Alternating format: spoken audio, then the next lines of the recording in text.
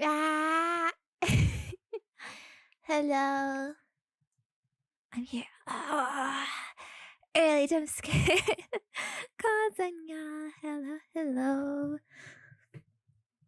I might need to make that shorter. The loading screen time. I tend to do a lot of what I need before I start anyways, but but what about the rare times where I do need the whole thing and she's late? Nah, I think I prefer. You think I'm so cool being early, right? Like I'm way cooler. Ooh, she's so early. Oh my gosh, wow, what a good girl being early. Oh, thank you, Reed, for the tear for resale. Oh my gosh. 9 months. Let's go. First baby. Thank you for sticking around. Appreciate it. I'm overheating a bit right now. Because I just had tea and it really warms you up across the body, right? Oh, but then I know I'm gonna get cold later, so I kept my sweater on. And normally I take the sweater off after I have tea. It's like I really hop and I'll cool down and I'll get cold later and then I gotta put on the sweater, so I'm just trying to be efficient now and keep the sweater on. But it's a little warm, but it's okay. I think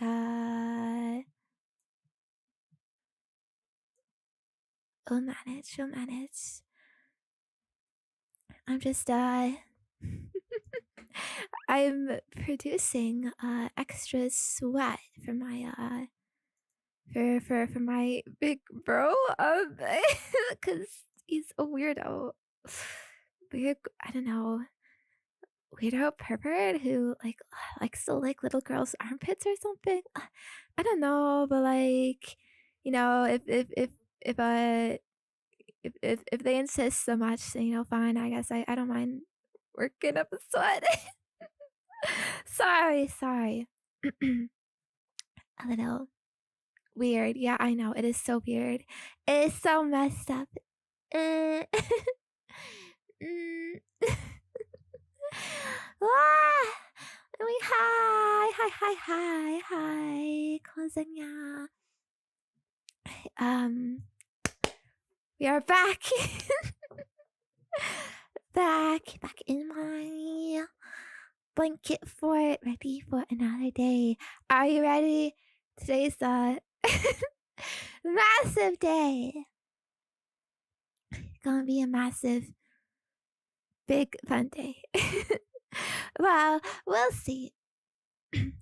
Before I get on the mega yap, let's do our roll call, daily roll call, attendance, penguins. Hello, Jessie. Hello, Bremak. Hello, Pasty. Hello, Urtipedu. Hello, Medel. Hello, Hanson. Hello, Chucky. Hello, the Leprechaun. Hello, Zaman. Hello, Garbage. Hello, Bahus. Hello, Crit. Hello, Gumnet. Hello, Johnson. Hello, Ryu. Hello, Jakku TV. Hello, Mega Zero. Hello, Key to Defeat. Hello, Cycle. Hello, Goat. Hello, Claymore. Hello, Bluey. Hello, Random German. Hello, Scribble Dip. Hello, Nine. Hello, Serno. Hello, Ross. Hello, Kafka. Thank you for the resub as well. Almost 1 year. Let's go. Hello, Barrick. Hello, BG Boss. Hello, Red Drake. Hello, Damien. Hello, Chipmat. Hello, Green. Hello, Imp Sander. Hello, Bud. Hello, the Leprechaun. Hello, Sky Unite. Hello, Tugun. Hello, Lord Cheese. Hello, Rain. Hello, Knight of Cups. Hello, Wasmu. Hello, Felix Frogless. Hello, Golden Ice. Hello, Lance. Hello, Cosfrau. Hello, Hakwa. Hello, Bernalicious. Hello, Liquors. Hello, Butters. Hope you've been having a good day today so far. Ooh, I've been missing you, but it's okay now because we are here. And it's gonna be an exciting day. Maybe. Chill and comfy and crazy.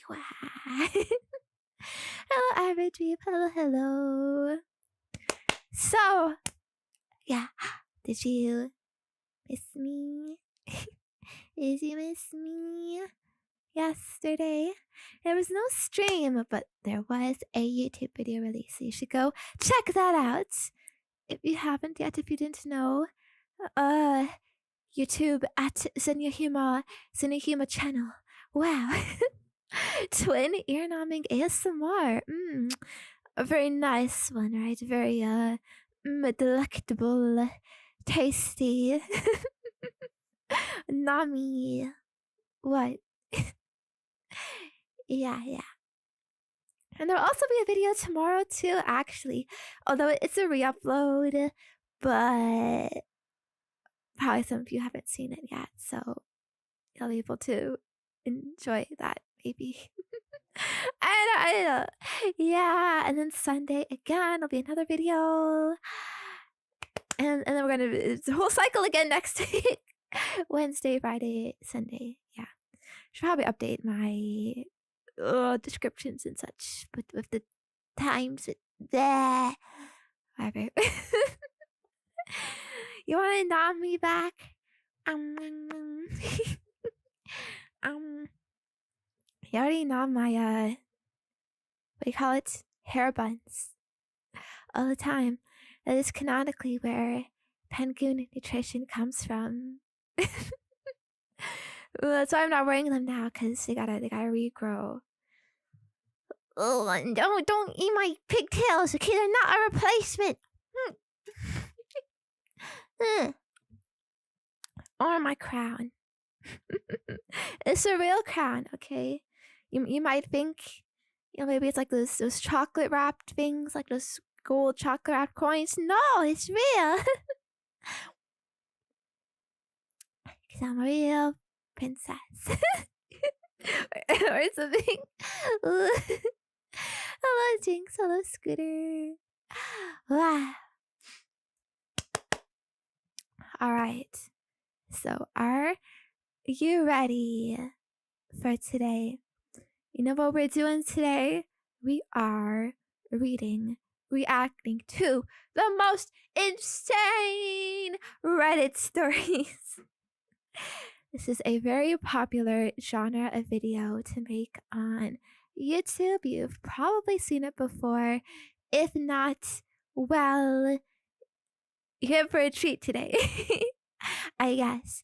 And I've handpicked all the stories myself. So this is all like real recent stuff. So hopefully you haven't heard of it before. Like I wouldn't just go to some fucking article, like copy paste whatever generic Reddit stories that people have talked about a million times before already. Nah, this is real. This is real journalism, sniffing out the real stories. I've compiled a bunch.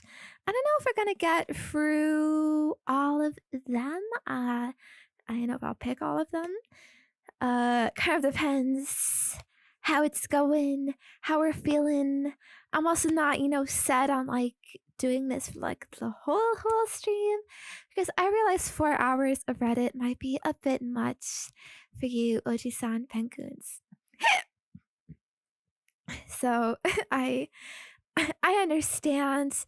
I think we'll do like at least probably 2 hours, and then we'll see how we're feeling. Then might transition to maybe like some YouTube video watching or playing browser games or whatever.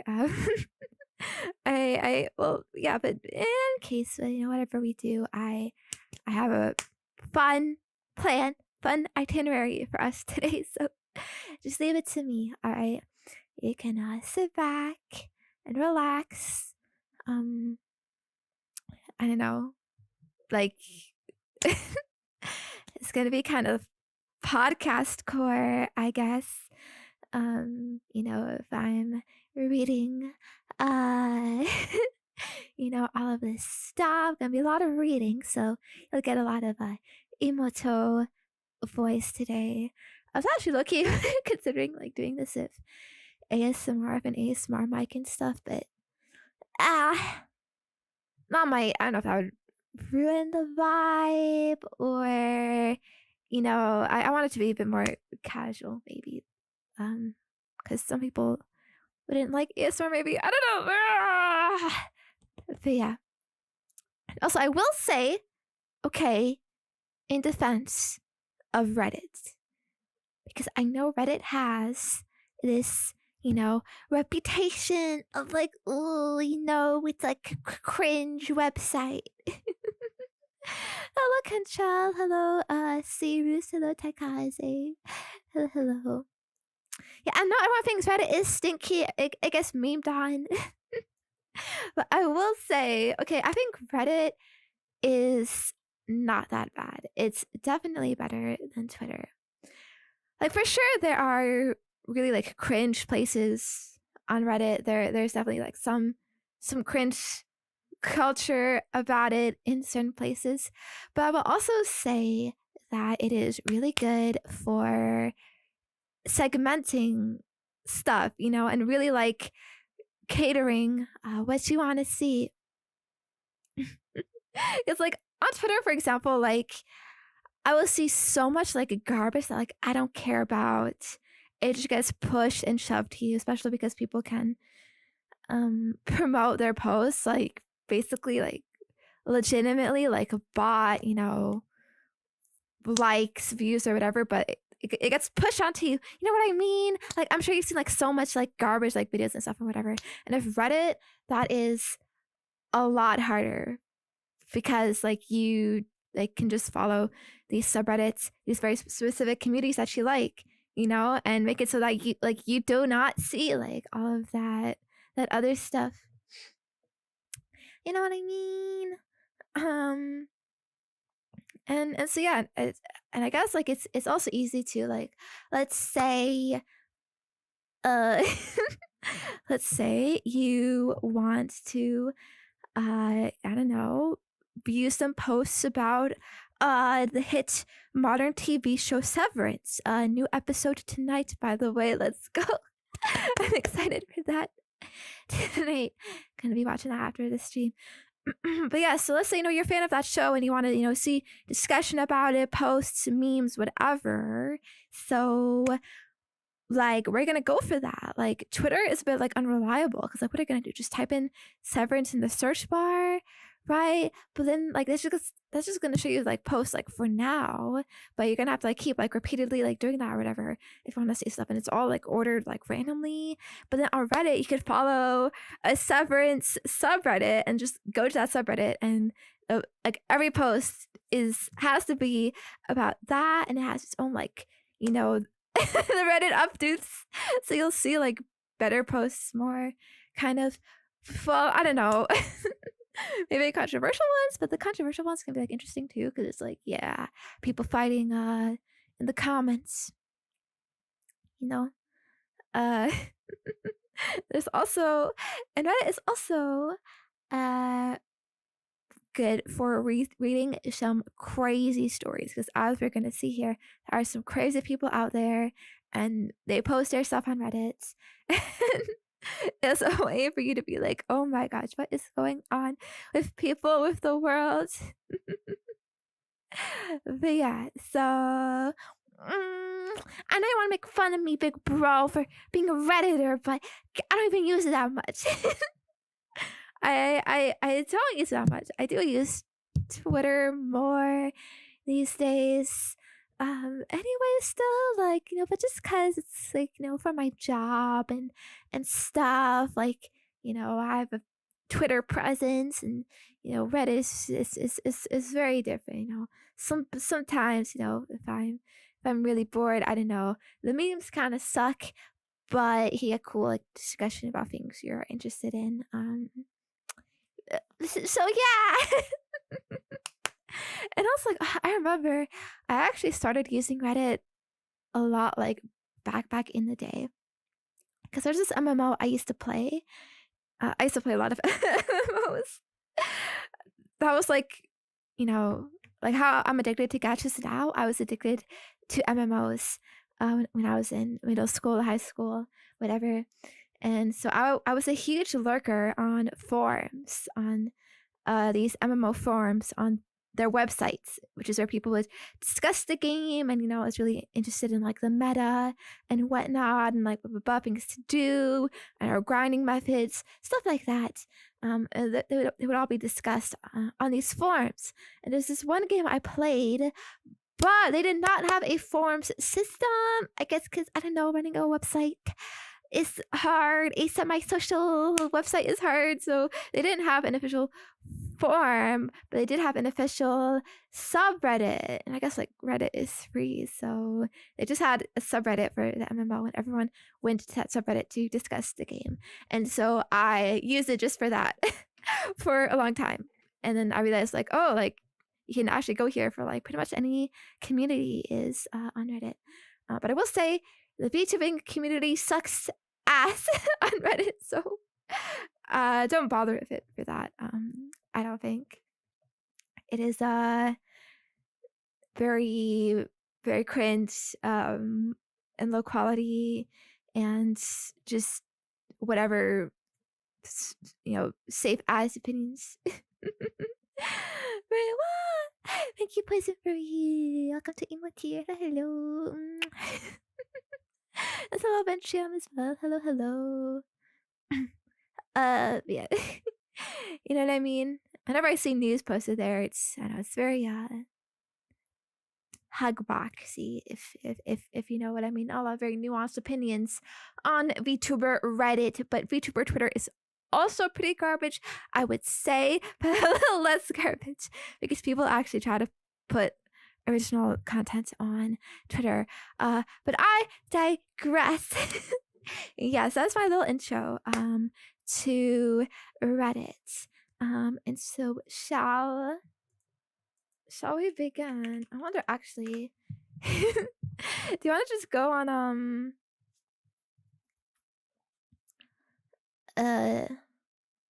bro, I want to go on like a raw Reddit, see what it looks like for a newcomer to to Reddit.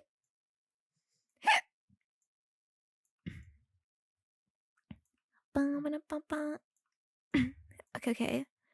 I gotta get my shit set up though. Hold on. I hope it doesn't dox me though, because I see like immediately it's all posts about Canada, and I'm like, oh, what? Does it know? Okay, actually, okay, yeah, I'm gonna turn on VPN mode. So, all right, bro, what is this?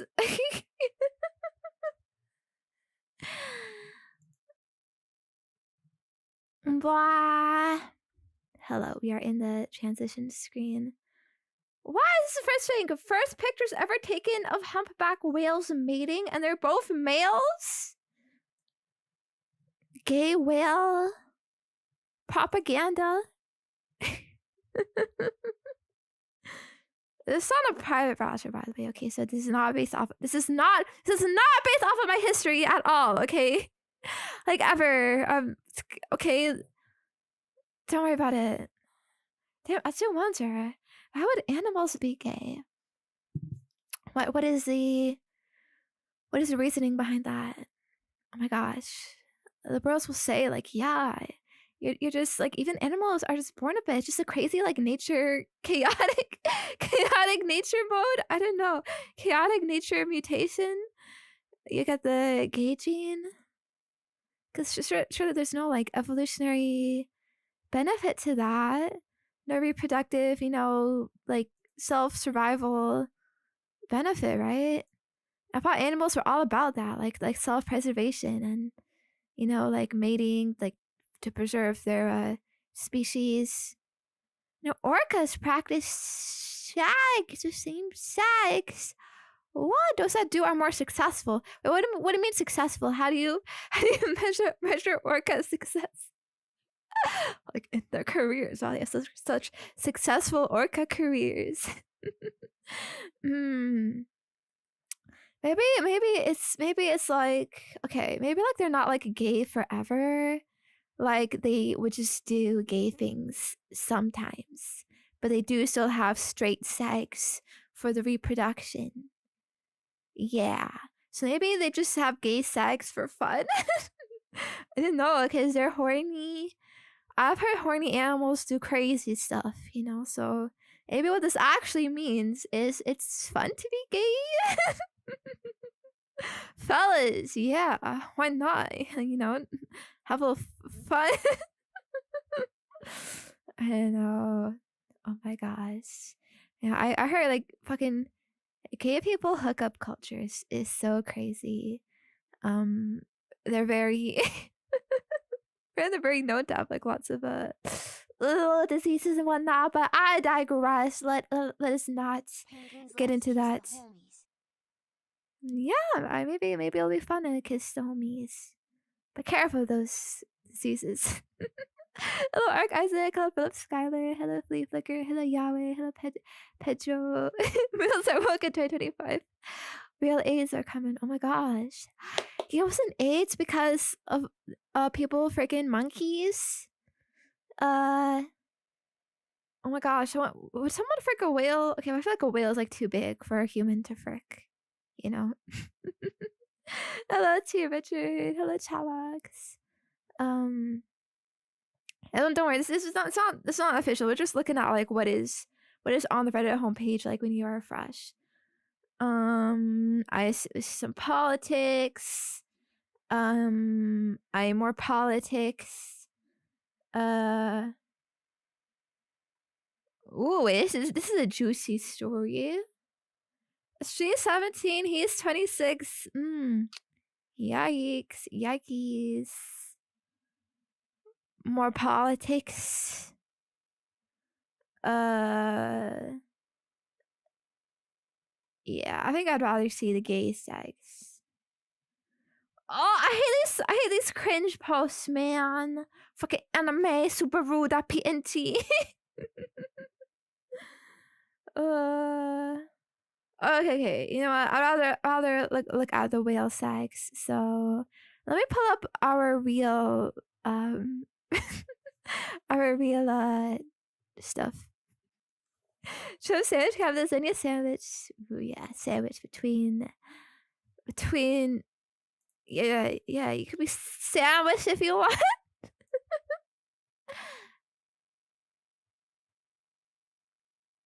Very yummy sandwich.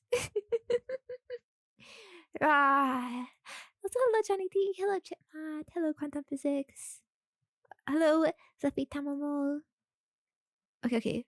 Wait, also, I think we want some background music as well, right? Because it might be kind of awkward to sit here just reading, so I do have some music prepared.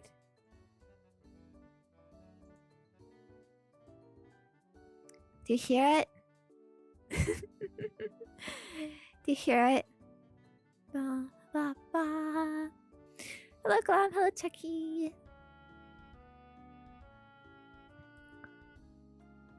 I'm gonna turn my headphones down. It's not meant to be very, very loud. Okay. So, all right. Some of these posts I have read in advance. Some of these I have not. So, might be a little bit of a surprise waiting for us. I have like 20 prepared, by the way. So, I don't know if we'll get through all of them, but yeah, some juicy drama. Well, that'd be hard to pick the juiciest ones, but this one looks pretty juicy. So, okay, So, wait. Don't look. I wanna like make it so you don't get spoiled by reading, okay? Because I'm trying to read it. I'm trying to read it first. Okay, but I guess you could also like read along. Don't talk too orally. Okay.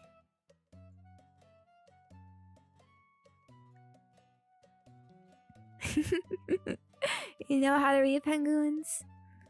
I'll slightly cut off the text so you can't read it, so you'll be forced to listen to me for the most part. All right, so this is the title. Am I overreacting? So a lot of the things that do subreddits, like they have their own culture, to where like they'll have all these acronyms in the title. And so this one means am I overreacting? Because this is a subreddit r/am I overreacting.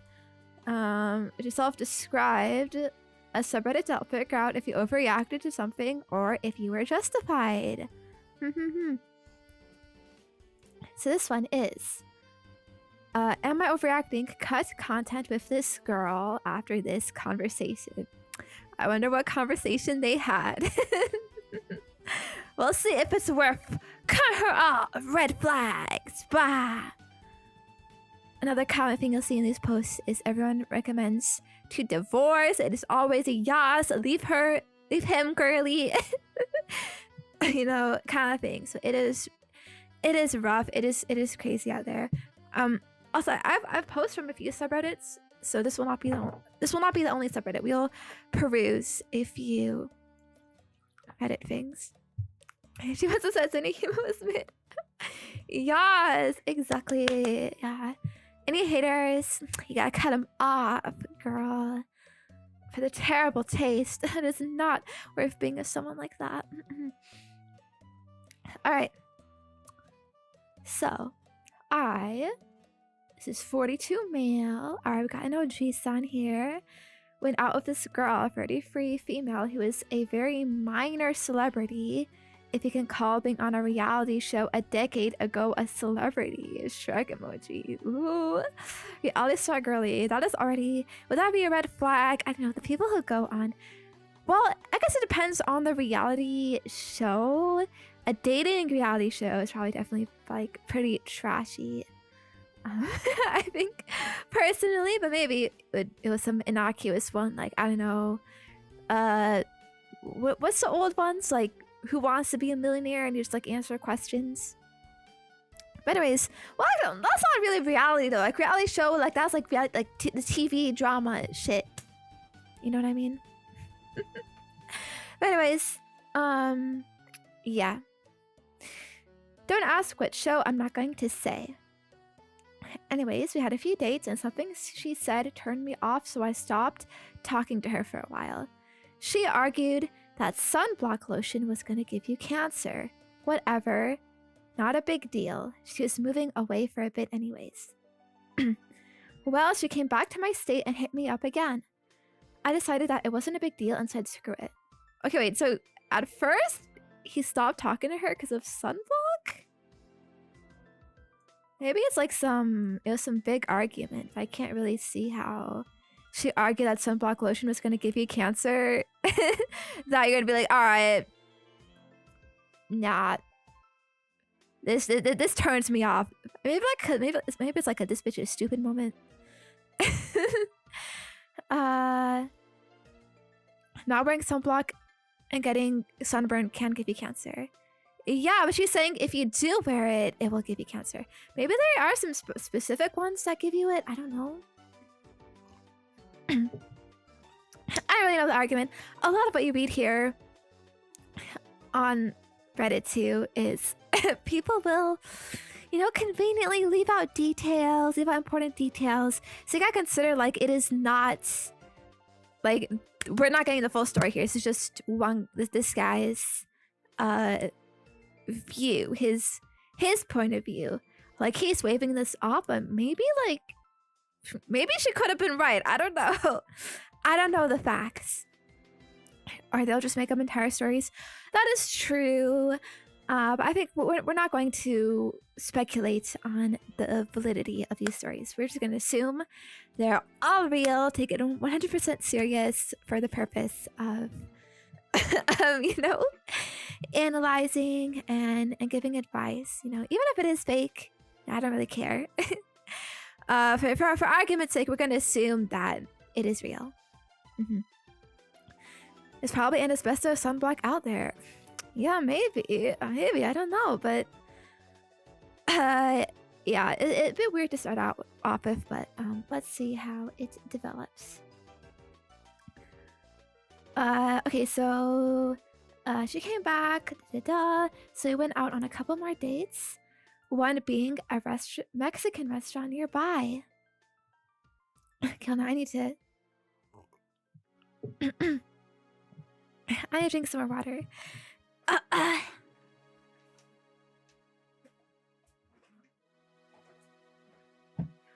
It's gonna be a lot of reading today. Apologies if my voice is dying a little bit. I have been doing a lot of recordings and whatnot. Working hard.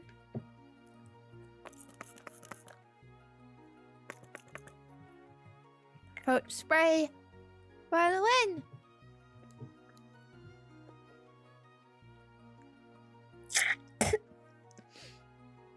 I just spit it out, sorry. Hello, Goxie. Hello. Yeah, alright. She tends to frequent that place. Really into Mexican food? I don't know. I think Mexican food is really great. I mean, I haven't really been to a particular Mexican place, I don't think. No, like aside from like Taco Bell or whatever. I've made some Mexican food from recipes, but from that I know like it's really good, but we don't really have Mexican dedicated stuff over here. Because I guess it's, a bit separated, a bit farther from Mexico. So yeah, that's one thing I'm actually really interested in having one day. But anyways, we went and the waiter who waited on us came off as very effeminate. Caught him checking me out a couple times. I went and played the crane machine. Almost got a prize, but it fell short. Crane machine? There's a crane machine in restaurants? Okay, never seen that before. He ran over and gave me $1 to try again. Could he just be hunting for a good tip? Maybe, but I kind of got a vibe. Anyways, a couple days later, she was there again and asked me to join her, but I was at the gym in the middle of a workout. That's when this convo happened, and I don't know, it kind of gave me the ick. The ick, bro. I thought only women said that. Like, it's fine if that's your deal, but I feel like she could have just said, I only date white dudes or whatever, and I probably would have been okay with that. But to use terms like cross-contamination, what the F? Okay, let's see what she said. Okay, alright, frick. Got homie in here trying to score with me, haha. So I guess left side is her, right side is him. He's like, oh, remember the guy who waited on us? The gay waiter? Gay? I don't think so. I don't know, he was checking me out all night. Bye, maybe? Lol. He ain't gay around me, LMAO. No, he asked if you were my husband or boyfriend. Ha ha ha. I think he liked me and was trying to figure out who you were to me, Lamau. No worries though, I'm not touching that. Hehehe. Why is he like hee hee? I'm worried about cross-contamination. What do you mean by that? I don't touch people that aren't white. Ah, sexually? Hell no. Friends? Sure. More? Never. I don't really care about ethnicity. If someone is cute, I'ma say sup. What 40-year-old says this? Nope, I won't cross lines. I also don't find them attractive at all. We're all human. I won't mix. Gotcha. Huh. Interesting. Interesting. Hello, Bite. Hello. I would say I mean, if this guy is like really woke, then I guess sure, it's justified. Just based off of this interaction, I mean, I think it's within someone's right to prefer certain races, right? It's not a discriminatory thing. But I guess it's also your right to not want to be with someone if they have those preferences. You know what I mean? But it is also like, I'm weird about cross-contamination. Like, what does this mean? Cross-contamination? Like, they're contaminated. Hello, Penguiner. Hello. Hello, Galactic Knight. Maybe she was just trying to, like, do a joke, like, be funny.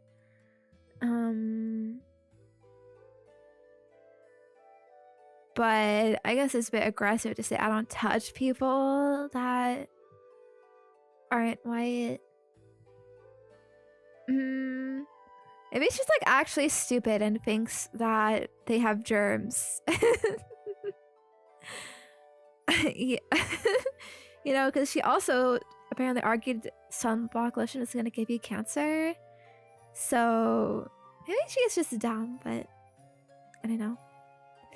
Hello, Caboose. Hello, Dekran. Hello, Okamiku. Yeah, maybe they just have different views about this kind of thing. I can't really tell if it's hateful necessarily, but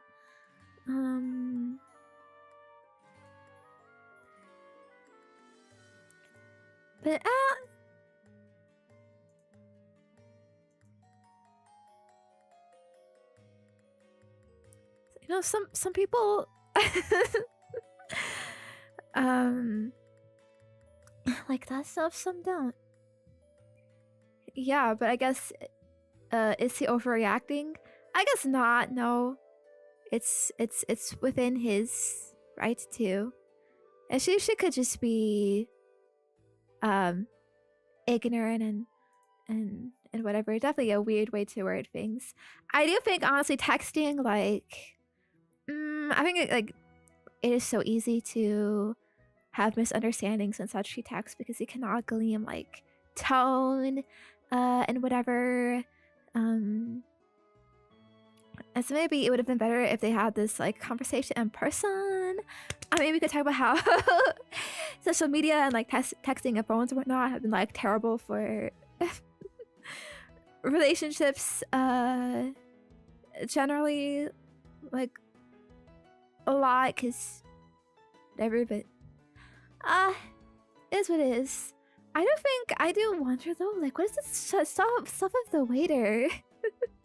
why is it necessary to like could be a bisexual waiter, but I would also think that waiters probably just generally are incentivized to give you attention, right? And maybe it's like a bit arrogant to assume that they are into you or that they are checking you out or whatever.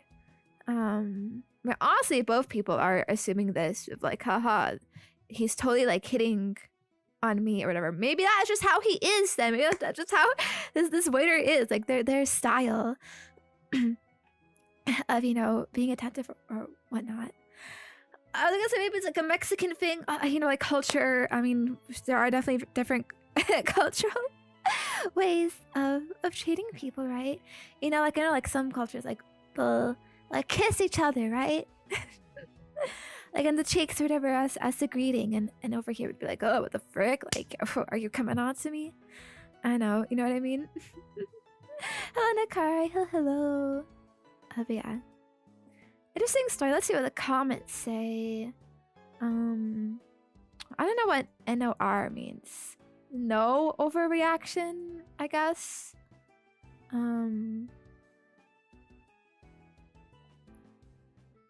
confidence is saying something so fucking stupid.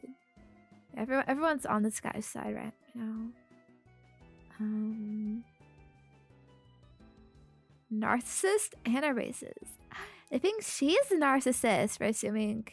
Okay, but he also assumed they were hitting on him, so I mean they could both be narcissists. Anyways. Alright. Yeah, the comments are very single-minded here, but alright, that's that. Interesting. I thought it'd be juicier than that, but okay. Alright, you want juicy? I got juicy here.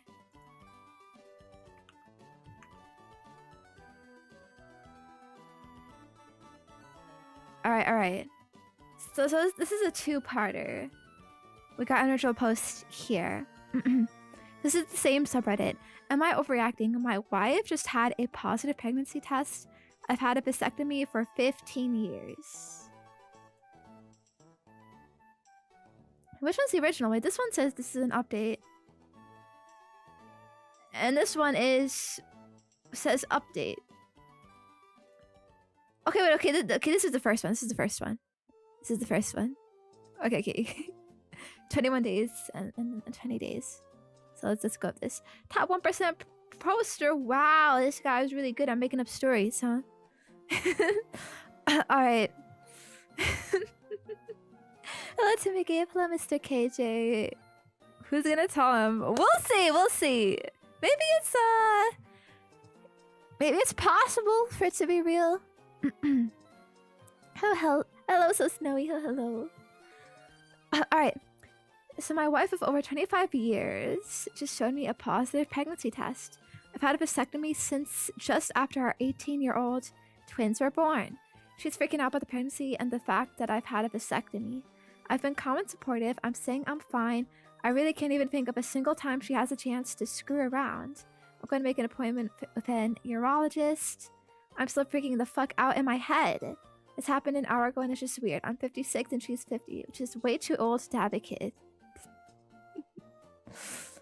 And then my parents be like, ETA, y'all are awesome. What is it? I think it's like an edit. Someone mentioned perimenopause can cause false positives, and a Google search shows this to be accurate. Rare, but it happens. I've already mentioned it to her, and her doctor has her on the schedule tomorrow. The complete ending of freaking out on her part pretty much put my anxiety to rest. Okay, so I have an update to this. I do think that it's probably not that sus because, yeah, what this guy says, because she was freaking out too. I mean, it could be like a crazy play, but you would assume that if it was an actual thing that she should have been hiding, then she wouldn't have told him. Right? Or she would have just gone and like gotten an abortion by herself, like secretly, like quietly. You know what I mean? Also, it's true. Why would she randomly take a pregnancy test? Maybe she was feeling some symptoms. I don't know. Maybe she was feeling like a bit sick or whatever. Maybe missing periods, or if she's 50, maybe she's like just starting menopause and whatever. Although I would never really like assume a pregnancy test, especially if you would think like, oh, it's impossible for me to get pregnant. Like her husband has a vasectomy, so you'd think like, yeah, there's no way. So maybe she would like know because she's had kids before. Yeah, so maybe the symptoms are similar. Or just take a pregnancy test for fun. No. No, I don't think that's normal. Wouldn't it be kind of expensive too?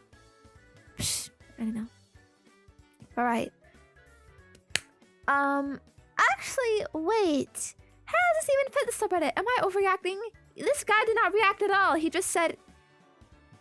Well, he said he's been calm, but that he is freaking out in his head. He's not really saying like what he's thinking. Like if he's cheating or whatever. Maybe there's no overreaction, so I don't know. But yeah, I don't think it's good not to jump to conclusions because there is explanations, I suppose. Apparently, if it could be menopause or vasectomy, not 100% effective. But it is probably like much less likely to even get pregnant like at this late, right? Well, it is surely possible though. It's happened before. Alright, update. Alright, so some background. When our twins were little, and I was working 2 jobs, my wife had an EA. I don't know what's in this EA. So there's a history that led to me freaking out initially. It was barely an EA from our side, but the AP was pushing boundaries. When I caught what was happening in her defense, she agreed it was inappropriate as soon as I confronted her and went NC immediately. Oh my gosh. Okay, so I think this is EA, emotional affair. NC is no contact. AP is affected party? I guess it's the guy that it would be with, the whatever. But this all seems like it was a long time ago when he's saying when the twins were little. Oh, a fair partner. That would make sense. That would make sense. So it's barely an emotional affair from her side, but the affair partner was pushing boundaries when I caught what was happening. And in her defense, she agreed it was inappropriate as soon as I confronted her and went to no contact immediately. Since then, we've actually gone to a great place and have a great marriage. Got all the questions why she took a pregnancy test? She was 2 weeks late, and even in perimenopause, she's like a clock usually, and as has been mentioned, the snip can fail. So she's like a clock, so I guess that it is very regular. These are so many confusing abbreviations. I guess it's like a normal Reddit thing, like the Reddit relationship advice culture. Yeah, I've seen some of these before, like NC being like no contact. It's kind of like TikTok too, where people say like essay or like I don't know, Minecraft or seeing myself or unalived. Yeah. She's for the streets, comments, and DMs. After my initial reaction, I'm not concerned that she's fooling around. Our youngest daughter wanted us to get location sharing so we can all share locations of each other.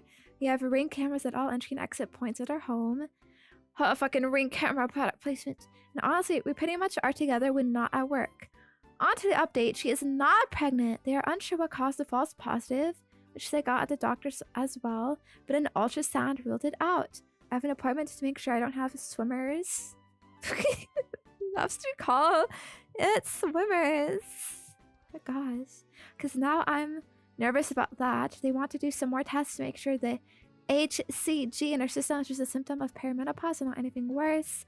I'm glad that my freak out was good to myself. It makes all of you that I have. Okay, well that's it then. It's a nothing burger. It's a fucking nothing burger. It's like, yeah, this isn't even any drama. Hello, handsome orc. I don't care about it. You write a 10K blog post, we use acronyms everywhere. Because then it would be 21K, and you gotta bring it down as much as you can. Only Redditors can answer this. Wait, oh my gosh, surprised have their own acronyms when phrases get used a lot. For example, IANAL, short for I am not a lawyer. Oh my gosh. IANAL, guys. But yeah. Also, it's kind of cringe how like fucking Redditor culture. Never had a post blow up like this. Well, thanks for the Reddit gold, guys. Yeah. That is kind of a garbo post. Okay. Let's see. Okay, so this one was like top of of the subreddit when I was searching. So this better be a good one. Am I overreacting? GI nurse found my Instagram and emailed me. A few weeks back, I went to my follow-up appointment with my GI doctor at his clinic. I was with my baby. Okay, so I assume GI is like a baby thing. General Inspector? I don't know. 10-month-old. Okay, 10-month-old baby. And is placed in a room by this guy who looks similar to my age. It was such a short interaction that I didn't think much of. We were both friendly and polite. Just smiling, saying thank you. You're welcome for bringing me to my room. Gastrointestinal? That's a baby. What is that for? Like, stomach issues? Gynecologist. Oh, wait, is it gynecologist? I thought gynecologist was like my OBGYN, my OBGYN. Is it gynecologist or gastrointestinal? Or I mean, gynecologist would make more sense, I guess, for women, but I never heard of GI abbreviation for that. Now, I don't think it's gynecologist. There's barely even an I in that word. So I guess maybe we'll see. Alright, I'll look at my email today and see he emailed me. The title is the GI clinic address. I thought it might have been about some tests I need to do, but it's actually sent to my makeup business email. You would have to find my Instagram and go to my makeup accounts page. Alright, she's a business girly, makeup influencer, I guess. Or maybe just a seller, like even a producer of makeup. For my bio, and then from there, find the contact info. I'm a bit lost on whether I should respond or just ignore it. I am married and had my baby with me, which I think alone would have deterred anyone from assuming I'm single. I feel a bit uncomfortable and feel as though, as a professional, he shouldn't be reaching out to me, but I honestly don't know what to do. Am I overreacting? Hello. Sorry. I'm sorry. This is very direct. I tried to follow you on IG. We met at in GI clinic. I regret that I didn't get your number or asked you out if you're single. P.S. I am clearly not desperate here, lol. Yours, the guy who roomed you. Except for my iPhone. Maybe he's a hag chaser. Or you know, I know some guys are into married women. Specifically, especially. You guys think this is fake? I mean, true, everything is crossed out as well. It's definitely a weird interaction. Never seen anything like this. How do they even like know your name? I mean, if they're a baby, like, bro, you're really gonna like? It seems rude to like ask someone like for their number or whatever, like when they have a baby of them, like interesting. But honestly, I don't know if it's like that stalkery like these days. People probably just have bad op sex, so like, yeah, if you know their name, I guess because they're a patient, like, you know, they're on the fucking list of patients, like, all right, look up their name on Instagram, blah, blah, blah, click their profiles. It's probably pretty easy, in all honesty. Wait, also, top 1% poster, the frick? They love making stuff up. Although it is a bit like, I still don't know what GI is, but all right.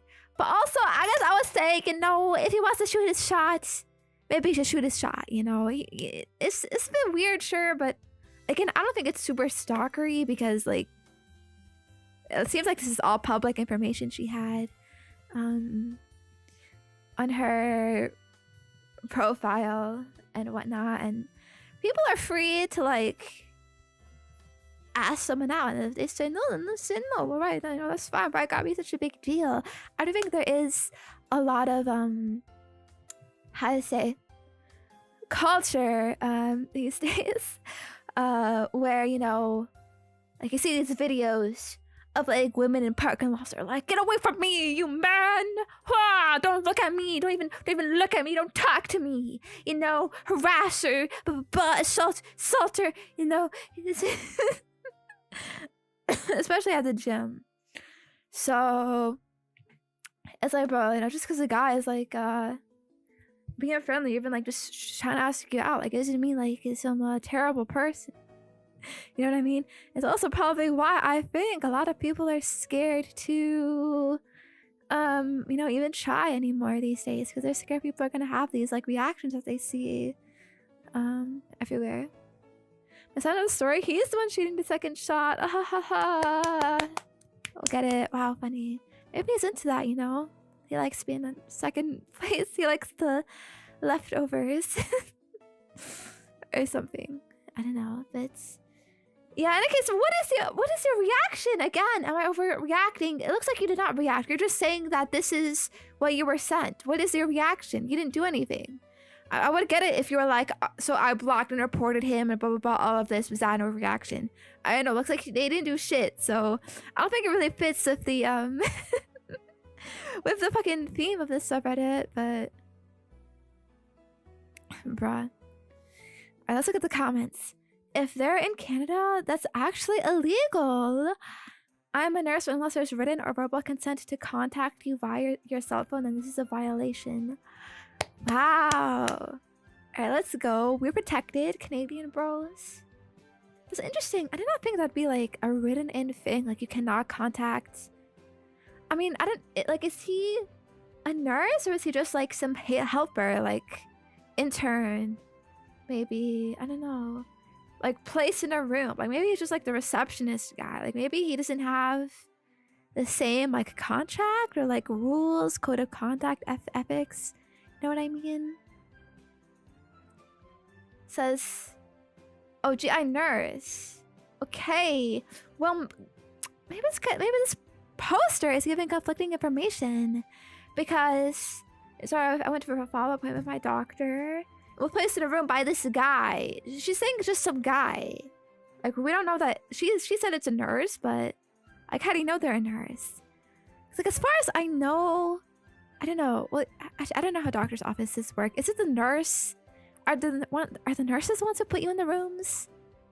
I guess so. Maybe it depends. Maybe it is the nurse.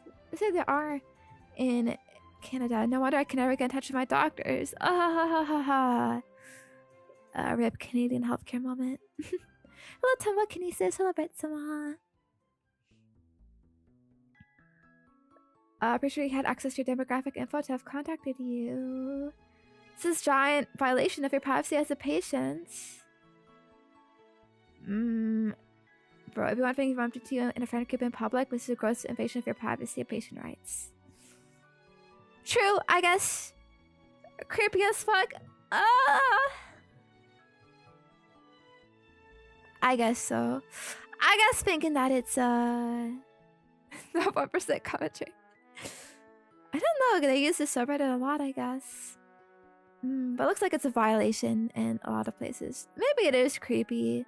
I don't know, maybe I'm a bit clueless about this type of stuff. What is the normal interaction and what isn't? But yeah.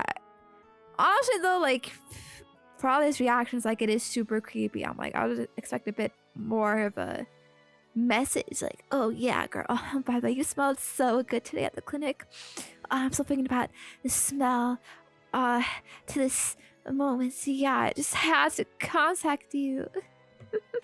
I don't know, something like that, maybe a bit more creepy. But I don't know. But yeah, all right, I guess that's it. I guess that's it for this story. I guess it is not an overreaction. I still don't know what her reaction is though. But okay.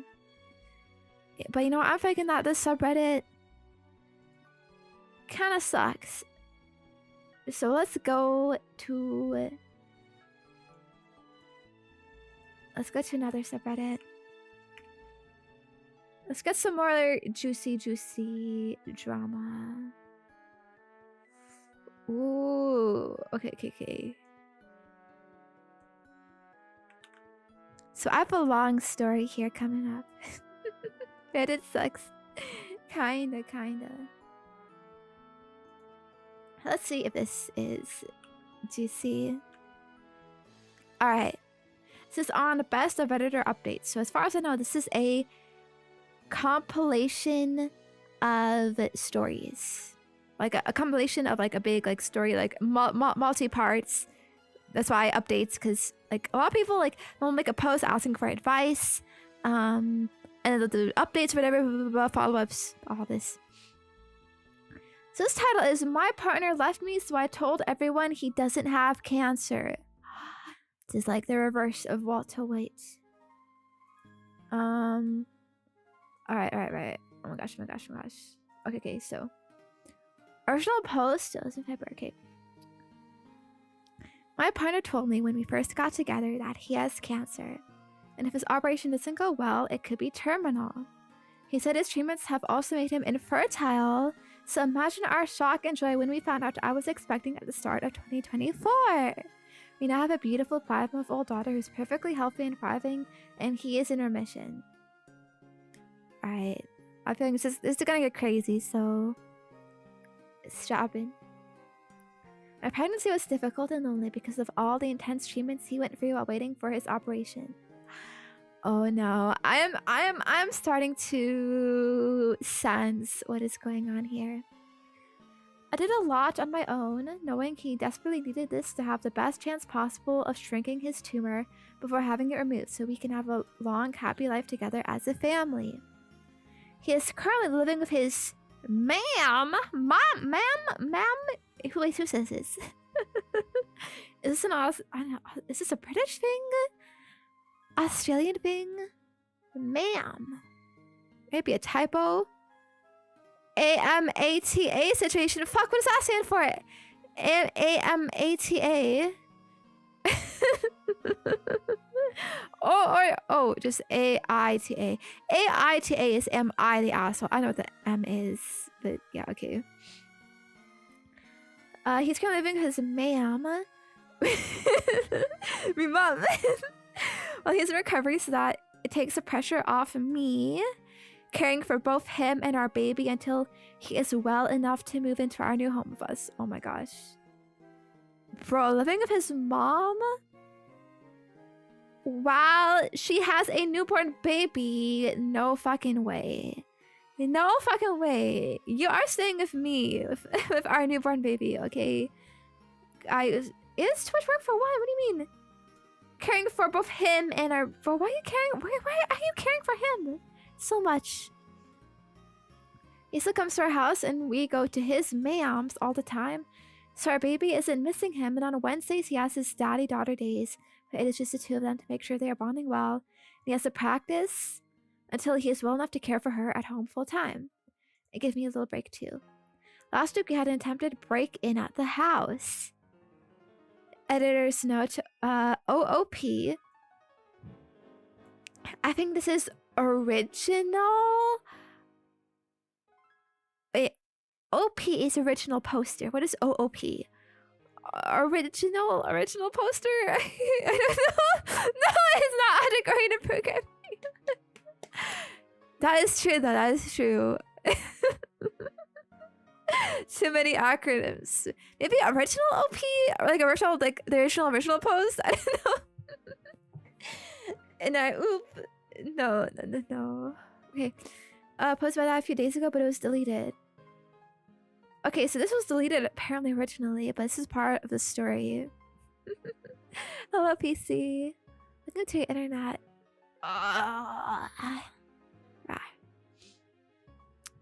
I asked him to come over and stay here while I'm waiting for the locks to be changed because I'm scared, but he wouldn't.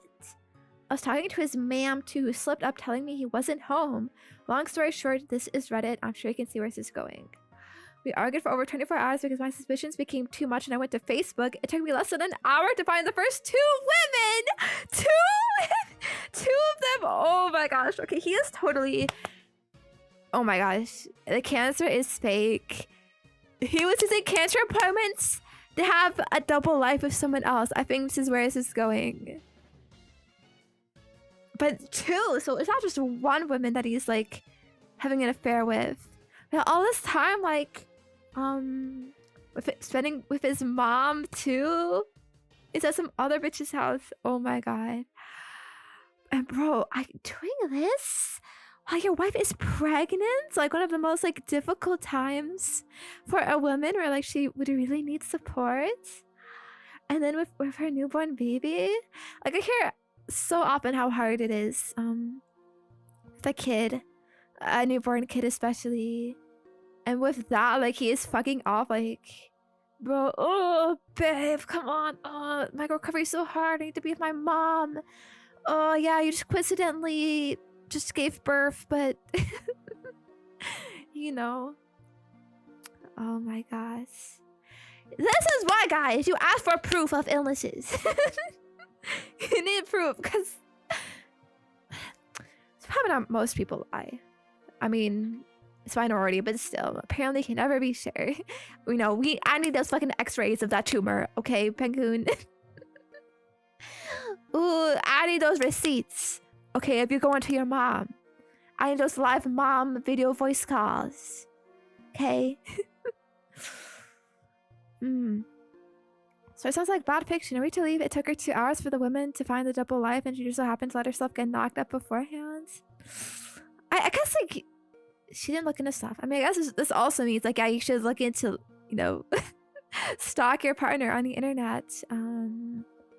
Because clearly a lot of people, like, suck at OPSEC, so, he's just, like, openly doing this.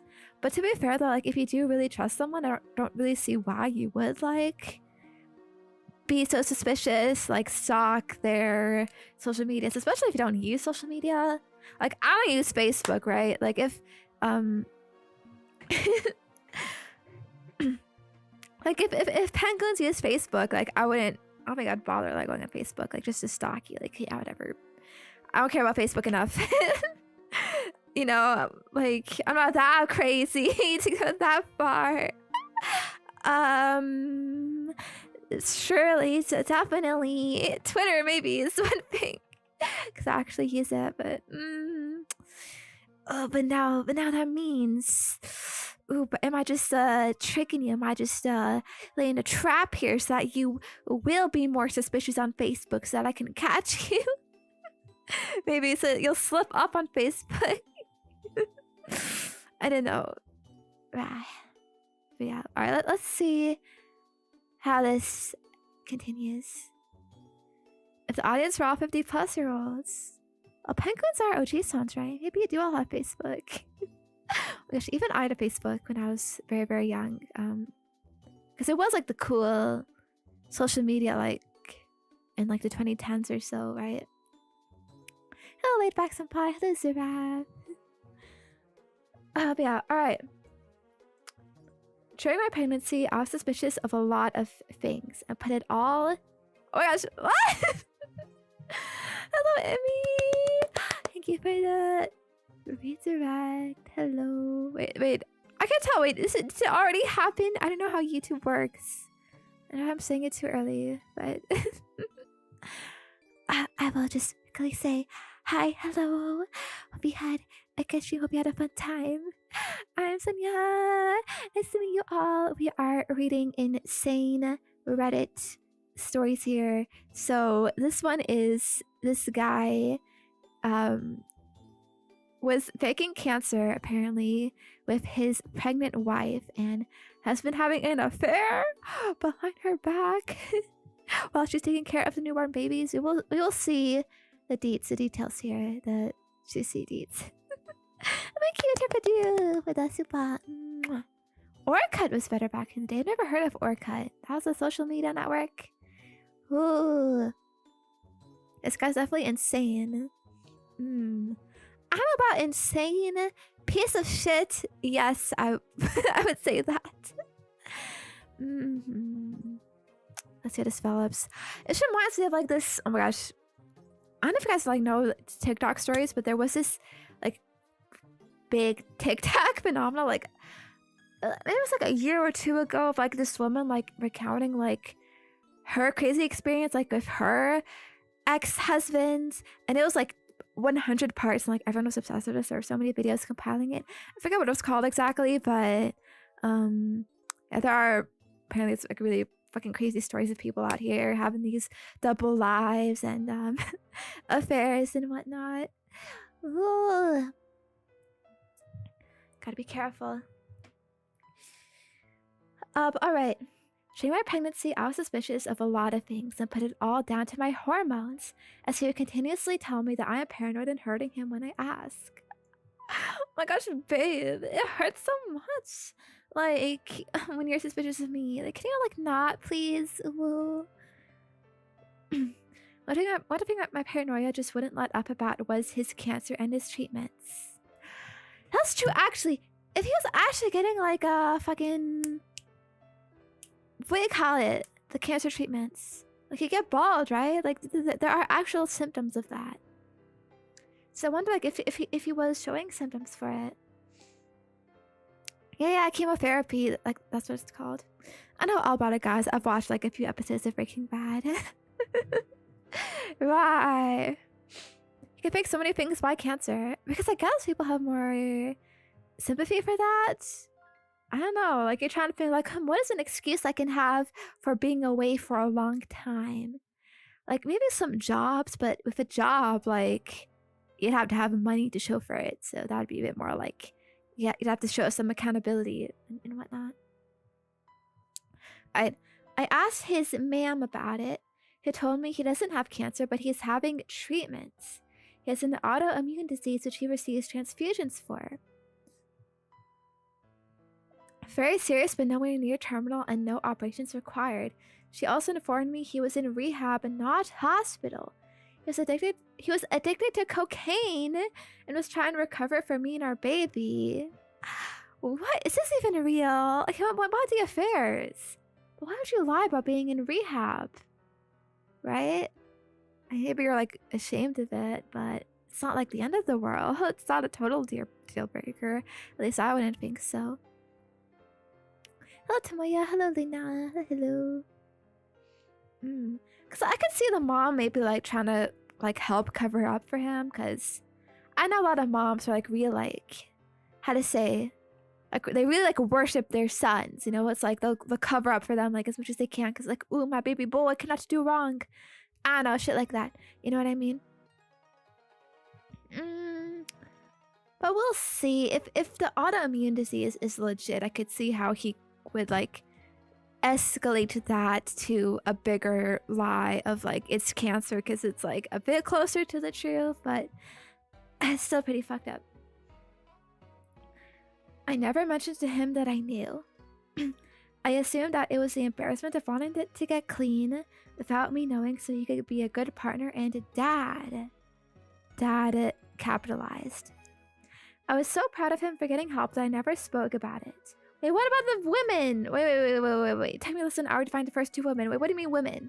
Because it's all glossed over, but I guess we're getting to that. I was so proud of him for getting that help that I never spoke about it.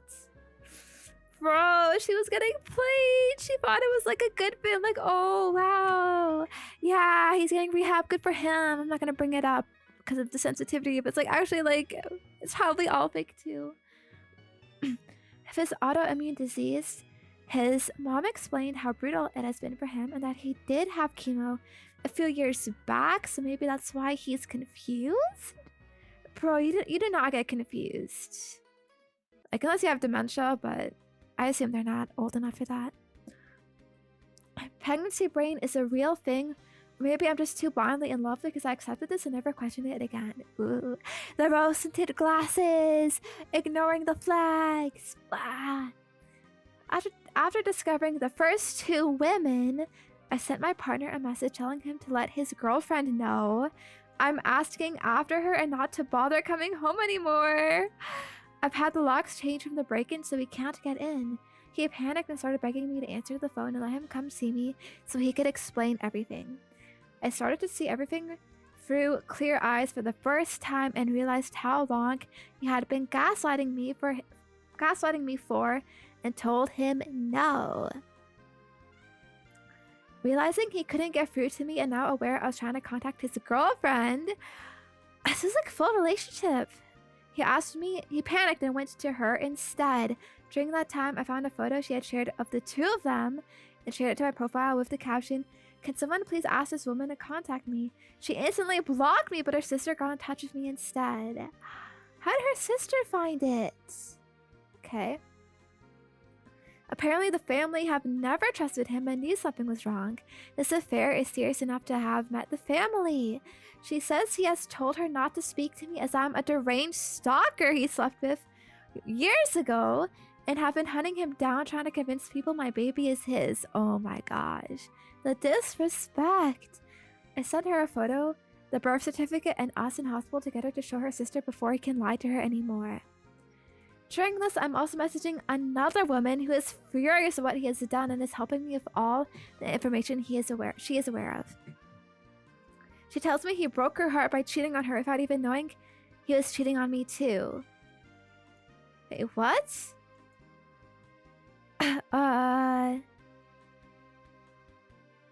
So he cheated on this woman twice? So far, I have the current timeline.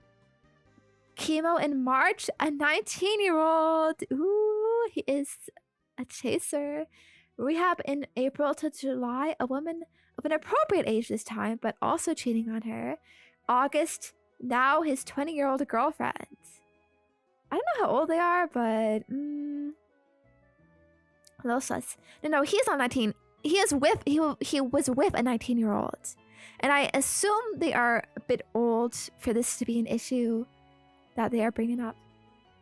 I then find out his emergency cancer medication that he had to leave for in the middle of labor was actually the fact my 2 failed epidurals, screaming in agony, begging the doctors to help because I thought I was dying while the emergency team rushed in to place extra monitors on our baby in distress. Okay, that's a big run-on sentence. Was actually just a huge turn-on for him? What? He was turned on by his wife's screams of agony, so he needed to go sleep with a 20-year-old before making it back just in time to kiss me before I went into emergency surgery. What? Even if that is the case, well, can you just fucking like jerk off in the bathroom or something? What the fuck?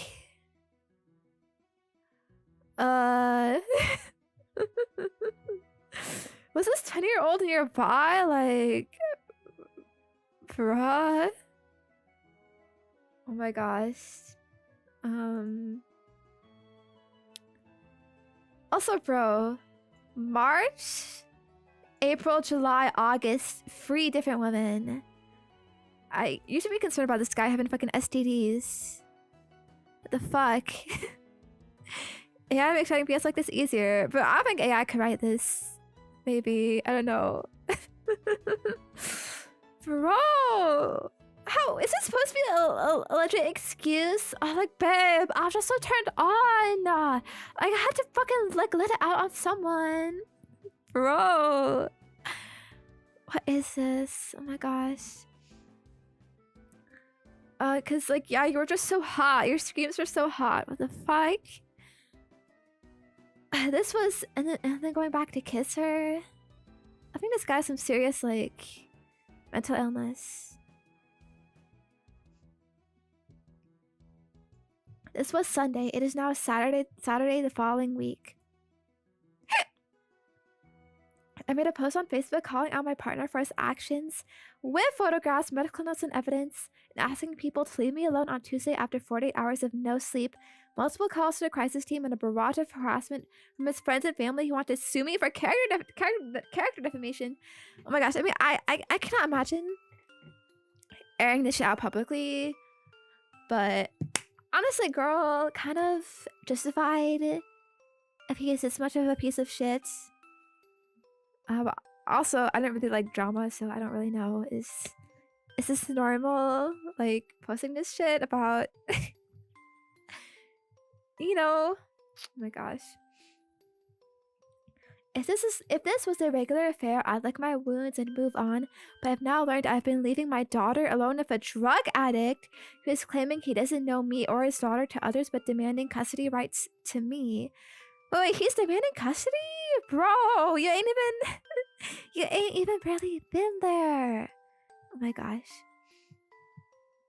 Tens of women have now come forward who have also dated him during our relationship. We have no idea of me or each other. This is obviously really upsetting, but what upsets me the most is that I begin to notice a very worrying pattern. He has told every single one of these women that he has cancer and can't get them pregnant. I said my labor and delivery was difficult. I was induced due to an infection I had. My GP had told me I had an STI, and although I understood and took the treatment and was induced, my madly in love pregnancy brain never accepted it was an STI until I went back this week and checked my hospital discharge notes, and it was there in big, bold letters, sensitive partner STI. Bro. She didn't notice. That is fucked. It's been telling women that he has cancer and can't get them pregnant so they don't need protection, which led to an STI, which almost killed me and his daughter in labor. And he wasn't even there to be with us because he was sleeping with a young girl who also believes he has cancer. I decided to let everyone know that he in fact does not have cancer by using a screenshot of his mom's messages. All the women he has slept with to make sure they take a pregnancy and STI test. All his friends who has been guilting for over...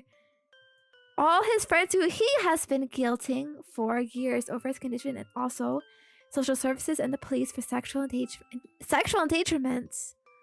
Oh my god. Me and my daughters now have safeguarding in place for us from a local organization for women leaving abusive relationships, so I feel very safe to reveal the truth about him and make sure all of his partners are safe and informed, seen as he couldn't uphold his legal obligation of declaring an STI. Oh, that's like a legal thing. You have to, you have an STI, you have to say you have one. Interesting. I guess his postpartum girlfriend will do it for him. I have also had contact from many of his old friends, band members, and ex-partners who all gave me testimonies to use for the police and as backup for if his mother does in fact try to sue me. This man has been lying and manipulating women for over 9 years. So far, everyone is now aware of his lies, and I'm waiting for my in-person meeting with the police.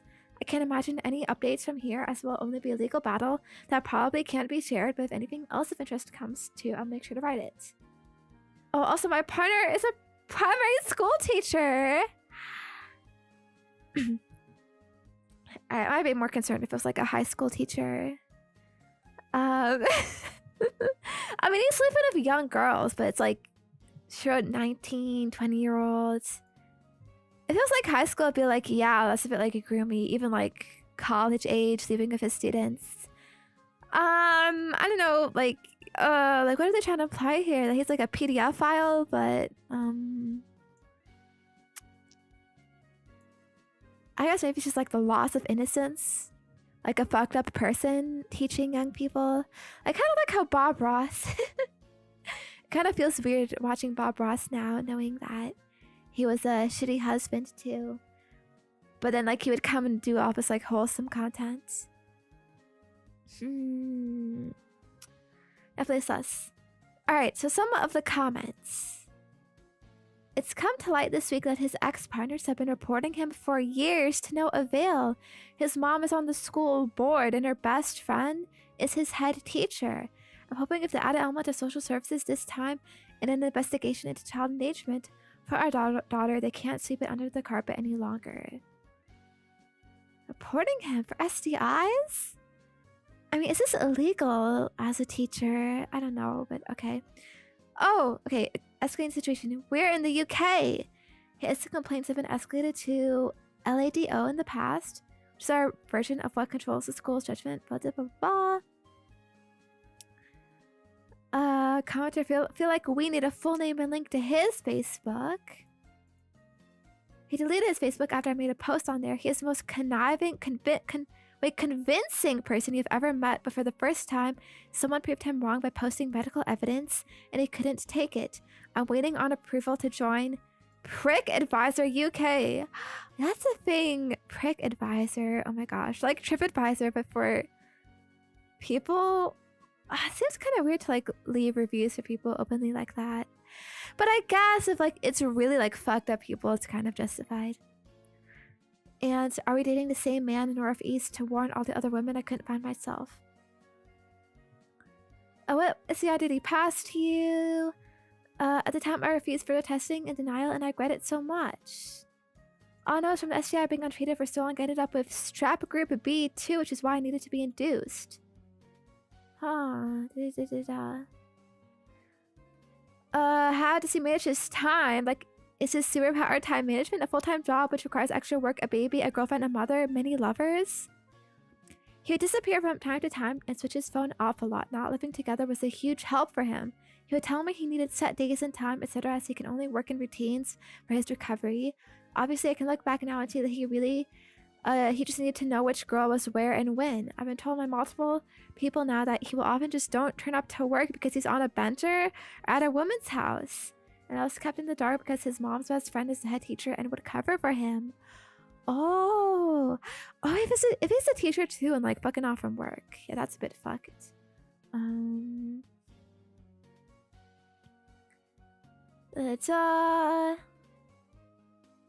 Alright, so update. Spoken to police.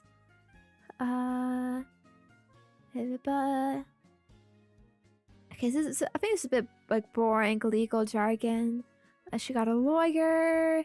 There's a law against sharing private messages now, but I think you should be fine. Since the other women are consenting to their messages being used as evidence.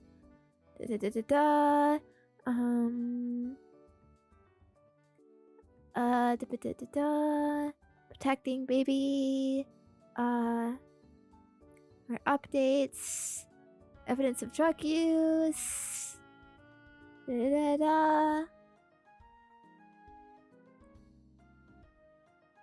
Okay, so this is a week after it happened, so the police seemed quick, but in actual fact, I'm still waiting on updates.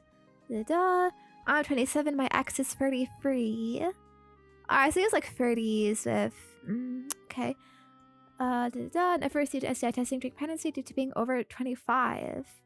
My GP told me that my symptoms presented as an STI. I recommended testing for turned down the offer thinking it wasn't possible. Ooh, I guess it also means do your tests and whatnot.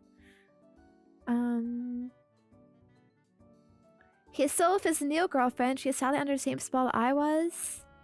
Ooh, I started DA counseling. He is still working at the school.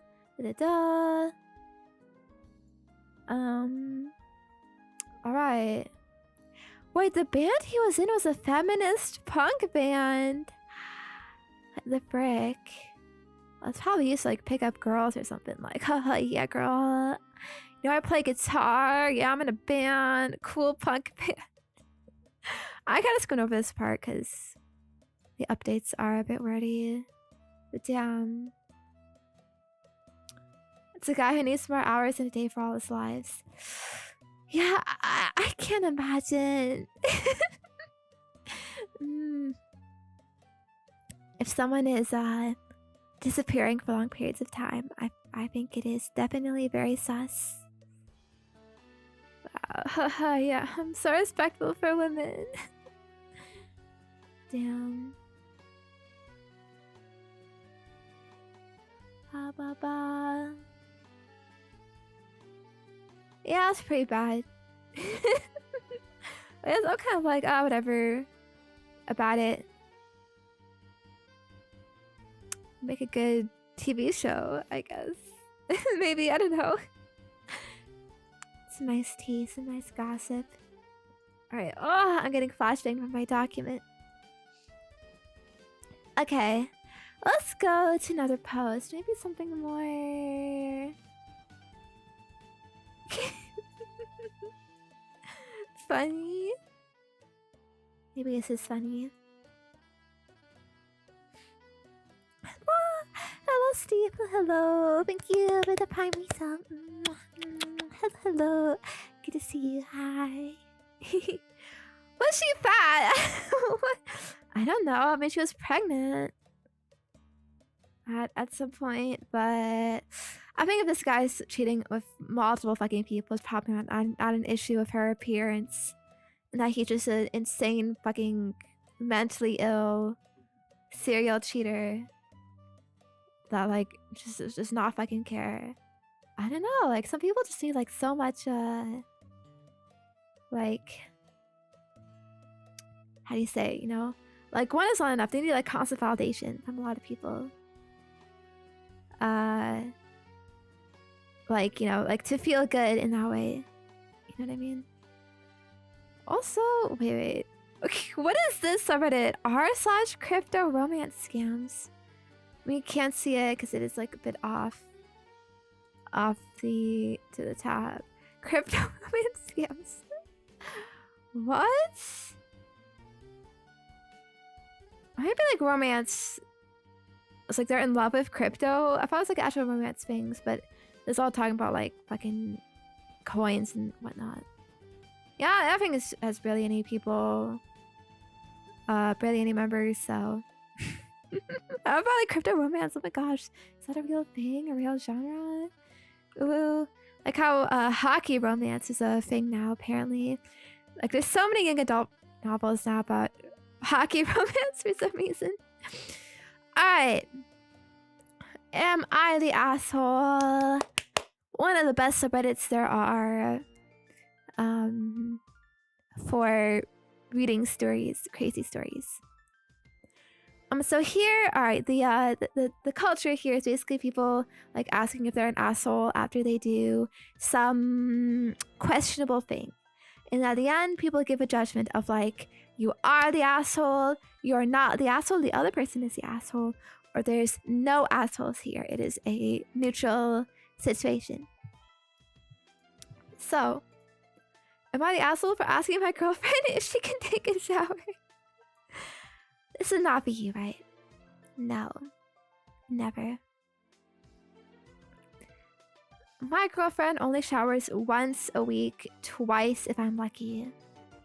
Oh, I don't know if it's gonna be gross, by the way, but I guess trigger warning if it is. Also, okay, this shit's kind of crazy. I watched a video recently, about someone on YouTube, like, apparently, like, it's actually somewhat common, like, some women, like, legit never take fucking showers. I thought it was a joke. Like, I've seen a Twitter post, like, haha, 10 days without a shower, lol, 1 month without a shower. I thought those were, like, the fucking girl failure, stinky jokes, like, girl stink jokes. Because I cannot imagine. I go at most 1 day without a shower. But after that, I feel icky and greasy and gross, you know? And I'm like a fucking, you know, autistic knee. Like, you think I'd be like sensitive to that and I wouldn't like doing it. But I can recognize how necessary it is. But I've heard stories like these women, like, it was so fucking long. And like, it is so fucking nasty. Like, I know you went almost a week without one before.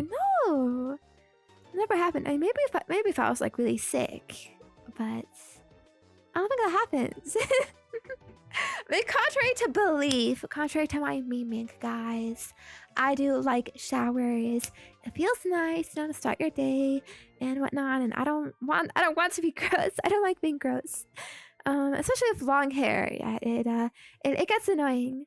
But guys, for a woman, especially when you are on your period, it is so fucking nasty. Okay, like I grew up being told, like, when you're on your period, especially, you have to shower every day because you need to fucking like wash. You need to wash there, like, you know what I mean? It gets like built up, you know. Sometimes the stuff. You know what I mean? So it would be like so like, I think, gross and smelly, like, if you did not shower while you're going through that. So if I hear like you haven't showered for a month, I'm like, girl,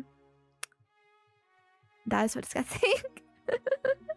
That's so disgusting. Like, you know, yeah, hygiene is important, okay? But let's read about this stinky girl and see what's up with it. Alright.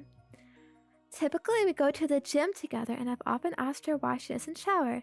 She always comes with things like, oh, women don't really sweat much. And I sweat very little, even for women's standards. And I don't buy it, because I can smell. I used to just suck it up, because I know she's extremely sensitive. Kinda not safe for work here, but even affected our sex life. I used to love going down on her. After not showering after workouts, long work days, I've lost interest. Oh my gosh. Weakest penguin right here. You gotta embrace the extra flavor. I know. Oh my gosh. This is definitely some cope though. Women don't sweat much. Nah, there's definitely sweaty women. Like, unless you have a fucking medical condition. Because I think there are some medical conditions where you don't sweat, but... especially if you're at the gym, like, maybe you could say that about girls, because a lot of girls, like, will just sit around, like, not do anything, you know? And probably men are more seen as being sweaty because they actually do, like, a lot of labor, you know, intensive, like, labor and physical stuff and whatnot. But if you're going to the gym, like, that is, like, equal fucking footing. You're above stinky as hell. Oh my gosh. You're missing the opportunity for those gym couple showers. Yeah. That's a good reason to go in the shower. Yeah. Hello, Superman. Hello.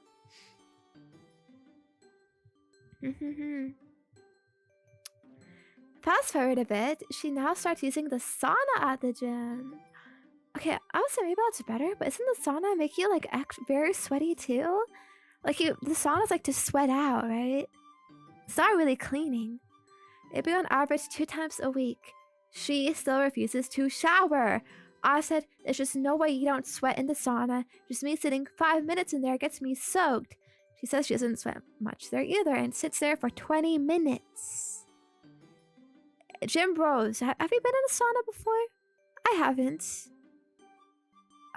Does it get this sweaty? Don't people go in there naked? Ooh.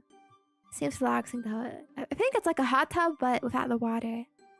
And towels. Yeah, but like, when people look at you. Things are now worse. I can smell her very badly. Almost to the point where I try not to breathe in too close to her because it's not good. I've tried so long to give hints to get her to shower more, like, hey, do you want to take a shower together? Winky face. But she can't take the hint. It says, why would we do that? There's only room for one under the water anyways. Killjoy! No! That's a great excuse. One evening, she wanted to lie down on the floor and stare at a world map she has. She invited me to lie down next to her and just talk about where we want to go, etc. It lasted for about 1 minute before I had to make up some dumb excuse as to why I had to get up. She then gets upset and says something along the lines of, why are you leaving? You never do stuff with me. The truth is I just can't be close to her for too long. Bro. I guess he's like trying to like protect her feelings because she's sensitive about it. But also because like, it seems like he complained before already. So it's probably a mindset of like, oh, I've already tried. So I've already given up trying to argue with her and stuff. But it was safe.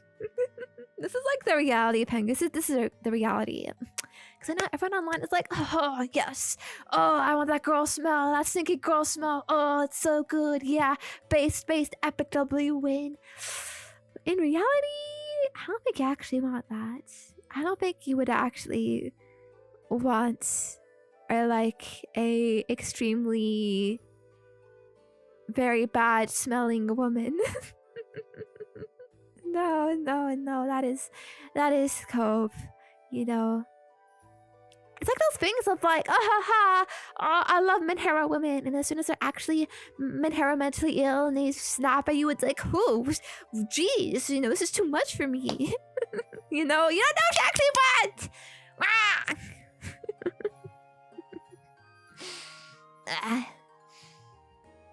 Anyways,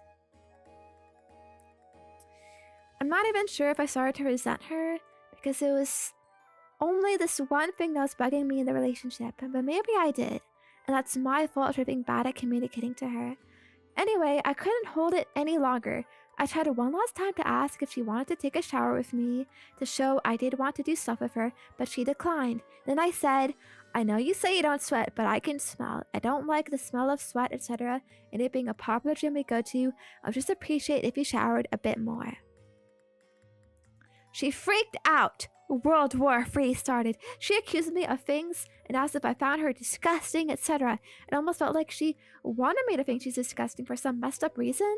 Like this is an easy way to create distance between us. And all that. I'm not sure. Maybe I'm overthinking it. It's just, to me, it feels awfully obvious to shower, if not daily, at least every other day. She said she doesn't want to shower her hair often, but still you can shower your body. Our relationship is borderline over because I hurt her. So am I the asshole? What could I have done differently? Relevant, but is it normal that women shower less than men? I was always under the assumption it was the opposite. Okay, there's an update here. We'll get to that later. Okay. No spoilers, guys! I don't read don't read it.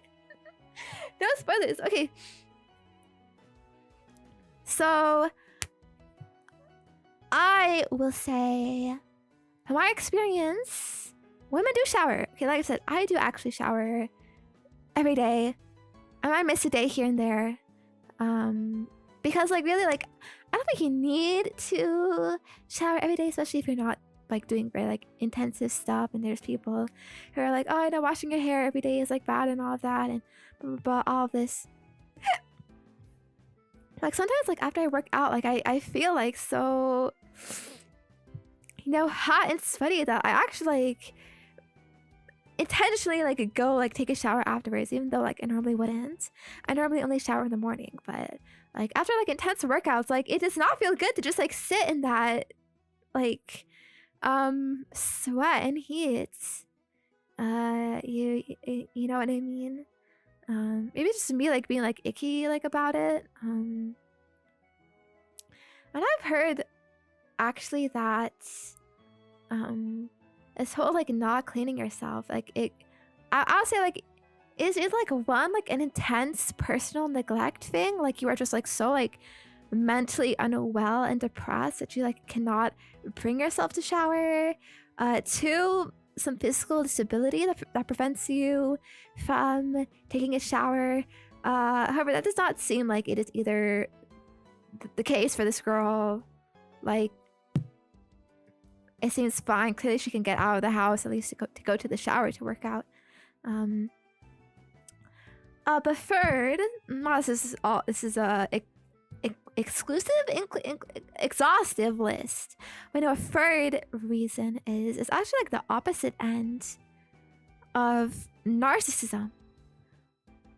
Like one end of it is like the hyper cleanliness, being very conscious of your appearance, like the Patrick Bateman type of stuff, like so like particular about like your routine and looking the best that you can and being obsessed with your appearance and whatnot. But on the other end is like narcissists can also not clean themselves, like be like very unhygienic. And the reason why for that is I guess like it's a sort of way to, I guess, bait for compliments, sort of. I mean, you can look at it one way as sort of like, oh, you know, I don't need it, like I'm already like so great or whatever. It could also be like a hyper like insecurity, because narcissism, I'm not that I know much about it, but I think a part of it is that like you are like inside, you are so insecure about yourself that you use these like methods to feel better about yourself, you know? And so maybe it's this like sort of thing of like you know, like you're like insecure like about maybe like washing yourself because like you don't want like the difference to be like palpable, like, oh, you were so stinky before, I'm glad you washed yourself, like that kind of thing. So if you're always stinky, then like people like can say that. Also like a sense too of well, this would be in a more like self-deprecating matter, but if you're like, oh, you know, like, haha, you know, I stink so much or whatever, like I haven't like washed in a while, that the person is supposed to respond like, oh, you know, like it's okay, like you don't need it, like you're still like so great, like that's the expected response from it's like narcissistic people or whatever. But yeah, I really like don't understand like why you would not want to be hygienic, take care of yourself. I'm not ugly, I just don't care myself. I'd be pretty if I really tried. Yeah, maybe also like this sort of thing of, you know, that like if you're explicitly not trying, then that might explain like your issues, you know? It's like, oh, like I only have these issues, like, you know, because I'm like not taking a shower or whatever, or like stuff like that. But then if you fix that issue, then, but you still have a problem, then you can't face that. You know what I mean? The only other thing I could think of is like they were just raised like terribly, and their parents never taught them like hygiene or whatever, and everyone in the family is like this is extremely stinky and bad at taking care of themselves and all of this and blah blah blah, and some like childhood trauma associated with that. So that's all I could think of, which is all kind of some issue. Some issue. I don't think it is normal. I guess the most normal thing is that she is really like that fucking lazy, but if you're like not lazy enough to work out, to go to the gym, like it's not much of an extra step to go like wash yourself. You know what I mean? Whatever. But yeah, as for this guy's post, I would say like it looks like he's brought it up to her before, but I think he was not very like overt about it, just more like hinting or whatever. Like there's no way you don't sweat or whatever. I tried to give hints. I was trying to be like polite, asked her why she doesn't shower.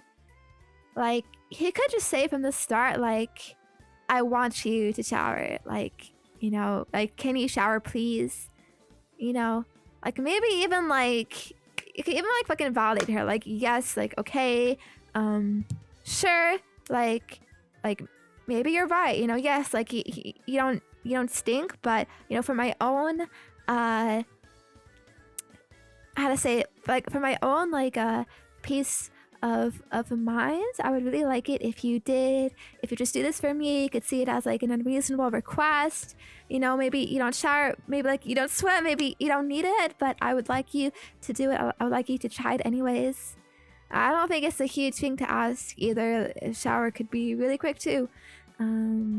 Essentially, like if you would like offer to help her, although that could come off maybe a bit like condescending, like, ooh, you know, you're a child that needs to be washed, but you know, yeah, he knew she was sensitive about it, so he tried to be nice about it. But I do think he kind of like was a bit too nice. I think it's within your rights to just sort of like speak up for what you want. Like you can still be nice about it, but just straight up like ask, like, please, like, can you take a shower?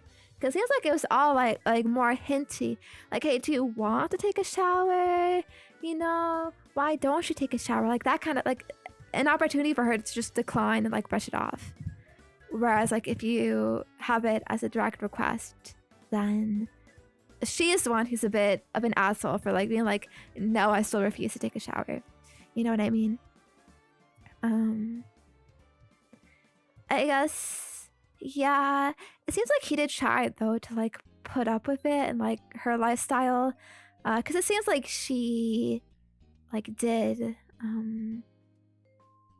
or like this is like her lifestyle or whatever, so he like he's like trying to be like accepting of it or whatever. But it's totally understandable that you would have your own like hygiene boundaries and standards that like you want to be met. I do think this should have been brought up from the start, so I'm not sure if I would call him an asshole here necessarily, but I also think he could have handled it better. I don't know if she's an asshole either. She might just be so like she might just be extremely ignorant and stupid and lazy, which I guess you kind of don't really want to be with that kind of person to begin with, right? So I'm kind of leaning more towards like that she's the asshole. I also think like honestly, like he didn't even like blow up at her like that hard. Like this, I know you say you don't sweat, but I can smell. I don't like the smell of sweat. And it being a popular gym we go to, just appreciate it if you showered a bit more. Like that's sort of like okay, like that's pretty reasonable. Like that's not a terrible thing to say. He could have just been like, woman, you fucking smell, you stink so bad, I cannot handle it, you're so disgusting. You know, that type of stuff. I mean, she worked out. I don't feel like a lazy person would do that. That's the thing though, I don't know, it's like this weird like zoomer millennial laziness of like cutting corners as much as you can, you know what I mean?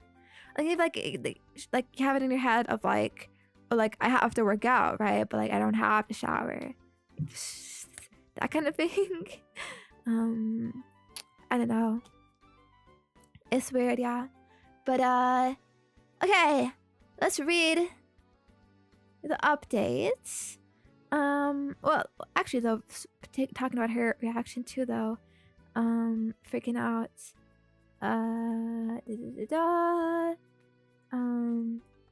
I guess because of things. I mean, it seems like a normal woman reaction, to be honest, but a bit over the top for sure.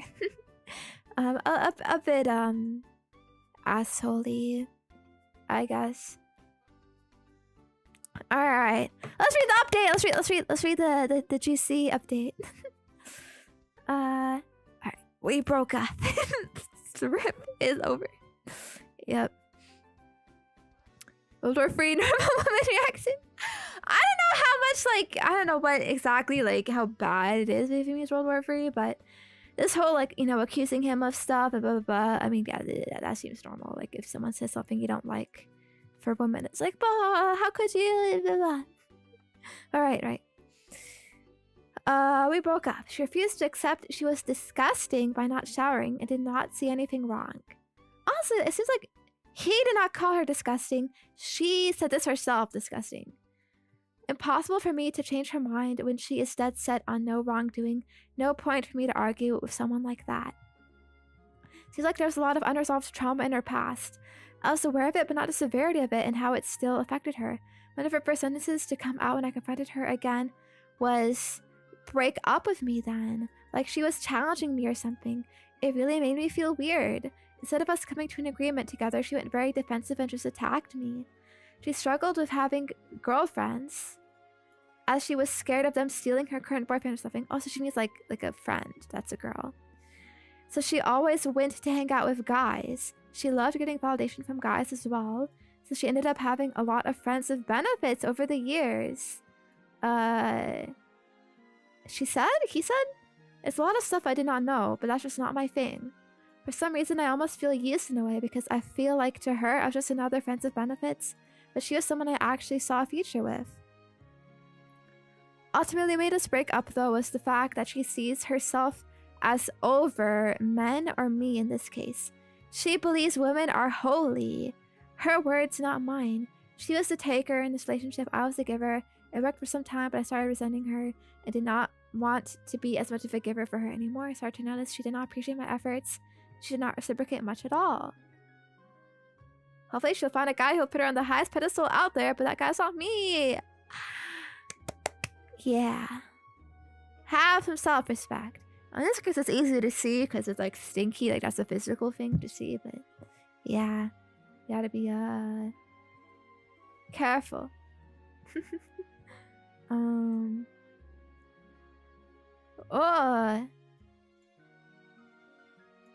It's not just about sweat. I shower every other day and feel dirty if I don't. That's true. Everything gets on you.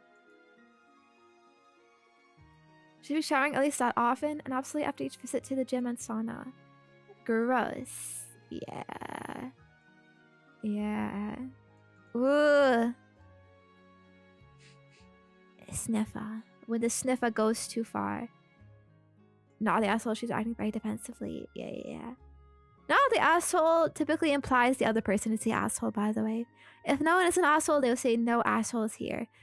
N-O-A. No, no, no. No N-A-H. No assholes here. Is what it would be.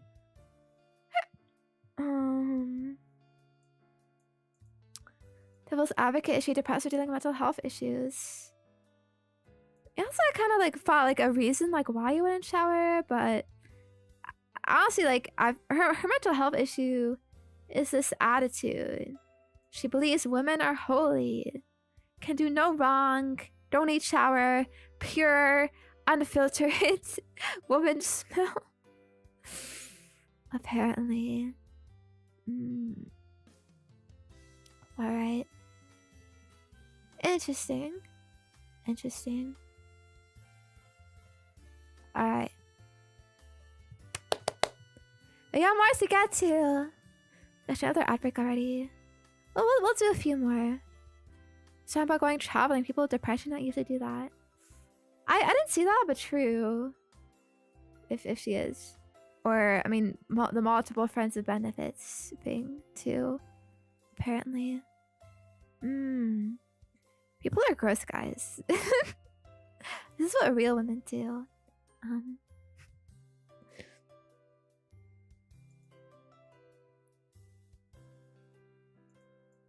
Yeah. She would never be a VTuber. Alright. Ba-ba-ba. Okay.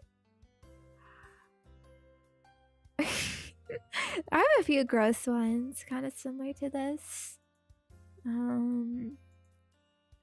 I don't know. Oh my god, okay, wait. This one, it seems amazing. Maybe. Good drama. This is a different subreddit, so... Should do a poll on all these. Am I the asshole posts? I don't know how much I'm doing. It's fine. It feels like a real juicy one, maybe. But I think this one is like a clear-cut case of like, she's in the wrong. Alright. My husband just came out as straight. This is r/relationship advice. Another big subreddit for stories. To see stories. Alright, oh, this is a long one. Alright. Gauge rolls. Rise up. Maybe. I don't know. Alright. So we've been married for like 3 years and dated for about 2. In total, 5 years of a gay relationship. We're 2 men and have always been 2 men. What? As if you would not be men? What? And I don't think that's going to change anytime soon. What, you think if someone's going to transition? My husband and I have had a rather healthy relationship for the most part. Of course, we have minor arguments every now and then, but what relationship is perfect? In the end, we always resolved them and our affection would continue as normal. This is kind of why I'm really confused about what's going on with us. Why now? I'm a Christian. I know a lot of people don't like the idea of that, but gay Christians do exist. My husband was agnostic, not necessarily an atheist, just wasn't completely on board with any religion, and that's fine. I would have supported him if he found peace in literally anything. He didn't need to become a Christian, and honestly, as selfish as it sounds, I wish he didn't. I know this makes me sound like a terrible person, but he changed so drastically afterwards, and I miss the man he used to be. It was a slow start. He asked me about verses from the Bible. We went to church, he even fasted for Lent. Christmas this year is much more than just presents, and I was happy that I had this piece of me to share with him now. I was raised religious and struggled with my identity. If it weren't for other queer Christians, I would have left Christianity. I was glad that I still had these things we could bond over, but it kept ramping up. All of a sudden, he's going to church more than I am, is always carrying a Bible with him, and will randomly cite a verse when we're having political discussions. Notice his views are starting to shift toward the right as well, and really recently retweeted someone saying, "Your body, my choice." Okay, bro, he's on Twitter. Why are you on Twitter, random people? You're a twink. Women's reproductive rights don't concern you in the slightest. Bro called him a twink. It kept ramping up. He started agreeing with the whole LGB minus the T crowd and started spewing harmful rhetoric about drag queens as if we aren't friends with a bunch of them. When I told him that drag queens are much less likely to harm children than some pastors, he lost his shit saying I was a heathen, that his friends were right. This is the part that caught my attention. What friends? Oh man, I watched too many Andrew Tate videos. He went down some wrong pipeline. I asked him what he meant by that, and he started backtracking, saying he was tired and that we should go to bed. I was tired, and arguing didn't seem like it'd do us any good right now, so I put a pin in it and we got ready for bed. Our room has a bathroom connected, and we usually keep the door open. He takes a shower and makes sure to lock it, which was weird, but I didn't say anything about it. If he wants to set this boundary down, that's fine, but he could at least communicate it, you know? The next day is Sunday. He's already out of bed, and I'm assuming at church. I get up and got ready, but once I arrived, I realized he wasn't there. That confused me, so after service, I called him asking where he was. He tells me he's in church, but I told him I was here too and didn't see him. He clarifies he means the other church. This is news to me, especially because he never brought it up and still carried our Bible. I told him to send me the address and I'll pick him up so we can get brunch, but he tells me that he doesn't want his friends seeing me. That hurt. I asked him if we could at least meet up, and he said he'll see me at home. After a few hours, he finally comes home. He says we need to talk. I agreed. I wanted to ask him why he didn't want his friends seeing me, and as I opened my mouth to ask the question, he said, I'm straight. I stared at him for a bit, and he continued to explain that his church helped him realize he wasn't going to see the kingdom of God if he continued living in sin, that he needed to leave me as soon as possible. He told them about the pastor comment I made last night, and they said that I was a devil trying to lure him away from Christ. He started repeating a lot of the same rhetoric I heard from other Christians growing up, and it really upset me. He even said that I could be saved and that I already had the traditionally masculine look and I just needed to steer away from homosexuality. Bro, you can't be saved if you're a twink, apparently. I feel like I'm in an alternate reality right now, being told by the love of my life that I'm a devil that needs to return to Christ because I shut down his homophobic rhetoric. My gay husband is being homophobic. I'm sorry. Now, once in the 5 years they've been together, did he realize he was suddenly straight? It just doesn't work like that. It's not like we're in some other universe where FOMO is a thing. What's FOMO? Oh my gosh. I mean, I can understand the whole, like, being straight, being with a woman and coming out as gay, because it's like, yeah, a lot of gay people have, like, a pressure to appear straight, but, like, who the fuck would fake being gay for years? Who would, like, brainwash themselves into being gay? I told him that he needed to leave, and that we could discuss arrangements afterwards. I still want him, I love him, but I have no idea how he could look at me with a straight face and tell me all of that. He started arguing that he didn't want to leave and that we could be friends. So I told him that I wouldn't be friends with a self-hating queer for the life of me. He packed a bag and left. His location shows he's at a random house I've never been to, but I assume some of the churchgoers he's friends with. Bro, I bet those church people are also fucking gay, and they're all just closeted gays, and they're all just like fucking mega coping. Wow. What, 5 years of someone gone in like 5 months or something? That's crazy. Comphobia is compulsory homosexuality. That is weird. He's doing conversion therapy and you don't want to be on that journey with him. What if we keep doing an ASMR reading Reddit stories? I actually thought of making this an ASMR, but I was like, yeah, you know what? Maybe this ain't the time for it. I don't know, that'd be interesting. You want to hear about drama while relaxing? While I whisper and rub your ears. Ooh.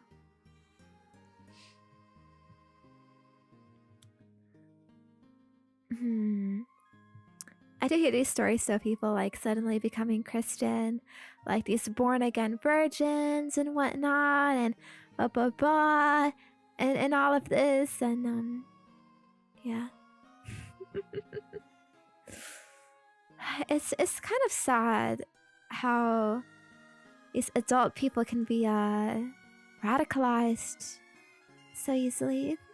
So hello, One Melodrama. Hello, Slight Edibala. Hello, Lulu. Hello, Oler. Hello, Techie. Hello, Scraps. I think this one is hard to believe. So he starts banging one of his new dude friends. Oh my gosh. That's crazy. Practice critical thinking, guys. Okay? Be careful what you read online. Because not everything is real or correct. Or like a lot of it is just these, how do you say? Hug boxes, echo chambers. Like you don't need to like fit in with like any group of people. You know? That's why interesting when people do these things in the name of Christianity, because if it was Islam, people would be saying they've been groomed by extremists. Yeah. Groomed by the church. Oh no. It's always sus when someone suddenly becomes religious. Always sus if you weren't originally religious. Anyways, I don't care if it's fake. It's just interesting to read. I don't think I'd go into this if I'd be like some drama of like he was with a woman, but nah. Reminds me of that show on TLC, My Husband's Not Gay, where like they're like, no, he's not gay. Like he's straight. He's just male attracted. What? Okay. It's mega cope. Mega cope from everyone.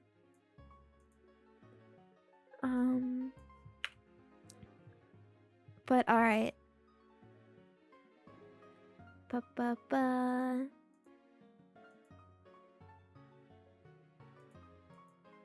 Okay. I got one that is more normal. Maybe relatable for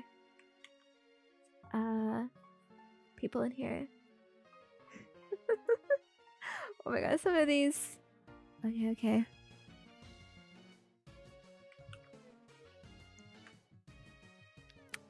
Alright, am I the asshole? So this one has the abbreviation. It was a bit confusing because there's this RAITAH,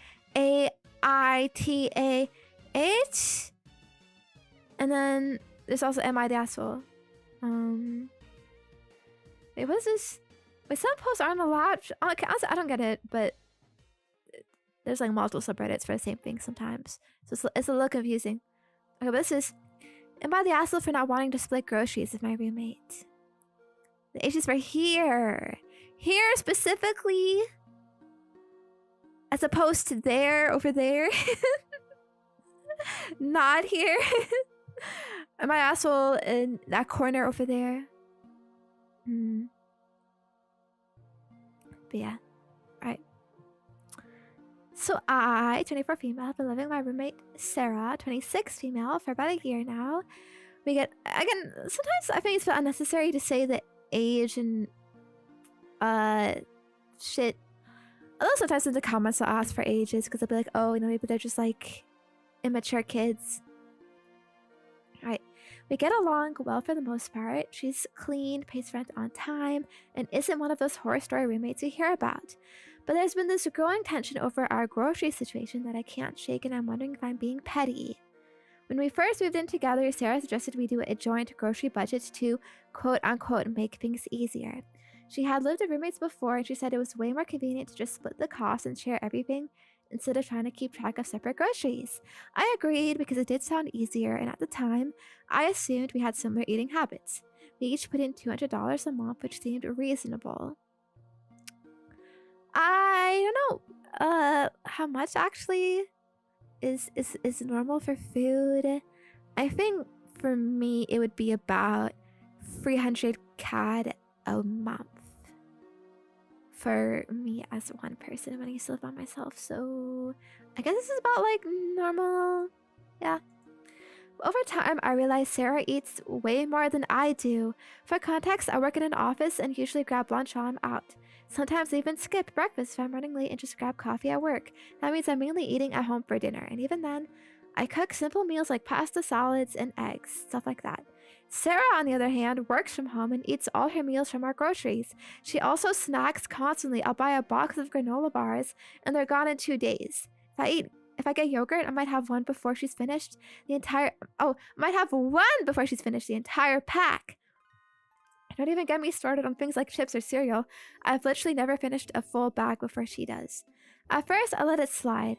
I figured it even out in some way I wasn't noticing, but then I started tracking what was actually eating compared to what she was eating, and it wasn't even close. I brought it up casually once, like, hey, I feel like I don't eat as much as you. Maybe we should adjust how much we each contribute. She kind of laughed and said, oh, I just eat what's there. Just grab more next time. So I started trying to buy things just for myself, stuff I knew she wouldn't like. I got almond butter instead of peanut butter. I flavored oat milk she once said she hated, and a weird brand of protein bars. Somehow even those disappeared. Last month, I finally told her we should rethink the split. I suggested a system where we each contribute based on consumption or just buy our own food separately. She got really defensive, saying it's too much of a hassle to track who eats what and that we agreed to share. She also accused me of nickel and diming over food and making things weird.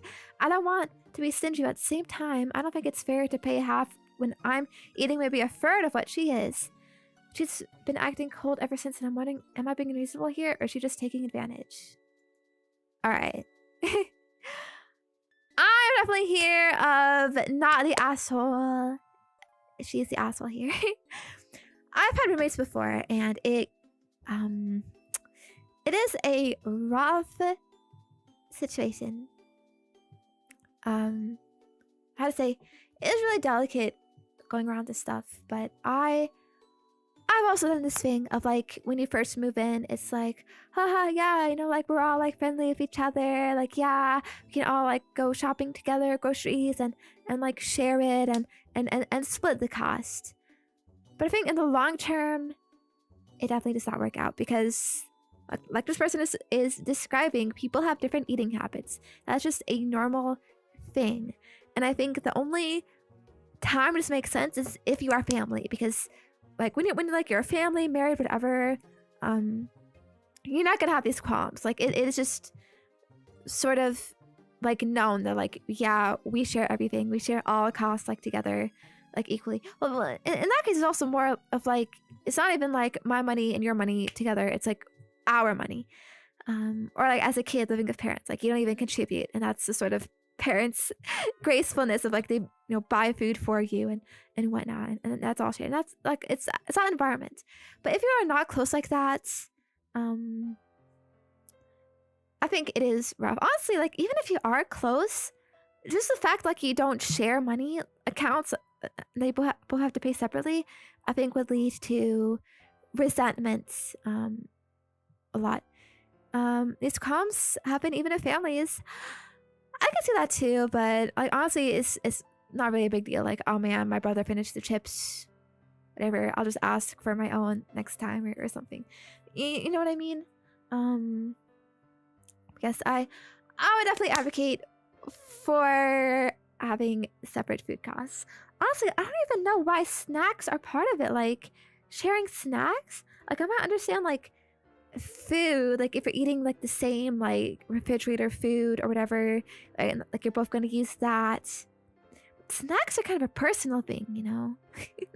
Like, but these are my cookies, like I'm making them for me. Like why are you like why are you like why do we have shared cookies, you know what I mean? This is my like snack thing. Oh my gosh. Hello, Strani. Hello, Reeflings. Hope you had a good stream. In case somebody redirects. Hope you had fun. I'm Zenya, and I'm here reading some crazy Reddit stories. Some crazy drama here. This one is about roommate situations. And I have intense opinions about this because I've lived with roommates before, and I know how absolutely terrible it can be. Yeah, I've also heard stories of like this even happens in relationships actually, when people like live together and like people even talk about like rent splitting and whatnot. Honestly, it seems like such a headache when you're splitting costs with somebody, you know what I mean? Because it's always gonna feel like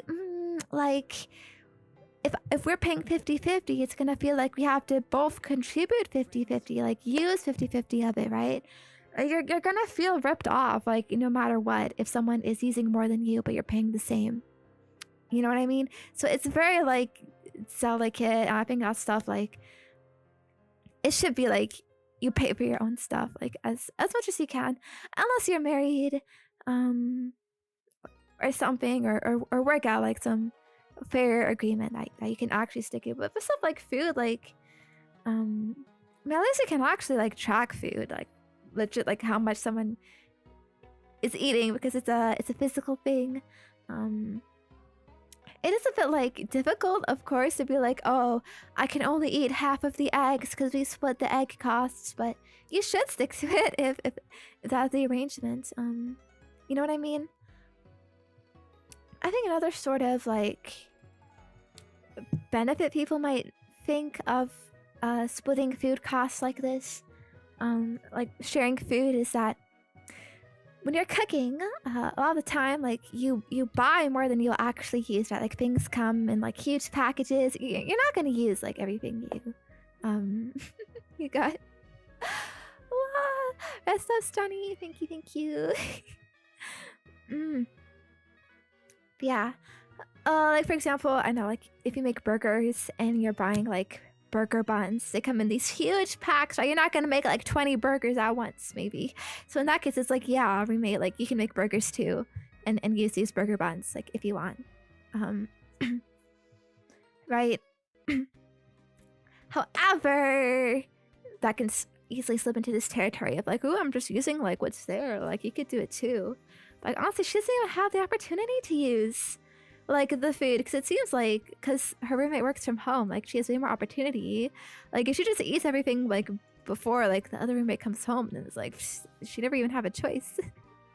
She never even had a chance. So yeah, for me it always ended up being like we get separate groceries, even like separate fridge, what do you call it, fridge sections, the shelves in the fridge. Like we each have our own shelf, so that we can like know for sure, like this shelf is mine, do not touch anything on there.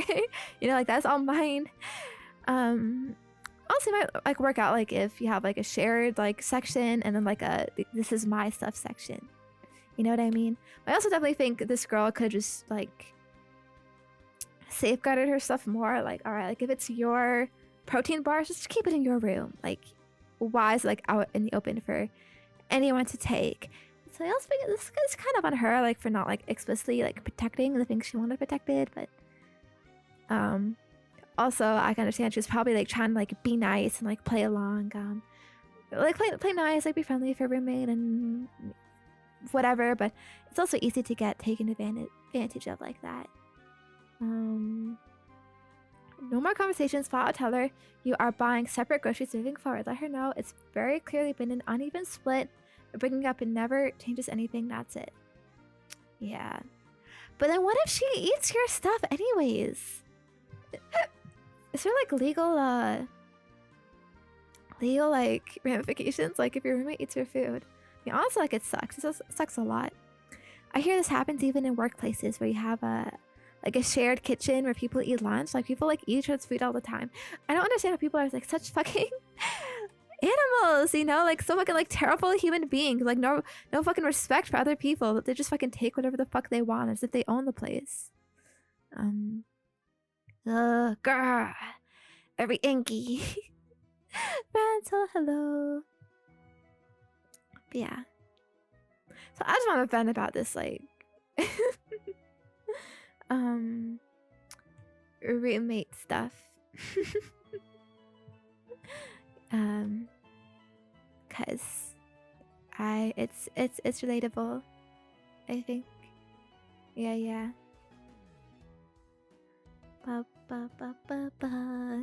Have decoy food in the fridge, lace of box, and it's a very spicy hot sauce. I've heard stories like that. Yeah, someone putting like a shit in their like office food, and the coworker's getting sick. It's like, I gotcha. You fucking rat. rat in the fridge, eating everything. Oh my gosh, that is a bit petty, but I can see it. I think that's a little bit fine. That's a little bit fine. Pick up the appearances and most people become animals. Unfortunately, yeah. So what if you can see the dark inside of me? No one can ever change this animal I have become. But that's like animal in a rar, cute way. Not this way. Not stinky bad way. I don't have a roommate, it's beautiful. Yeah. Yeah, I lived with roommates for a lot of years for the sake of like cost cutting while also being able to live close to school. It had pros and cons. I mean, for me, honestly, it was just the fact I just liked not being with my parents, so I felt a bit independent in some way. But it would be way better like completely on my own than with roommates for sure. It's just sort of something you put up with like for the sake of like, okay, like shit is cheaper, you know what I mean? I don't think anyone would willingly choose to live with a roommate, quote unquote roommate. If they could, probably. Ooh, but yeah, now like I honestly, like, I was so happy when I moved back here because, like, oh my gosh, the sink is not dirty. You know, there isn't spills everywhere. It's actually clean in this place. Wow, there's so much food I can have. You know, wow, the stove isn't like dirty all the time. I can actually cook. It's nice. So much space. Yeah. Yeah. Really grinds my gears when people are fucking messy in a public shared space. Like, so fucking nasty if you're letting other people deal with your shit. Living alone is lonely though.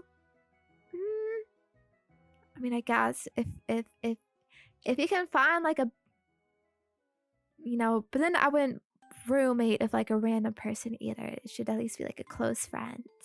If you want the company, someone you can actually that you know you can trust.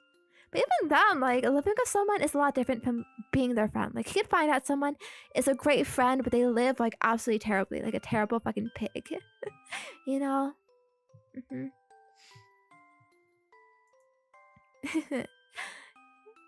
Ba-ba-ba. Alright, how gross do you want to go, penguins?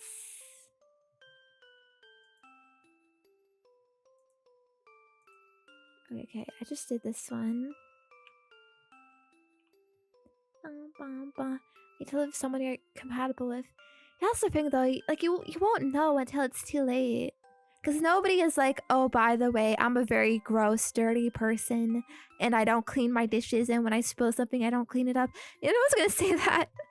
They might not even know that about themselves, especially if they've been living like with their parents or like in a very like environment where everything is taken care of for them already, you know. Yeah, you found out the hard way, but it's difficult. Like, what the fuck do you do? Like, you're stuck in this lease for like X many years, and you don't want to cause drama and whatnot. It'd be too expensive to move out somewhere else, so like, you just gotta keep up with it. And you're trying to tell them about it. They don't change their ways because they're fucking lazy ass people. And like, that's just how they are. You know, some people, like, no matter how much you fucking like nag them, like want them to like help out and be normal, like they just don't do it. Like they just have terrible habits.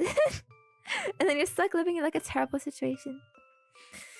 Yeah, sorry, that's totally not out of any experience.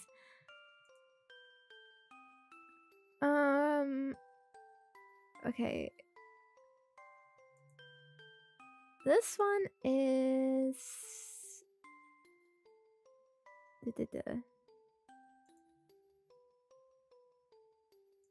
where is it?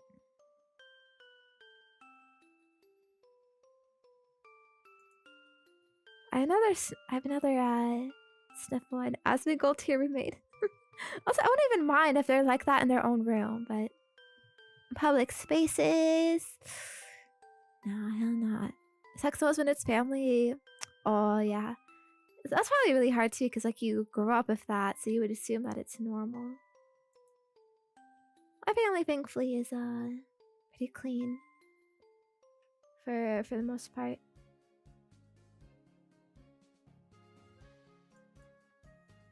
Ba, ba, ba.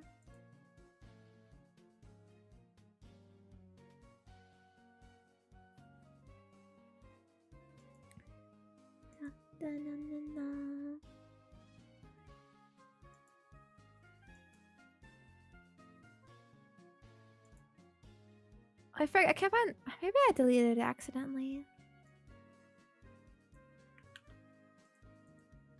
Okay, look here.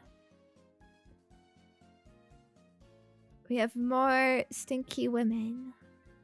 Possibly. Molly also for telling my wife she smells bad. Yesterday I came home from work and my wife greeted me in the usual manner. While I was hugging her, I noticed she smelled pretty bad as oh, no biggie. I knew she was home with the baby all day and probably gardening outside. Later in the evening, I offered to make her a bath and she jokingly asked, why are you saying I stink? I honestly offered to do it just to be nice because I knew she had a long day and likes baths. But she did smell bad, so I kind of laughed and said, haha, well... Then she gets mad at me and says the husband isn't supposed to say his wife stinks. She's been so sore with me about it ever since. I find it's a little hypocritical. She's never had a problem telling me when my farts stink. When I have morning breath. Or when I don't wipe well enough. So why do I have to walk in extras for her over this? Am I crazy or just an unfair double standard? Oh my gosh. There's so much to unpack here. there's so much to unpack here. Okay. First of all, can we start with this bottom fart? Why? Okay, gosh. Honestly, that is so fucking disgusting. I've heard stories of how does she know? Well, they're married, so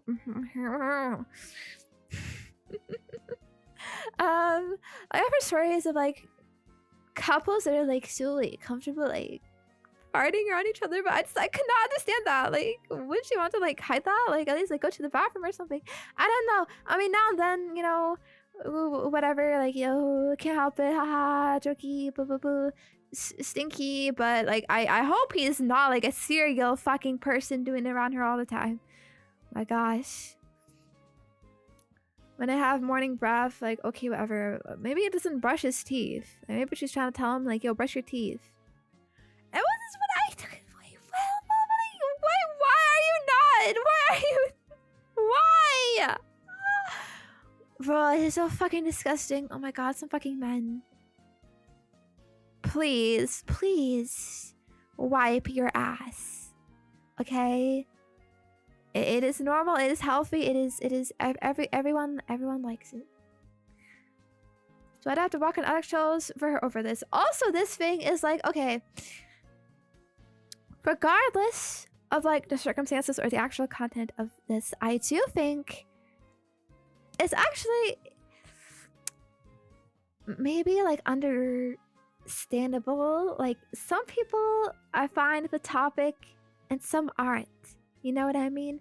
Like, maybe he is comfortable being called stinky. He's fine. He doesn't take offense to it. But she does. And I think that's normal, I guess. Like, I don't think it's especially egregious. You know, like, it's not her fault that her husband is fine with being called stinky. Like, what she's supposed to be fine with being called stinky, like, now, too. You know what I mean? So I don't think it's like a thing of like, you know, just because she does it to you, it means like you can do it to her like equally or whatever. But I don't know if I'm like crazy about that. I don't know if I'm like, because I could see also some people being like very like autistic about it has to be 100% equal, 50-50, but also people aren't really like that, right? Like normal like people, like it's kind of like the grocery thing from like before. Like you can't really expect everything to be 50-50. Some people will eat more than others. You know, and it's like that kind of thing. I guess some people would be fine with it, so you just gotta like figure out that dynamic. Probably like if she's not comfortable with it, then like okay, like don't do it or whatever, like unless it's like a actual problem. But then like up here it's like, all right, seems like she was smelling. He was saying she was smelling. It said pretty bad actually, but the reasons, like, it's not like she's not showering. It says she was with the baby all day and probably gardening outside. So that's more like natural stuff. So I guess I could see, like, as a woman, it could feel a bit bad if someone like is insinuating that you smell bad, especially.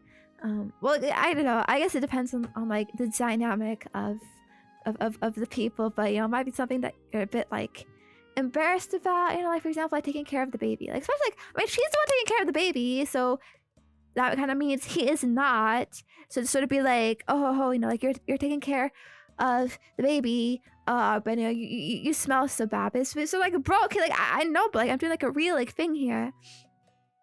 You know what I mean? Like it'd be one thing if it was like her own fault, like she's explicitly like not showering or whatever. Or being gross, but yeah, I can see like it's probably like really rough and like stressful to deal with a baby by yourself, and then your husband's just gonna come home and call you stinky, you know, for that. And we would think if like it was a joke. I think he was a bit autistic about it, honestly. I think this guy is a bit autistic. Because like, you know, but she did smell bad. Like you're not reading the room here. Like she jokingly asks, "Why are you saying I stink?" Like, you know, it's supposed to be like a joke or whatever, and you know, and whatnot. You know, she has a long day, but you don't have to be so serious about it. Like, well, she does smell bad, so I'm gonna say like, yeah, you're stinky. You know, and also this thing of like not wiping well enough. That seems like an autistic trait. I don't know. Maybe. No, I mean, not saying that's like a me, of course. Like, but like two opposite ends. Like, again, hyper hygienic or like not hygienic. You know what I mean. But yeah. So, I think he's a little bit of an asshole.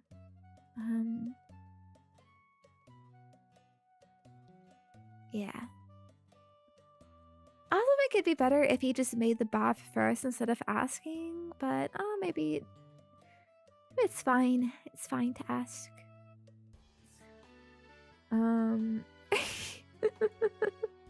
what are people saying here? Oh my gosh, nobody even like wants to engage with it.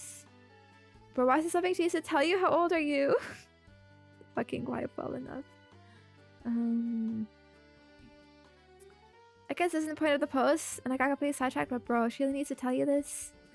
Yeah, that's fucked.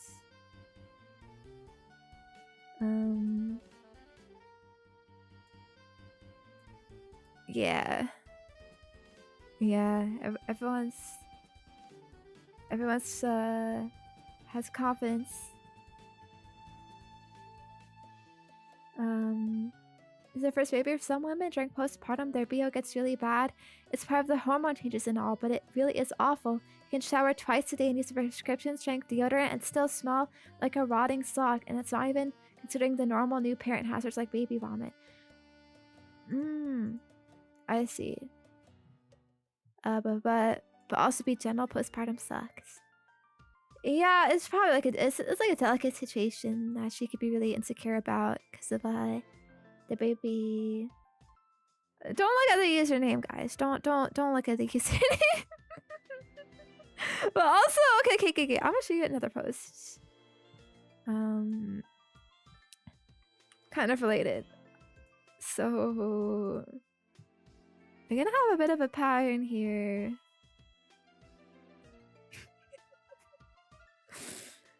Am I the asshole if I divorce my husband for not wiping his butt? Yes, finish the title. My husband recently started saying he is not going to wipe his butt anymore after using the restroom. He got into his head that alpha males do not wipe. Therefore, he no longer is doing it. He has been, for the past 2 days, been walking around everywhere we go telling guys alphas don't wipe. He is very serious about not wiping. He's not listening to reasoning. I don't know what to do, and I fear this might be the start of the end of our marriage. Bro.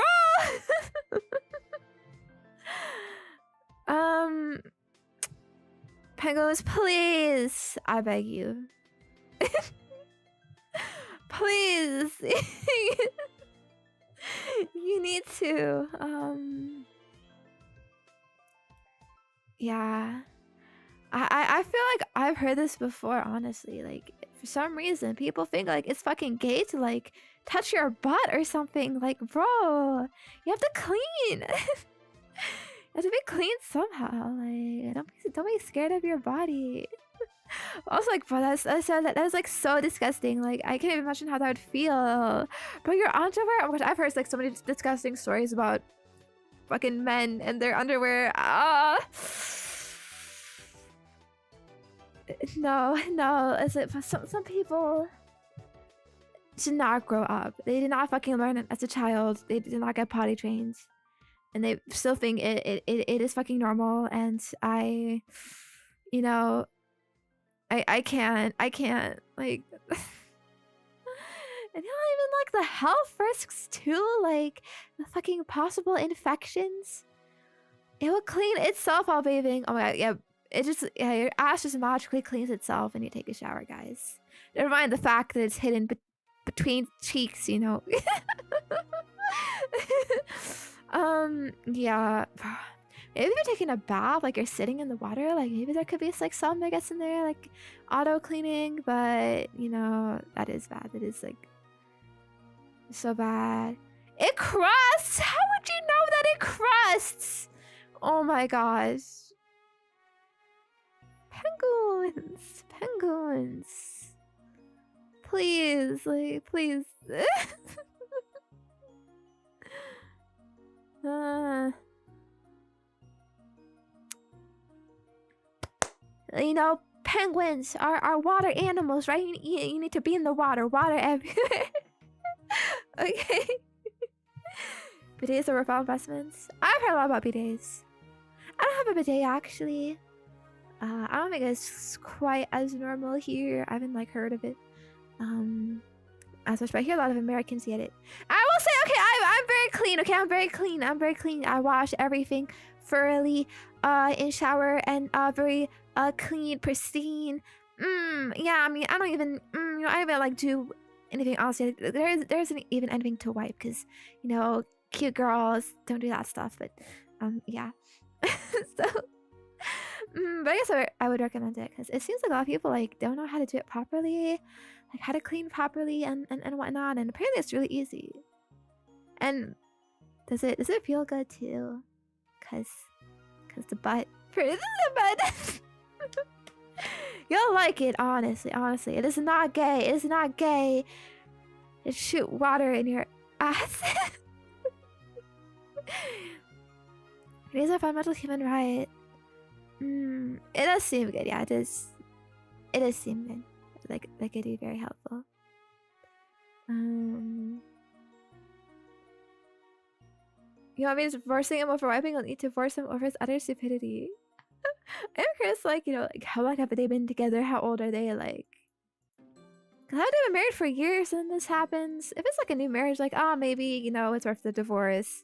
Because divorces, you know, they're kind of messy and whatnot. Like, what if you just installed, oh my gosh, what if you just installed a bidet in his toilet and he used that? That is not technically wiping, okay? If you just use the bidet, you're not wiping, you're squirting. Or something, or, you know, so it would fit his technicality. Yeah. Just do it silently. Like if you really care about the relationship and care about him, like if you want to save the relationship, just install a bidet in your house everywhere, and he'd have to use it. Yeah.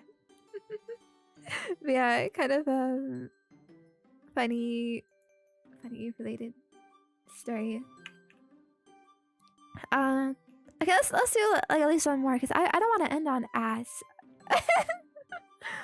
all this ass stuff.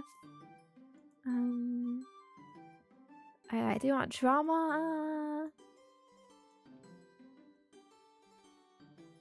Relationship drama, normal drama.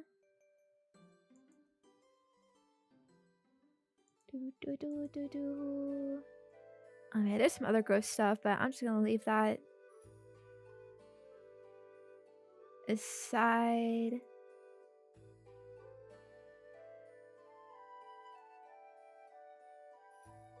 The spiciest.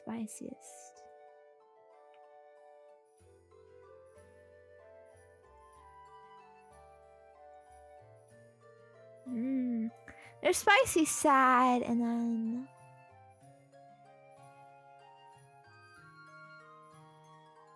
okay, I think this is interesting, but it's not really that spicy. Maybe we could do like 2 more. This is kind of fun.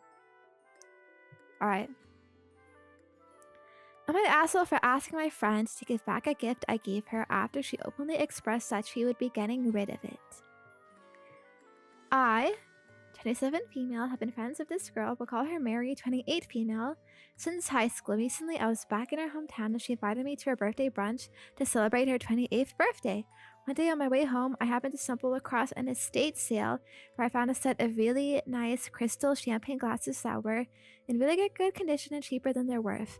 Mary lives a high-quality, fancy lifestyle, so I thought they'd be perfect for her, especially because they were within my budget. At the time, I had been recovering from student loans and just put down a deposit on my first apartment in the city. Fast forward to the brunch, we had a really good time and I got to catch up with Mary and other friends from high school. Mary was eager to open the presents, and when she got to mine, she seemed to enjoy them, asking me where I got them since there was no label. I explained that I didn't know the brand, but the person running the estate sale had assured me they were authentic, had been a wedding gift to the previous owners. At the mention of the estate sale, Mary became visibly disgusted. Although she didn't say anything to my face, she was very passive-aggressive towards me for the rest of the afternoon. I overheard her whispering to some of the other guests about how I had the audacity to give her a used item, and that she would be discarding them later. After the event was over, I approached her privately, not wanting to make a scene, and asked that if she was going to use the glasses, if she could give them back as I put them to good use and know their quality. She flipped out and told me it was extremely rude to ask for them back and it was not my business what she did with them. My family is understanding and thinks I did nothing wrong, but some mutual friends also at the event think otherwise. So am I the a-hole? Ooh. I did not think people like this existed. We're real.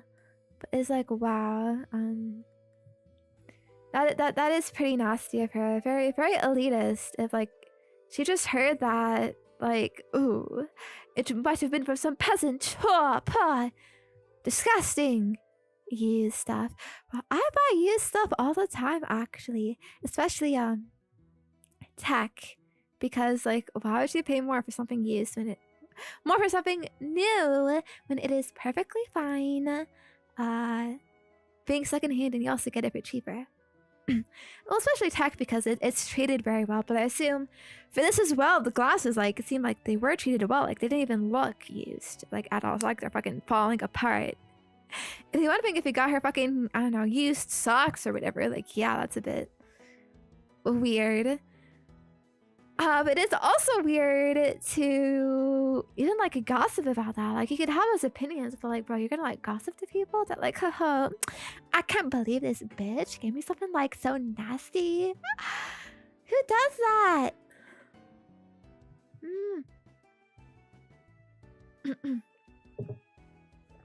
In any case, yeah. I'll say though, if I were to play devil's advocate a little bit, I don't know how close they were. Said they were friends since high school, but not like best friends. It just seemed like they knew each other, maybe. I don't know. Like lives a high quality fancy lifestyle. But I do think like the big gifts, like you don't know like if they're gonna like it, right? I guess she was like confident that she would like these glasses, but she didn't know about the whole like used thing. Are champagne glasses a good gift? I guess so. I'm not really a housey person drinking alcohol, all of this. It just seems like the kind of stuff that's kind of on display most of the time. But I guess it does seem like a pretty typical, like, old-timey gift and whatnot. Well, especially if they drink wine a lot. I don't wonder how much they cost. I probably wouldn't spend that much on a event like this, especially if they weren't like a close friend, you know. So maybe they were like a really great deal, being like very cheap and affordable and whatnot. But it I guess it's just sad if she would have spent a lot of money on something like this, on this friend. But I might also just maybe like there's safer gifts you could get. And okay, generally, I would think that giving back a gift that is pretty that is pretty faux pas, you know, like kind of rude, definitely not typical. I'd probably more so lean towards like if someone gives you something, then it is up to you what you do with it, and not that like they shouldn't get upset about it, but like asking for it back is like kind of a lot. Like you don't do a take, yeah, you don't do a take backsies of gifts necessarily. But in this case, it's like when you hear that, what, she's gonna just throw them away? She'd be discarding them. I do wonder that maybe this woman maybe she's just like fronting in front of these people. Like she's just trying to like gossip if the guests about like, haha, yeah, this gift totally sucks. Like it's secondhand. I'm just gonna throw it away later. But then that she really wanted to keep it. Like that's why she got like upset about it, because she did actually want to use it, but she didn't want to like seem like she's gonna use some like, ooh, you know, secondhand thing or like whatever, right? And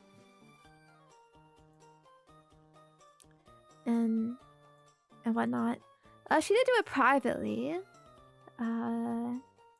which is good, but it is definitely awkward to ask for it back. I probably would have just cut my losses and be like, yeah, whatever. This person's a bitch. Like, you know. When you give a gift to someone, I think there's usually the intent of like, alright, like you're just like letting go of that. Like, you know, like it's, you're accepting like I'm losing like whatever this thing I'm giving is. And whatnot. So I don't think I would do anything about it personally. I don't think it's an asshole move necessarily though in this scenario to ask for it back. I think normally it would be. But for this, I don't know what situation. Let's see what the comments say. As the asshole, if I give someone something nice and they're openly talking about it wasn't good enough and they're gonna trash it, yeah, I'll ask for it back and either way end that friendship. Maybe if people cared about the gift giving rule, they wouldn't openly trash the gift. That is true. You shouldn't do that either. Oh, but that's the last gift she's gonna get from me. Honestly, I'll just silently take it and just note to myself like, alright, I'll just like not bother again. I really don't know where the idea came from that once a gift is given, the recipient has complete freedom to do whatever they want with it. In the real world, we have to consider the feelings of others, including those who give us gifts. For example, it'd be extremely rude to immediately throw a gift in the trash when opening it while the giver looks on. If someone did that with one of my gifts, I'd be hurt and rather take it back than watch that happen. It's pretty close to what Mary's about to do with the glasses. It'd be better if it was like after the person went away. Because I mean, I'm sure we've had like, I know, some family member gives the gift like you don't really care about, and they're just like, aha, you know, thanks, I guess. I mean, honestly, like, I don't see why you would mind giving it back if you don't even, like, care about it in the first place. Which makes you think that this person secretly did care about it and they're just being, like, gossipy, like, for the sake of it or whatnot. I would rather give it back than throw it away or not use it, because I would feel bad about that too. Like, you know, not being able to use someone's gift.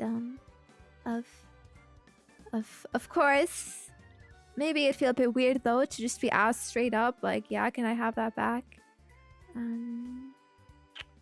But yeah. ESH. Oh, this ESH is everyone sucks here. It is not good etiquette to ask for a gift back once it's been given. She's also in the wrong for what she said, but it is hers now that she has opened it and seen it, so she can do with it as she may, whether you like it or not. Just really rethink your friendship with her and any others that seem very snobby. Actually, if someone says they don't like a gift, it's perfectly fine to offer to take it back. I think if it's for like this, then it's like more like I can have it back, like I can take it back like if you don't like it, like sort of thing. But this is more like, can you give it back to me because I will use it? But it's just more of like a, I could take it back for you, like because you don't like it or whatever. Like I think that angle, it would be way more in this girl's favor. Yeah. Everyone sucks here. As someone who loves thrifting in estate sales, it's very tacky to buy something from one of these outings as a gift. Really?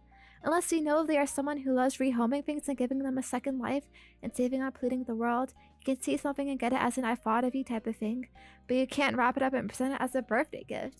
I mean, like, birthdays are so serious. I see the comments where people are saying buying secondhand should be more popular, and yeah, it should, but that's not the world we live in. This isn't how you get there.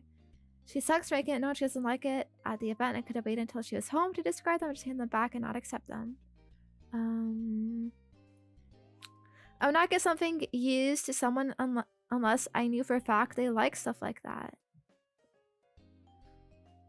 So apparently you shouldn't give used stuff to people you don't know very well.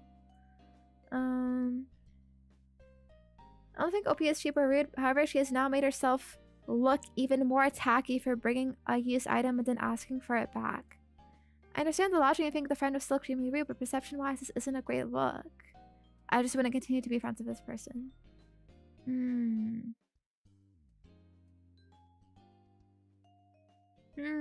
Lots of social things to consider, I guess. I don't think I would feel weird getting a secondhand gift, especially if it's like still good and like still, you know, in good condition and whatnot. I still like it.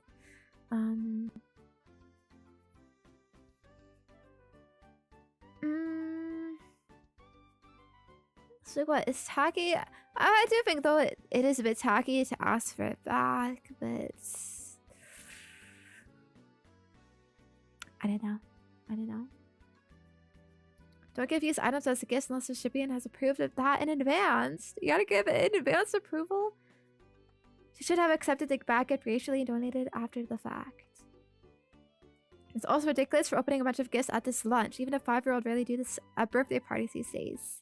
It's a gauche! Gauche!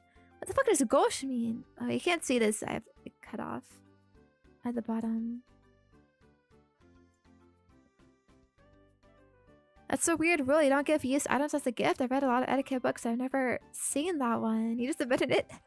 For those etiquette books. Oh my god, maybe I should read one. Maybe I should read an etiquette book so I can learn how to socialize. Very autistic girl here. This is interesting. I'm not great. Either not the I think for the most part not the asshole. Although it could have been handled better. Yeah, that's how I'll leave it at. Alright. Let's read something juicy. Okay. Gosh. Gosh. Am I even saying it right? Wait, oh my gosh, wait, this is the gross one. I wanted to show kind of. Okay, wait. This one first. I farted and my boyfriend got mad. My boyfriend 30 and I 28. Female. We're cuddling in bed under a blanket, not doing anything, just cuddled up randomly. I farted literally out of nowhere and he immediately jumped out of bed and said, "Okay, I'm done," and started getting dressed. Saying stuff like this irks me. I replied, "I understand, but that was completely unintentional, but also very natural."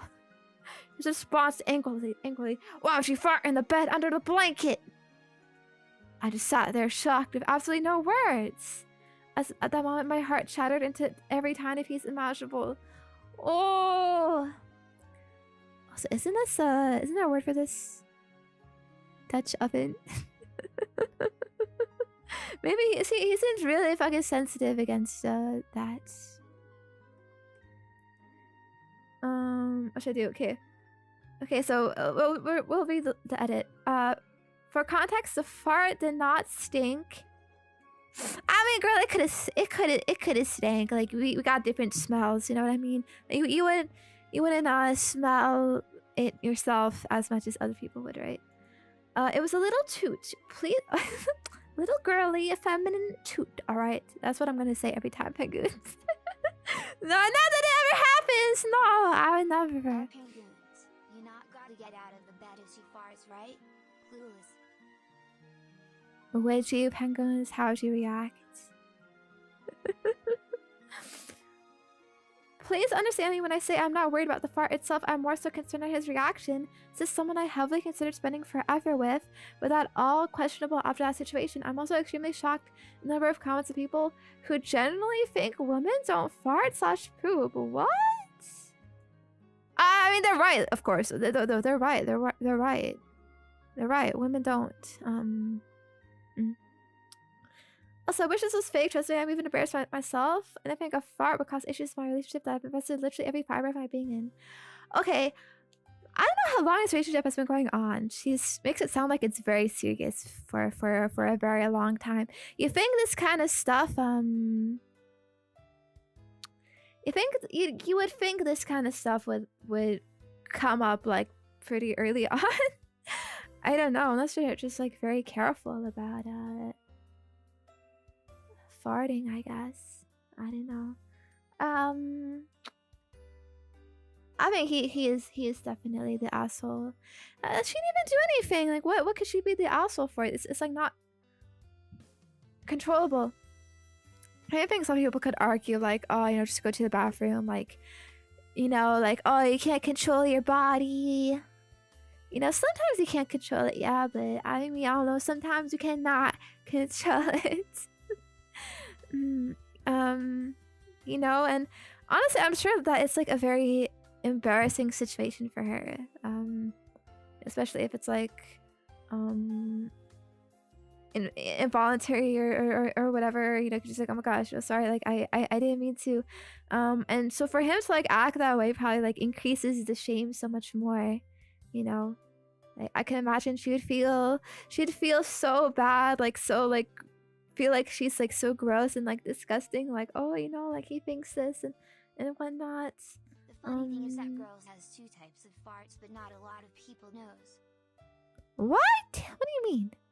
No, there's 0 types because it doesn't happen. But yeah, I'm curious, like, so what happened after, huh?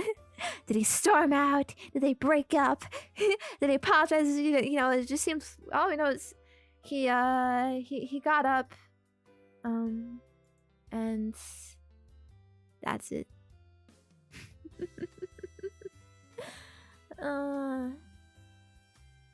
Stuff like this irks me.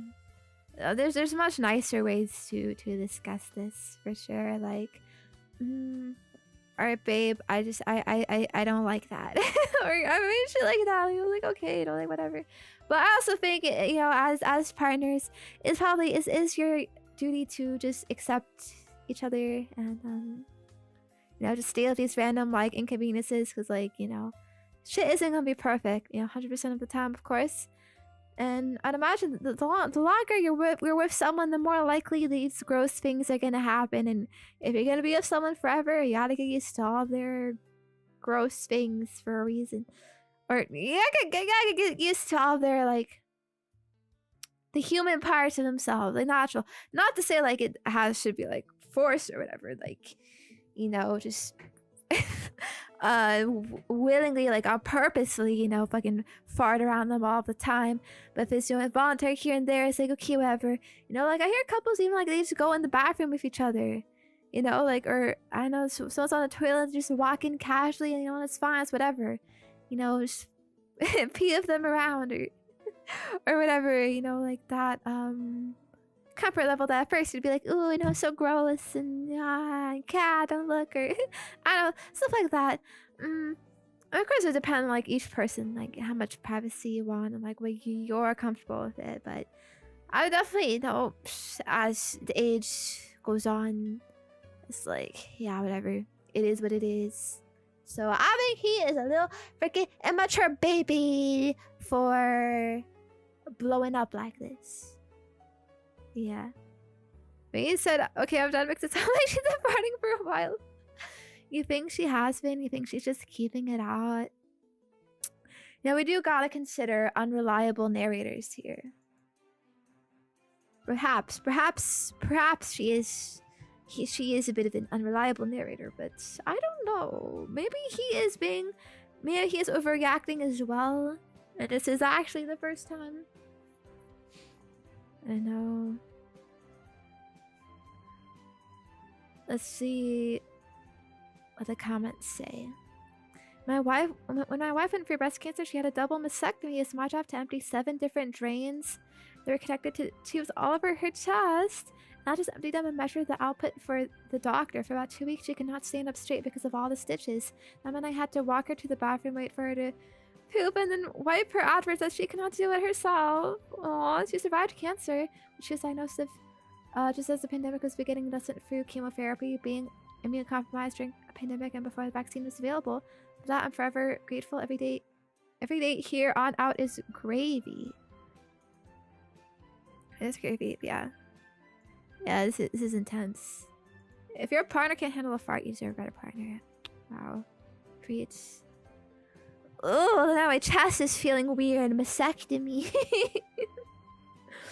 Oh, I didn't realize it was that bad. Not the asshole. I've been married for 25 years. My husband and I have seen each other through all of life's ups and downs. Job loss of a family member, blah, blah, blah. But yeah, basically, you go through a lot of stuff, and so you gotta be able to handle a fart now and then. That's crazy. Ah, shit yourself during childbirth. No. Why are humans gross? Why are humans? Why are we like this? No. You gotta go to the bathroom before you give birth. You gotta make sure. Alright. Okay. Now let's read a juicy one.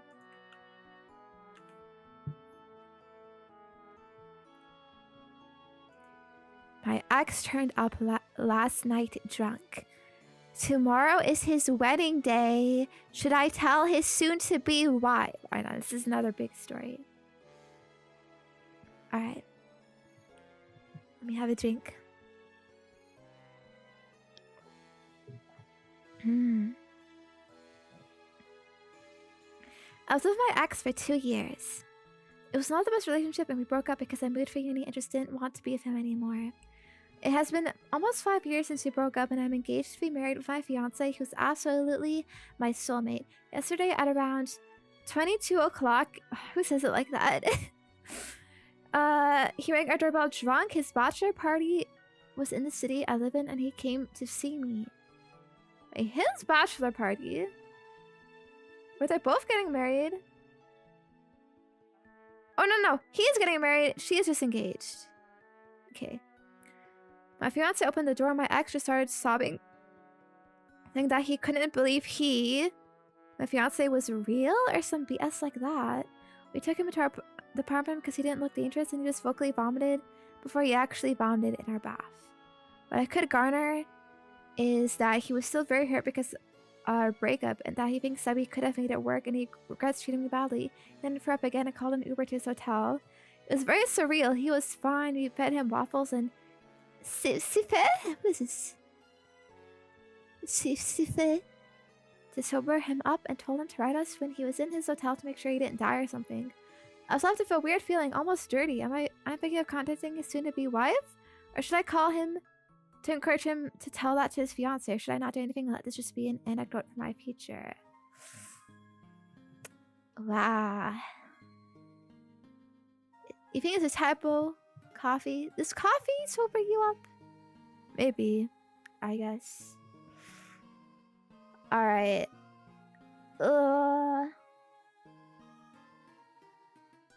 People are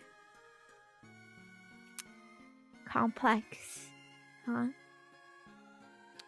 If I was a woman, I don't think I would bother with this person.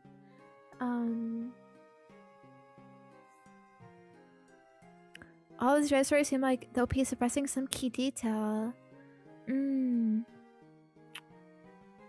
Yeah, the whole unreliable narrator thing. This guy's... he's drunk, but also I think when you're drunk, like, that's not...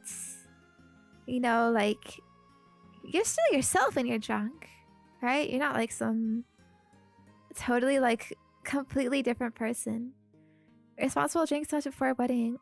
Well, it seems like it's normal, actually. I hear these, like, bachelorette parties or whatever, like, are, you know, everyone does them maybe before wedding, like, whatever.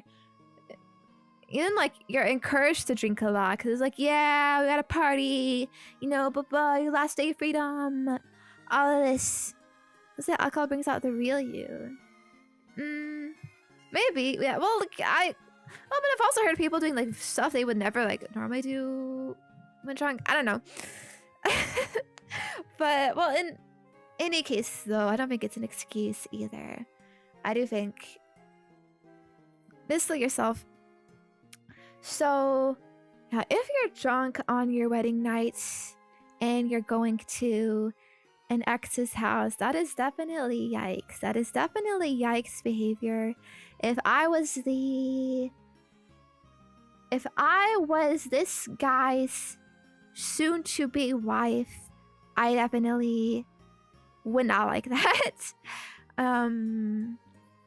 I don't know how big of a deal it would be.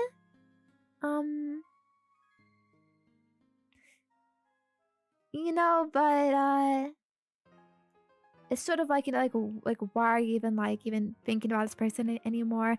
Why do you even like still know where they live? Like, all the shit. I mean, I guess if they live in the same exact house and when they were together, then like it's fine, whatever. His party was in the city I live in. Although, like, even that is like, did he have to party in that city specifically? Like, does he live there too, or I don't know. Well, we don't know all of the details. But just from this, okay, if this was me, I would not tell the wife.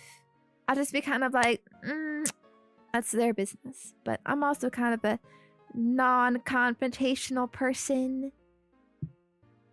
But I also, like, I wouldn't want to involve myself, like, with those people anymore. You know, because, like, I don't know. I don't think contact with you know, those people would be good, especially when you're, you know, you're already engaged yourself. On the other hand, like, I know people like talk about like, oh, you know, like your responsibility, like it's, you know, like it's your responsibility like to report these things. Like I've heard stories of like where people are like, yeah, like I knew my roommate was cheating on his girlfriend, but I never told her. And then people are like, oh, you should have told like the girlfriend or whatever, or like vice versa, you know, like shit like that.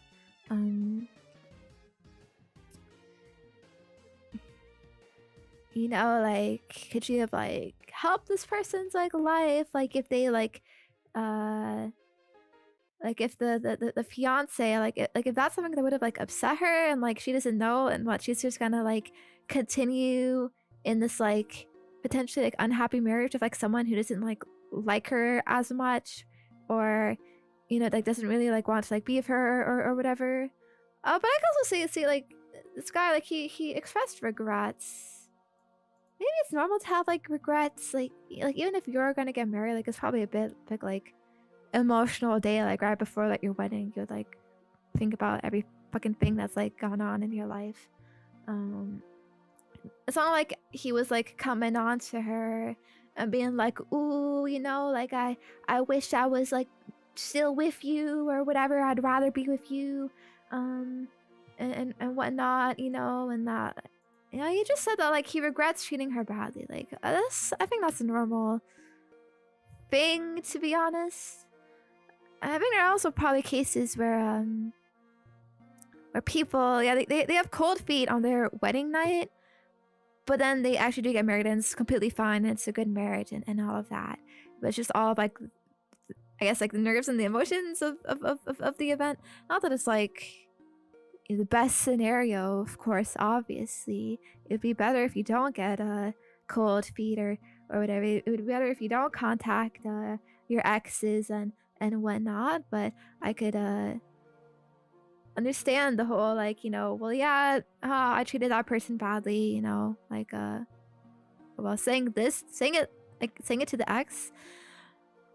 I mean, yeah, maybe you also like shouldn't like tell them directly, if probably, because that is a pretty stupid on his part. I don't know, maybe just some stupid like drunk desperation of like, oh, maybe possibly all of this up, and then he saw, and it's like saw like she already has like a new partner now. It's like, oh, okay, well, yeah, it's over.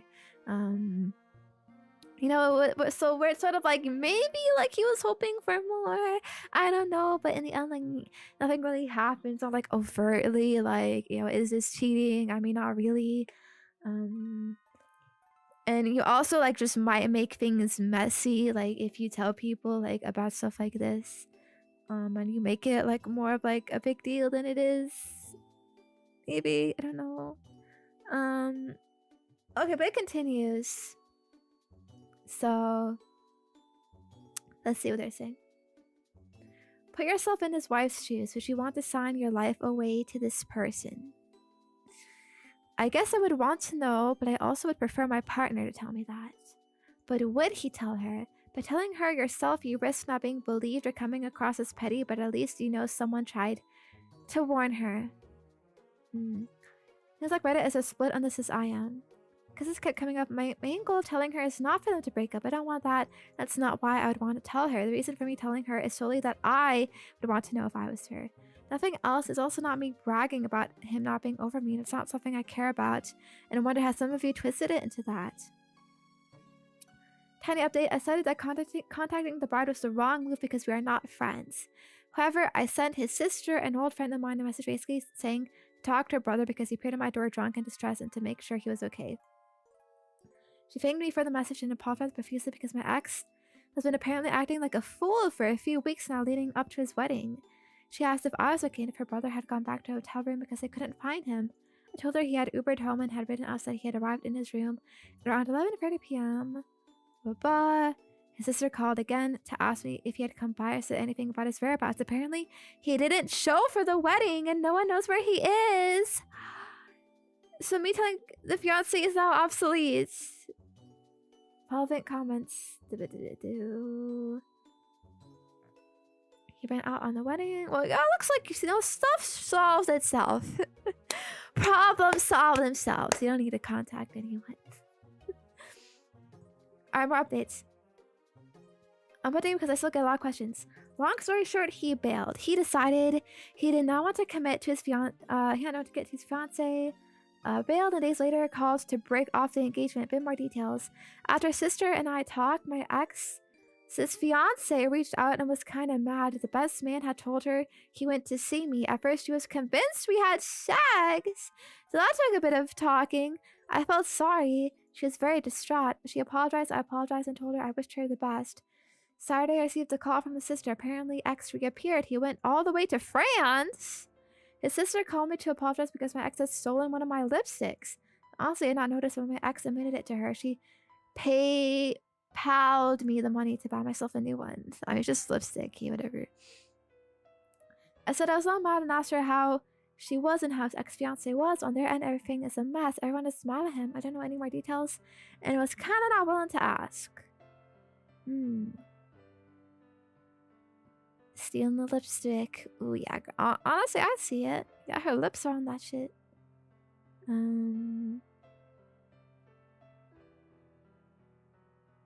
yeah. Alright.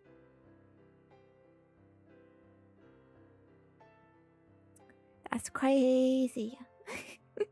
I guess it was sus for him then to show up drunk. Yeah, you know what? I'm gonna guess. If people show up drunk, it's never a good thing. This has convinced it for me. This has, yeah.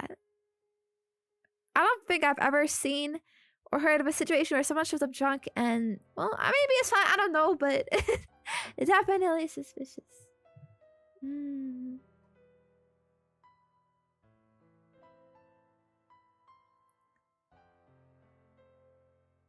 Ah.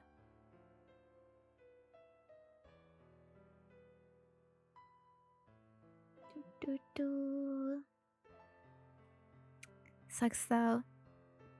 For sure.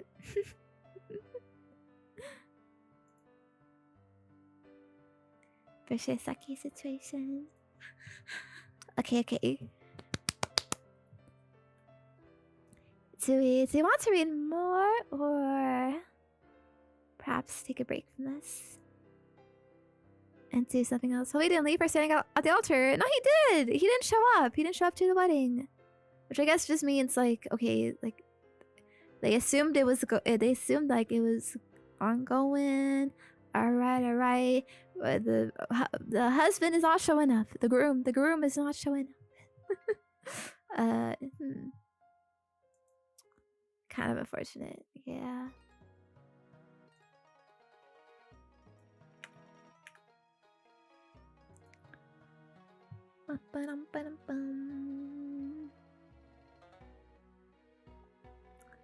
Wonder if I have any like good ones left.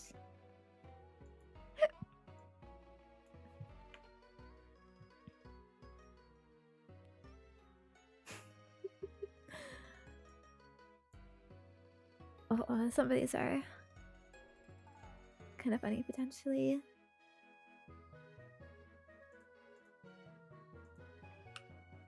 Okay, let's try one. More, am I the asshole? Am I the asshole for yelling at my friends and leaving dinner after they all made fun of me and gave me a gay intervention? Look at spoiler alert, the tag. Yeah, I got to these too late. I don't know. But still, could be fun. Alright, so I, 21 female, went out to dinner with 5 friends. 1 guy, 4 girls. For context, I look very masculine, short hair, deep voice, no makeup, masculine style, etc. Flat as fuck. Sometimes I get mistaken for a man, usually if it's by someone I'm never gonna see again, i.e. cashier, waiter. I don't really care to correct them. My friends and I were having dinner at a nice fancy place when the waiter came to our table and mistook me for a man. When my friends responds, "Oh, she's not a man, she's just a lesbian." Everyone laughs and the waiter apologized after he left. Asked my friend, "Why did you say that?" I've never said or indicated in any way that I'm a lesbian because I'm not. I've never had a boyfriend, but that's because I'm not interested in a romantic relationship. But we have talked about male celebrities we find attractive. I thought it was clear I was straight. My friend rolled her eyes at my question and said, "Oh, come on, we all know you're a lesbian." I was shocked. More friends jumped in and said, "Yeah, you don't have to lie to us." I wasn't lying. They started making jokes about me dressing like a lesbian, hiding my sexuality, being in a glass closet. Everyone knows. It's 2025. No one cares, etc. It all seemed like it wasn't a joke, and they actually believed it. One of my friends, Ava, even joked, "You were obviously in love with Inez." Inez? I showed genuine shock at this remark, and she reassured me, "It's okay. We all don't mind if you're gay." Bro, I can't imagine. I would feel so fucking crazy here. Like, look at this mega gaslighting. You're trying to tell me my fucking sexuality? You know, like, I was about to be like, huh, maybe I am gay. Maybe I am lesbian. What? Inez was an on-off childhood friend of mine, and our friendship ended badly a few months ago. I was very upset by it and confided in my friends. I never thought they'd use it against me. I told them firmly that I'm not a lesbian, this isn't funny, and I was not in love with Inez. Once I saw I was being serious about this, their tone and attitude became less jokey. They started lecturing me on self-acceptance, being in denial, internalized homophobia. I'm not homophobic. Heteronormativity, compulsory heterosexuality, etc. It was like some sort of gay intervention. I found it absolutely ridiculous. I yelled at them for being bad friends because I couldn't even dress how I want to talk to them about my troubles, and I left the restaurant. It's the morning after, and I have serious regret. I don't know what to say to them and what to do. Wow. I cannot even imagine. What? Bro, it must be like fucking woke Twitter people or something. Just fucking inserting themselves into the situation, being like, "No, this is gay. This is definitely gay. And you're problematic if you think it's not gay." What the fuck? How's this an my asshole post? Because she like stormed out. She like left the restaurant on them. Wow. I can't imagine. I would never want to like fucking assume shit like this. I mean, I'm so unconfrontational myself. I'll just take whatever like people say like face value. I mean, like, yeah, like you're saying you're not gay, so yeah. Why are you gay? I'm not gay. You are gay. Oh, it's like she's like that. Wait. I wonder if I can find it.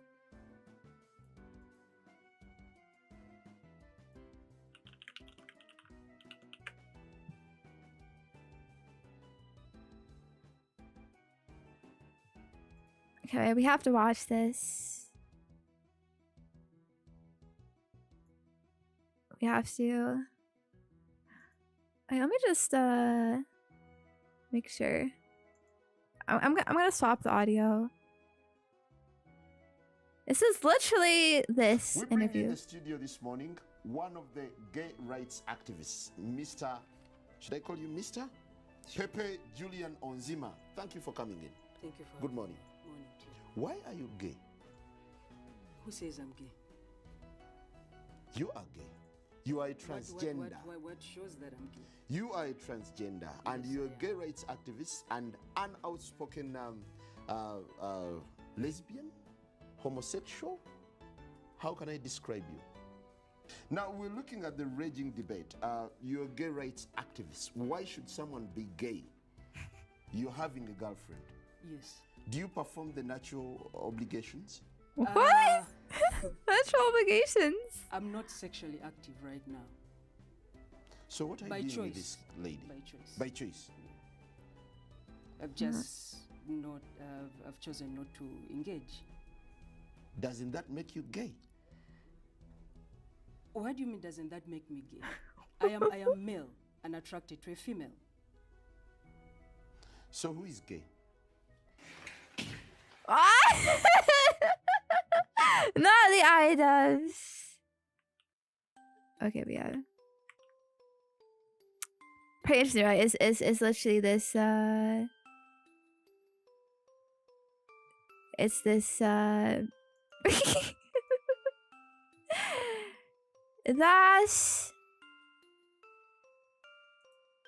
that's what this post is.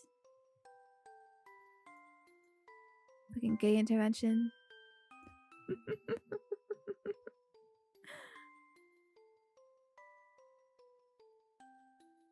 Yeah, not the asshole for sure. It's very asshole-ish for them to refuse to accept what you're telling them just because it didn't match their preconceived notions.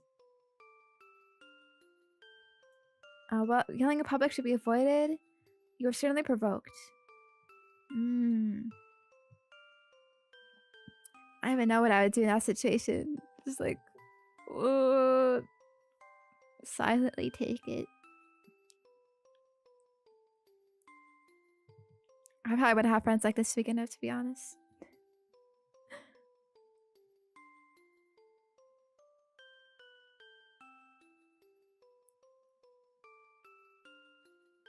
Yeah. Freaking Zoomers trying to be all like TikTok, politically correct. Whoa, I cannot. Like, this will not happen 20 years ago. Probably.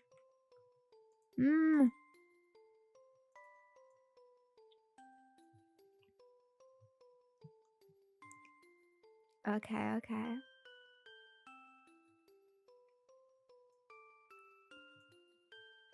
Can I hear about some more shitty people? And I hope I wanted to give her a space so she can come out. Well, yeah, but like, you can't force on someone. Actually, honestly, I think I've heard, like stories from like real gay people that are like, you know, like it is up to them. Like you cannot force someone to come out. Like it is your own journey. It is your own like experience. It's a very personal and meaningful thing. And so if someone like tries to out you before you can like tell them like yourself like that you are gay, then it can actually feel very like hurtful and like upsetting, because it's like like you want to do it on your own terms, basically. So yeah. If these guys were so woke, they would have known that. Okay, like, do your fucking research, plebs. Yeah. It's fucked up. Yeah, my gosh. Okay, this is one. This is a bad one I fucking heard. I saw. Alright, so this is today I fucked up. I thought it might be interesting to have a look at. Maybe there would be something cool here. And these are stories of people who fuck up. They do something. They do one action that ruins a lot of things, basically. I'm sure you can imagine how it is. So, today I fucked up by taking my girlfriend on an expensive date for her birthday, and she broke up with me on our way back. So now my ex-girlfriend and I have been dating for a few months and it was going great. Her birthday was yesterday, and a few days before she told me that she wanted to go to this expensive restaurant that she has always wanted to try. I love her and wanted to make her birthday special, so I agreed. We got to the restaurant and had a pretty good time despite the fact that she ordered some of the most expensive items on the menu. I just enjoyed the fact that she seemed to be enjoying herself. Let me guess, he paid for it. She was taking lots of pictures of the food, the flowers I got her, and everything. She told me that it was the best birthday she has ever had, and that none of her ex-boyfriends had ever made this much effort on her birthday. This made me feel pretty good, because I was anxious about doing everything right so that she has a good time. On her way back, she thanked me and told me that I'm a really good guy, and she had a great time today, but she doesn't think this relationship will work and wants to break up. At first, I thought she was just playing around until I realized she was serious. I asked her why, and she said that she is just not attracted to me. She tried, but just not there. She doesn't want to string me along, as it would be unfair to the both of us. So anyway, we had an awkward ride back while the driver tried making cheerful conversation. I told my girlfriend else was his birthday day, and she broke up with me on her way back, and the driver heard all of it and tried cheering me up. I decided to text her and asked her if she could please reimburse me for her part of the meal, as it's only fair, and she blocked me after reading the message. Bro. How convenient that she had this epiphany right after ordering all expensive things at an expensive restaurant. Yeah, that's...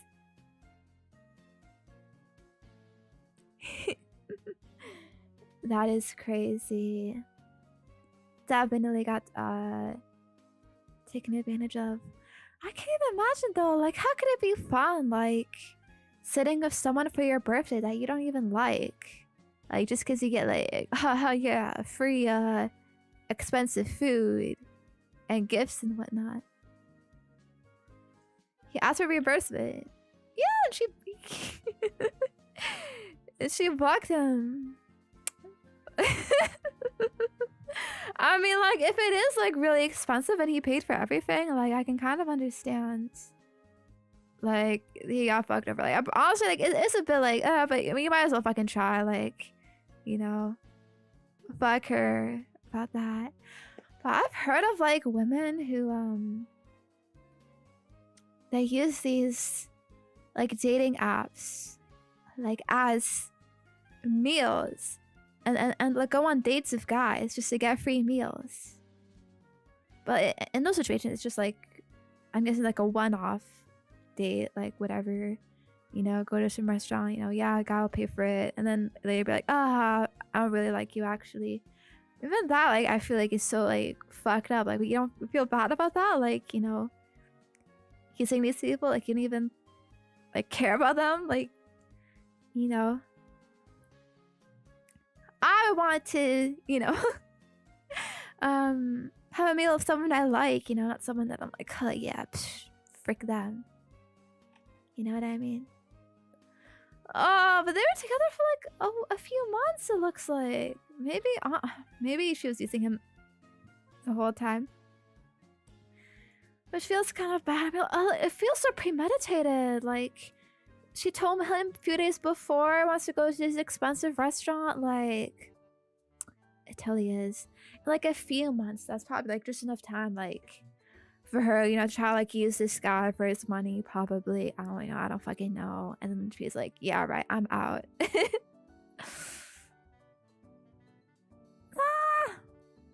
It's like if Chinese videos about that. What? What Chinese videos? Yeah, gold digger. Let's try, you're better off learning that lesson now. Because it's always a good thing when someone shows their true colors early on.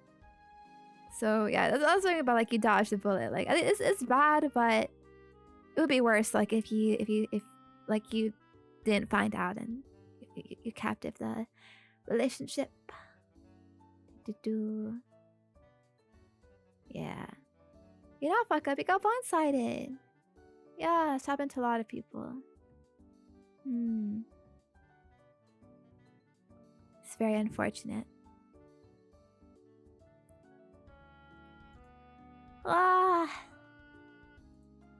It's tough.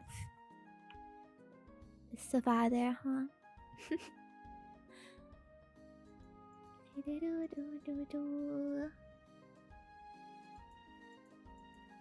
Alright, I want to end it on something better. Maybe. What's enmeshment? Enmeshment.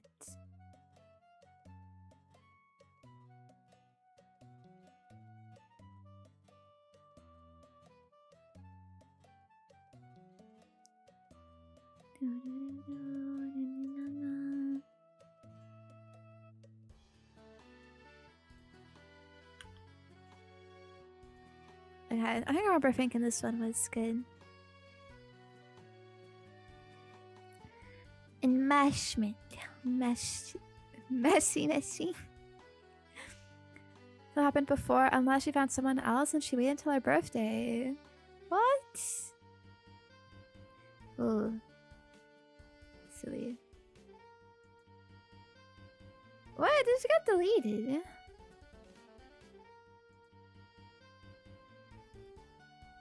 Where's the post? I think it was deleted. Oh no, I didn't know what happened. I have like some sister moving and stuff. Oh man.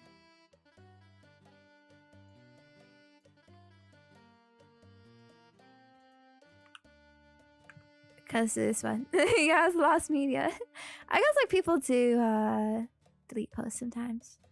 Am I also for kicking a pregnant woman out of her seat? Happened a few hours ago. I've only just calmed down because I hate conflict. Ha ha ha.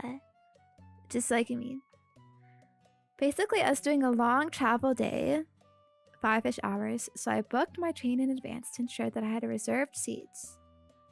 When I got on the train, a woman is in my seat, so I politely inform her that I think that's my seat, and show her my ticket and ask her to move.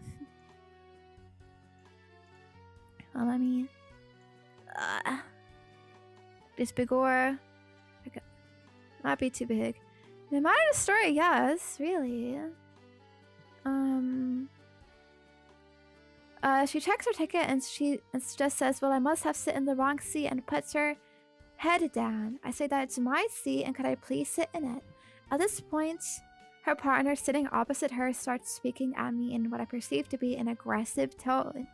He suggests I find another seat, which there are none because it's busy, and I say, but I booked that seat and there are no other available seats in the carriage. He then raises his voice and says, well, someone else is in our seats and that his missus is pregnant.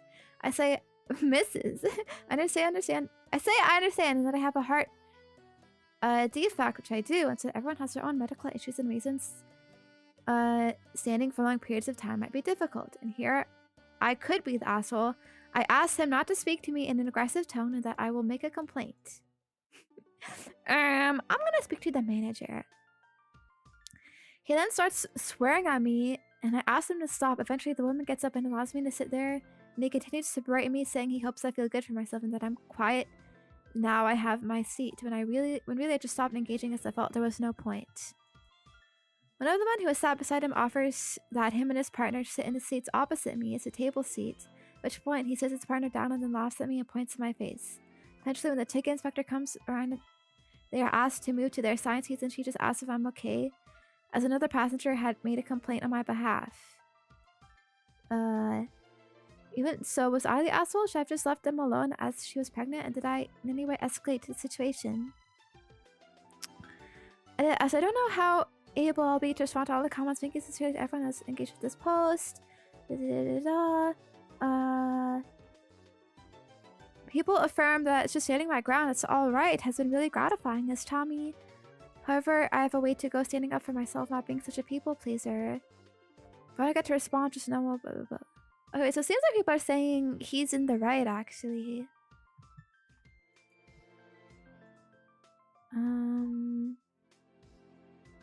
Following escalation is why I think that there might be also asking a pregnant lady to move from the seat I reserved. There's no reason why the husband, as the healthy one, should have stayed in his seat. Oh, that's true. They could have swapped. It's ridiculous that after hearing that you have a heart defect, he didn't get out of his seat and give it to his wife, allowing you to take yours. Seems they couldn't sit in their seats. There's no reason for her to have yours. Husband is being a selfish ass. Ooh. You know, I don't really know what train, though, that you would be able to stand on. Like, you always need a seat, because they move fast enough that it would be dangerous to just stand. So I am sort of curious, like, there should be enough, like, seats for everyone. Right?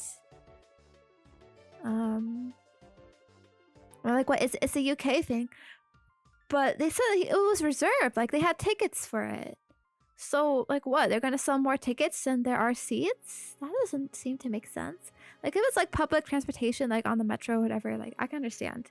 Because it's not a sign, just everyone gets on, whatever, blah, blah, blah. You move. Like, that's one thing. For planes, I think that happens. I haven't seen that on planes either.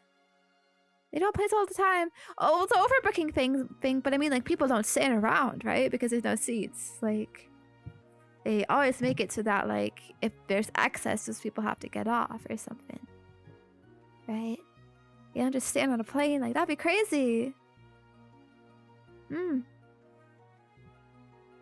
have to walk out. Yeah, well, in that situation, I would understand, like, you wouldn't have to, like, you wouldn't want to, like, be forced to, like, get off the train or whatever because your seats are taken. So I can sort of understand, like, fighting for your seat in that way. Because even if the husband got off, like, he probably doesn't want to leave his wife. like alone. Like especially like if he has to get off the train and the wife stays on the train.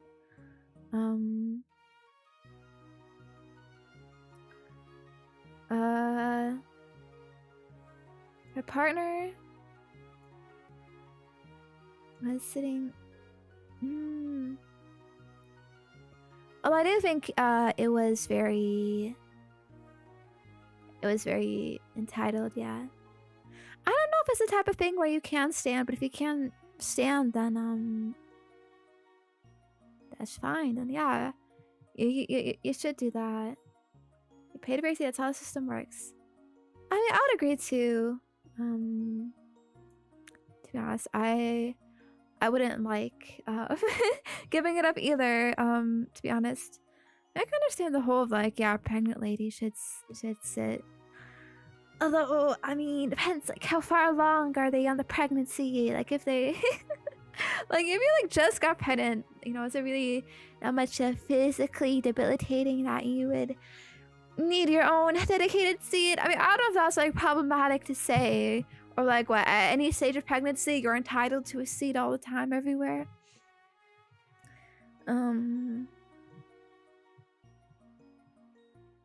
Okay, pregnant women out of your seat. That is true. Yeah, fuck pregnant women. It's my seat. I mean, it seems like the husband said she is pregnant, so maybe it wasn't obvious. But maybe she was wearing like some heavy like clothing, bulky clothing. I don't know. I'm currently pregnant. I think it's ridiculous to be so entitled just because you happen to be knocked up. True, I guess. Although I think it seems like the wife wasn't really fighting too much. It's more like the husband. The pregnant lady and her husband got their seats taken first. Yeah, that's true. I mean, they should have just like complained about that, then take someone else's seat. Like if I had my seat taken, I'd be like, oh, you know, I'm trying to call someone, because I know if you take someone else, it just starts a whole chain of like people taking each other's seats, and it's all a big mess. If you're just on the heavier side. No. Haha, lady. Oh, are you pregnant? Wow, I must be so far along. I'm not pregnant. I'm just a fucking badass. I hear that happens sometimes. Ooh, feels kind of bad.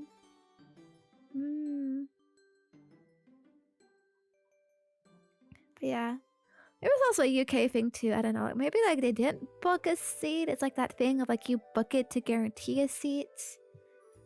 I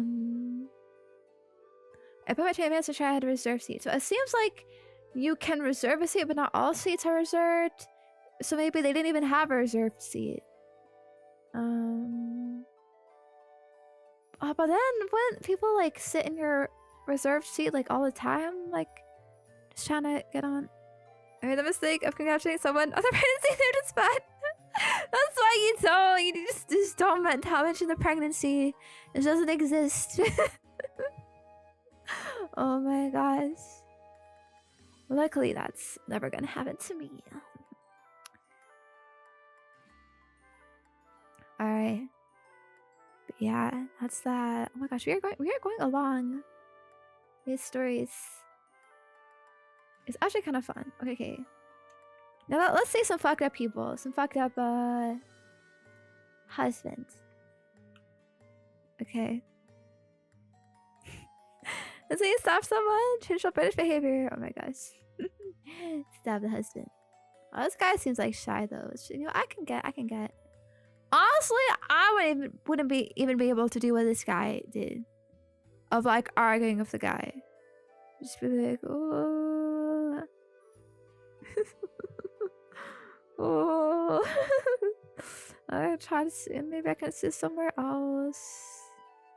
I don't know. Or you know, maybe call the conductor friend people. Thing.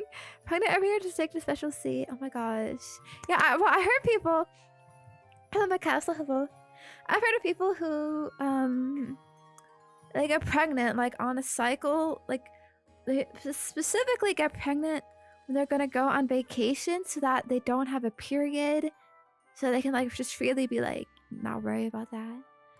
Cause I do not understand, like like as a woman, like traveling while on your period, like, sucks. It would suck, like, to go to a nice ass place, you know, I don't know, fucking Europe, beaches, whatever, and you just so happen to be on your period. But I had no fucking, like the idea is, like, you get pregnant and then you have a fucking abortion, like, after, so like, you don't keep the kid, you know, like that.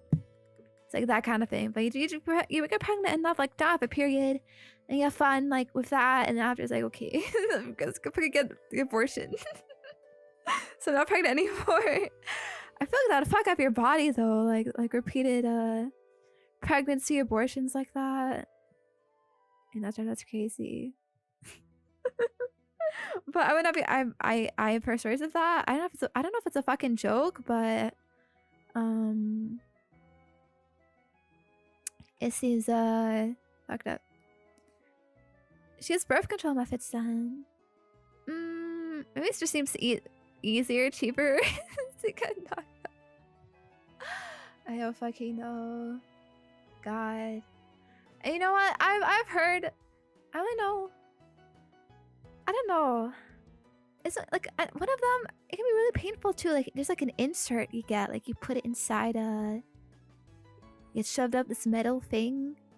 And you gotta take it out every few years and put a new one in. It's apparently a very painful procedure. Yeah, IUD.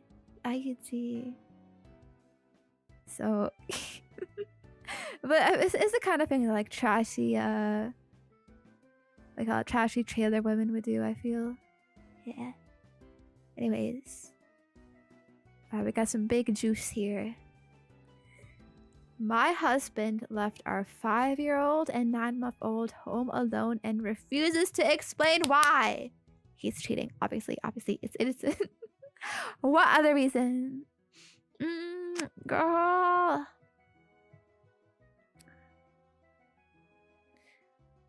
My husband is 43 and I'm 31. We've been married for 7 years and have a 5-year-old and a 9-month-old. My husband left our children alone and he refuses to admit to it or tell me where he was. I'm furious, enraged, and my husband keeps telling me I'm making a big deal about nothing. It just happened this weekend. I'm on the board of directors for a local nonprofit organization. Oh my god. I mean, this is a bit cringe. Like, alright, fucking soccer mom. I'm the board of directors for the neighborhood watch. Okay, like, what? I had to attend an event for that organization this past Saturday and I was gone for most of the day. My husband was supposed to be home with our kids. I texted him a few times and he responded. When I called him around midday, he didn't respond, but that's not very unusual. Event for the whole day on the weekend, okay. Shortly after that, I got a call from my mom. She said my son had just called her, and when she asked him what he and his sister were doing, he said they were both watching TV. So I guess assume the son is the older one. When she just asked where their dad was, he said his dad wasn't there. My mom asked him several other questions, and from my son's responses, she believed he was telling the truth and that my husband wasn't there and that there was no adults there at all. She said he didn't seem scared to be alone or worried about where his dad was at all. He just called her to chat. It's a tablet sign for children. Oh, that's cute. Child to grandma. On the kids frog. What's it called? Frog leap? You guys all that like frog tablet for kids. iPad Babu, but better iPad Babu. Leapfrog, I think. Leappad, is that the new thing? If pre-programmed contacts that he can call. It's only a few people, just family members. Reminds me of that Bluey episode. Wait, I'm gonna show you. This is so cute. It's called Facey Talk. And wait, you're not gonna hear the song. I'll probably get copyrighted. But like they're on the iPad.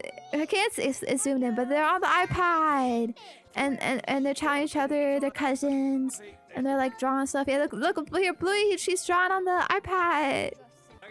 This is on YouTube, okay?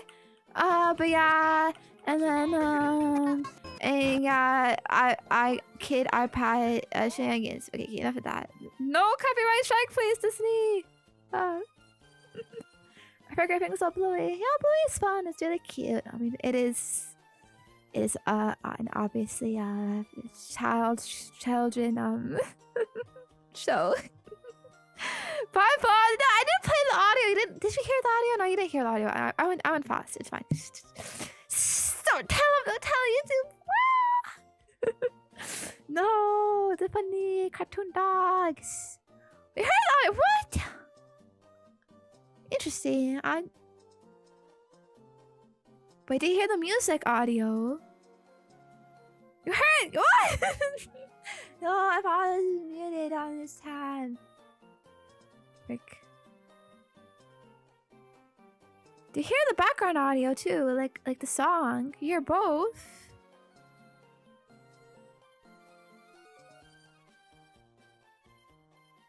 Oh, okay, you did hear both.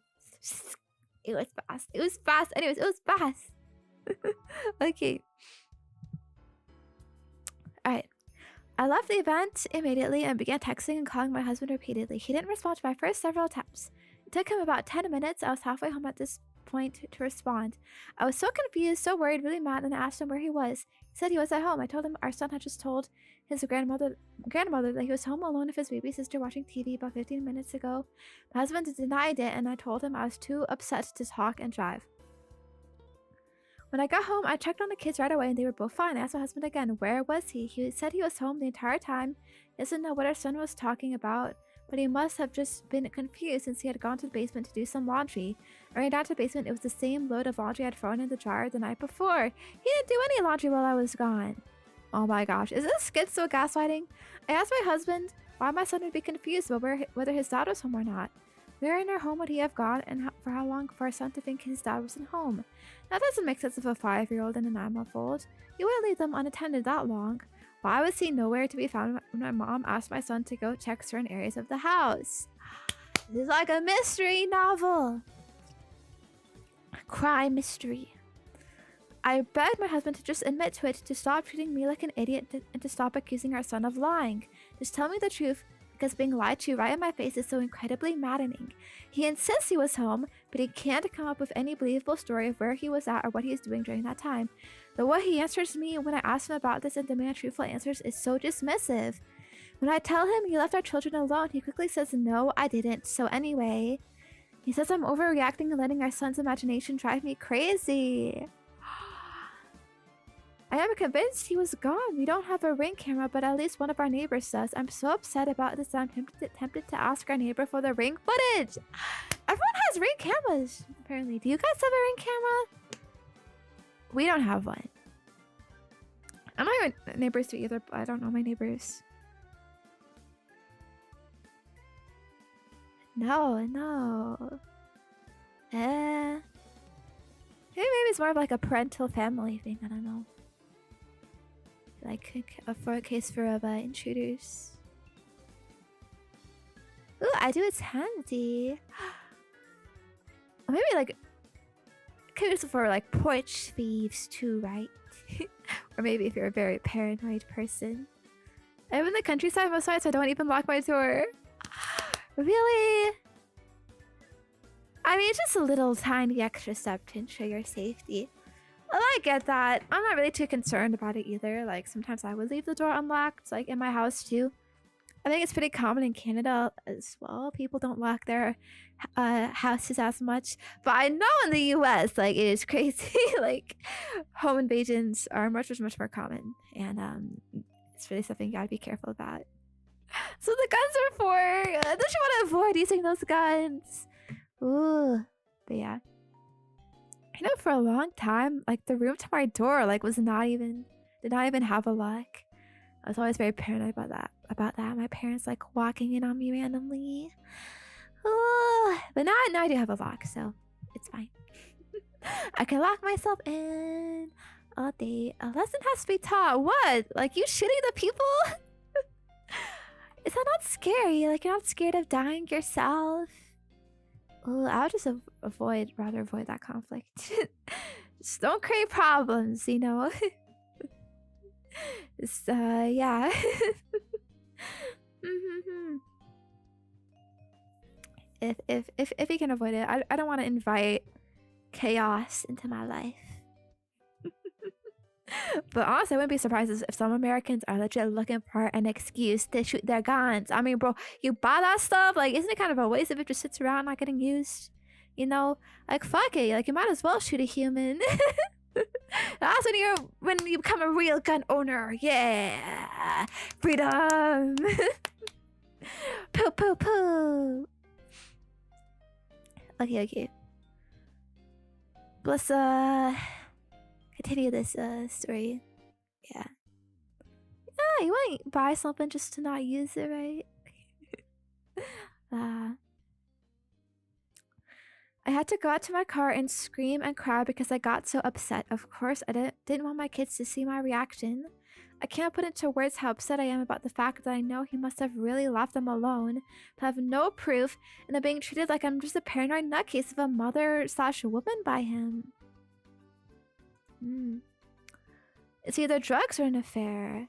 The fact your 5-year-old is calm and nonchalant about that situation makes me believe that he does this frequently enough that the kids are used to it. Mom said that she and my son chatted for at least 5 minutes before she asked him where his dad was, and she asked that she still didn't find... When she asked that, she still didn't think anything was wrong. She was just trying to make conversation.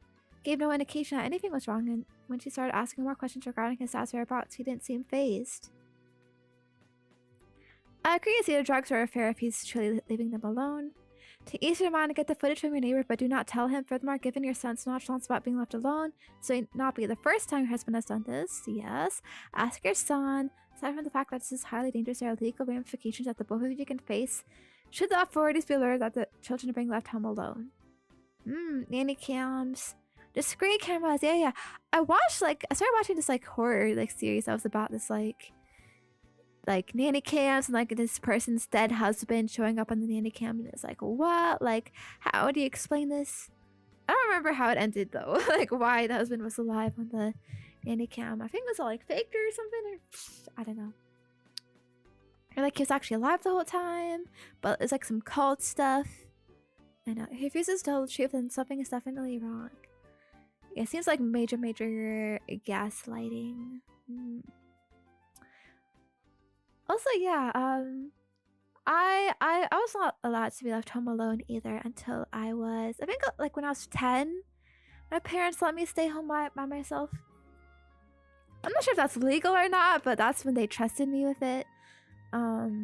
This would be when they would go shopping or whatever, and just stuff that I didn't want to tag along with all the time. You know, I just want to stay home, watch my TV, and play on the computer by myself. Ooh, woo. What's little Zenya gonna get up to going on the family computer all by herself when parents are at home?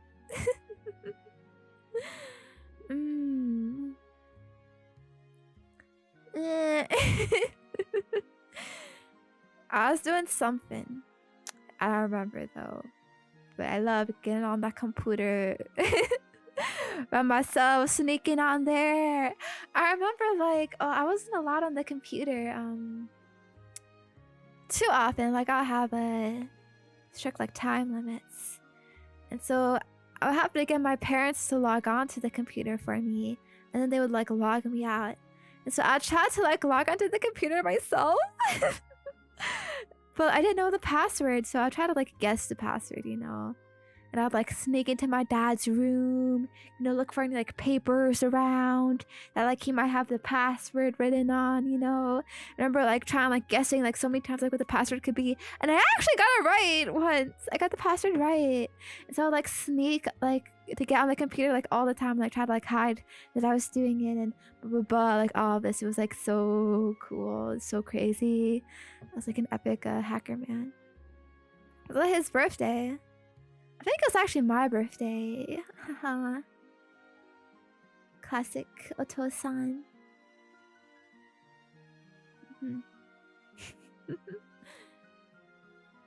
Yeah. He changed the password after. I don't think he figured it out for a while. I don't remember if he ever figured it out. Or I think At one point, it might have like changed or whatever, but it was all like silent, you know? Just like silently changed the password, and it was like, oh, and then I couldn't figure it out again. But then I started getting more computer privileges myself anyway, so it wasn't like super needed. But yeah. Parents do underestimate their kids a lot. Yeah, so smart. I'd also convince them to buy me plushies all the time, webkins, and and clothing and membership and all that. My baby brother, I remember him like fucking breaking my dad's phone one time too. He just casually gave it to him in the car. Like, they get me crazy resourceful. Anyways, yeah, let's continue the story. Sorry, random yap session. He definitely won't be left alone with them anymore unless it's a test where I'm secretly watching the entire time. Ooh, yes, girl, let's go test him. Does Opie's husband have any accounts that she wasn't aware of, such as a bank? Ooh. He has a separate bank account that I don't have access to. It's not a secret account. I know it exists. I don't have a debit card for it. I'm not named on the account. I don't have his login details. I have no clue what's in it. We have a joint account too. Isn't Sash as a married to have different accounts? Honestly, like when you're married, you have kids at that point. Like it is, you know. I think you probably should have all one account that you share. Maybe like unless it's for different purposes.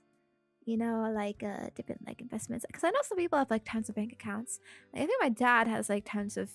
He's with like a lot of banks, like several bank accounts. But they probably also have a joint account, so maybe it's normal. I could see both ways being normal and whatnot. I feel like the timeline is weird. How did your husband get home in the 10 minutes since he answered your phone call and you got there? Doesn't mean I think he's telling you the truth, and I think you should get the ring footage to put either claim to rest. His husband and friends of any neighbors. Ooh, friends. Close friends of any neighbors. If he was within 10 minutes from our house, well, he speeds on a good day, so if he was in this car within 20 minutes of our house, he technically could have gone home in time. Okay. But that would be if he rushed, if he left right away, right? And she probably would have noticed if he was like just arriving home when she came home as well. So either like he really got home like really quickly, like he was close by anyways, so he could get there like in advance. Yeah, he must have been like really close by. If he was there when she got there too.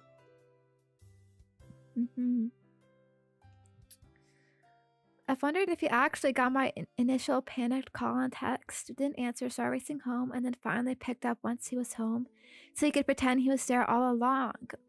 That is true, that could have happened. She also said he ignores calls like that. It's happened before.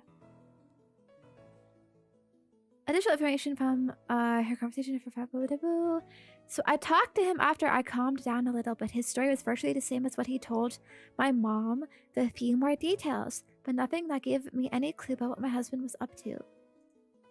I asked him what he did. When I was gone, he said Daddy made him pancakes and they drank coffee outside. My 5-year-old doesn't actually drink coffee, but he pretends to drink it in the morning, and he likes to sit outside of his hot coffee. Oh, that's kind of cute. And the kid pretend play stuff. His sister had a giant poop explosion. I forgot they were talking about a baby here. And of course he remembered that. And apparently Dad was there to clean that up because he said she pooped everywhere. And she had to help Dad give her a bath, and it was disgusting. Oh! Kids, this is one part I would be like, ugh. I if I'm looking forward to that. Yeah, kind of crazy. The stuff you do for love. You love your kids. You know, you have to clean up after them so much. Babies are so gross sometimes. Ooh. And I wonder if it kind of follows by that, like, you know, and then you grow up and then you take care of your parents. But it's a bit different, I feel. It's a bit different feeling. Chris and my husband supposedly did laundry but left the shit covered onesie unwashed. This was the highlight of his day, and he loved telling me about how gross it was. The sun, she means. Haha, I was so stinky.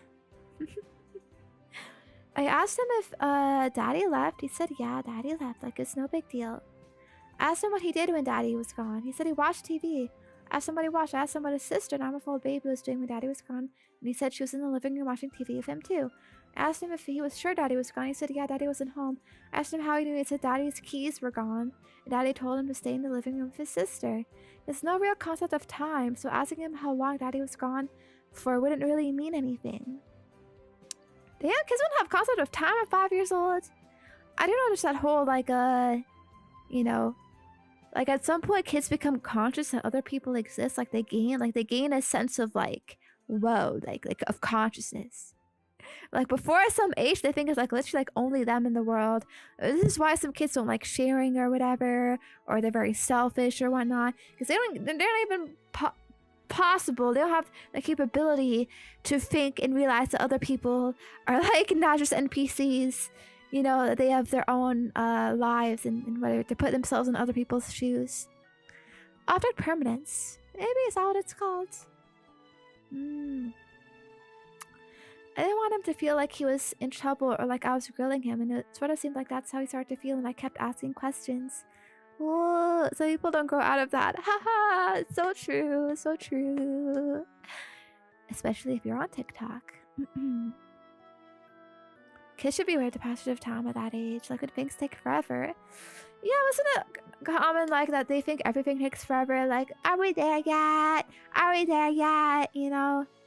Because I think kids, their sense of time is, like, elongated because they don't live for that long. So every, like, you know how they say as you get older, time passes faster? Because your current time is bigger, so every more time is a smaller percentage. You know what I mean? So it doesn't feel like it's as long. But when you're 5...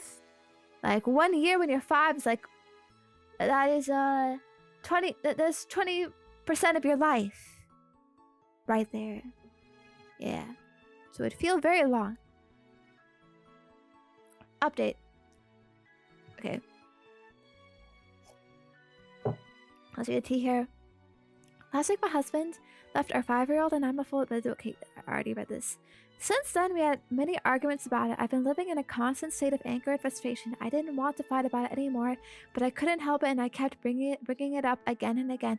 I couldn't lay low and pretend to get over it while I waited for him to do it again and catch him in whatever was going on. Aw, you dummy. You dummy! That's what you gotta do.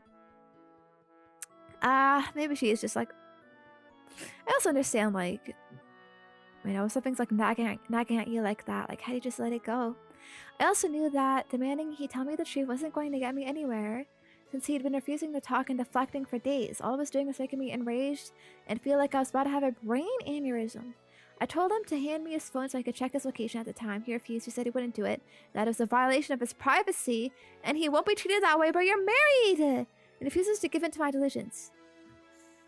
I mean, I understand this at some point, but I also feel like you'd only say this if you have something to hide. Right?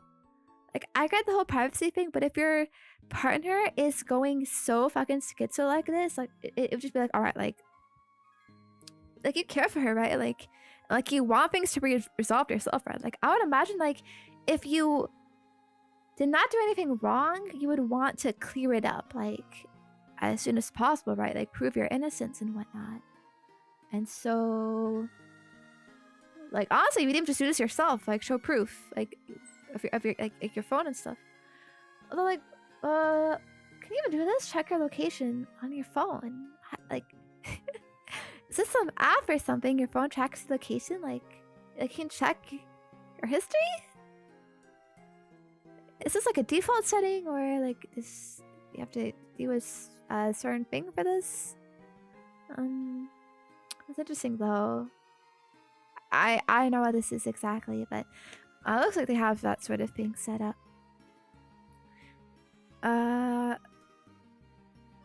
You just need to put on some settings. Maybe find my phone, but you can access the history of that. Like, I know it's like for your current location, like, yeah, in case like you lose your phone, but it keeps like a log of all your locations. I see. Oh, it is a default setting. Oh, interesting. You think I enjoy being in a situation where I have to beg my husband to show me his phone so I can see where he was at? I hate it. I don't want to live that way. I told him it's simple. If he was really at home the entire time, just prove it. Why wouldn't he want to clear this whole thing up?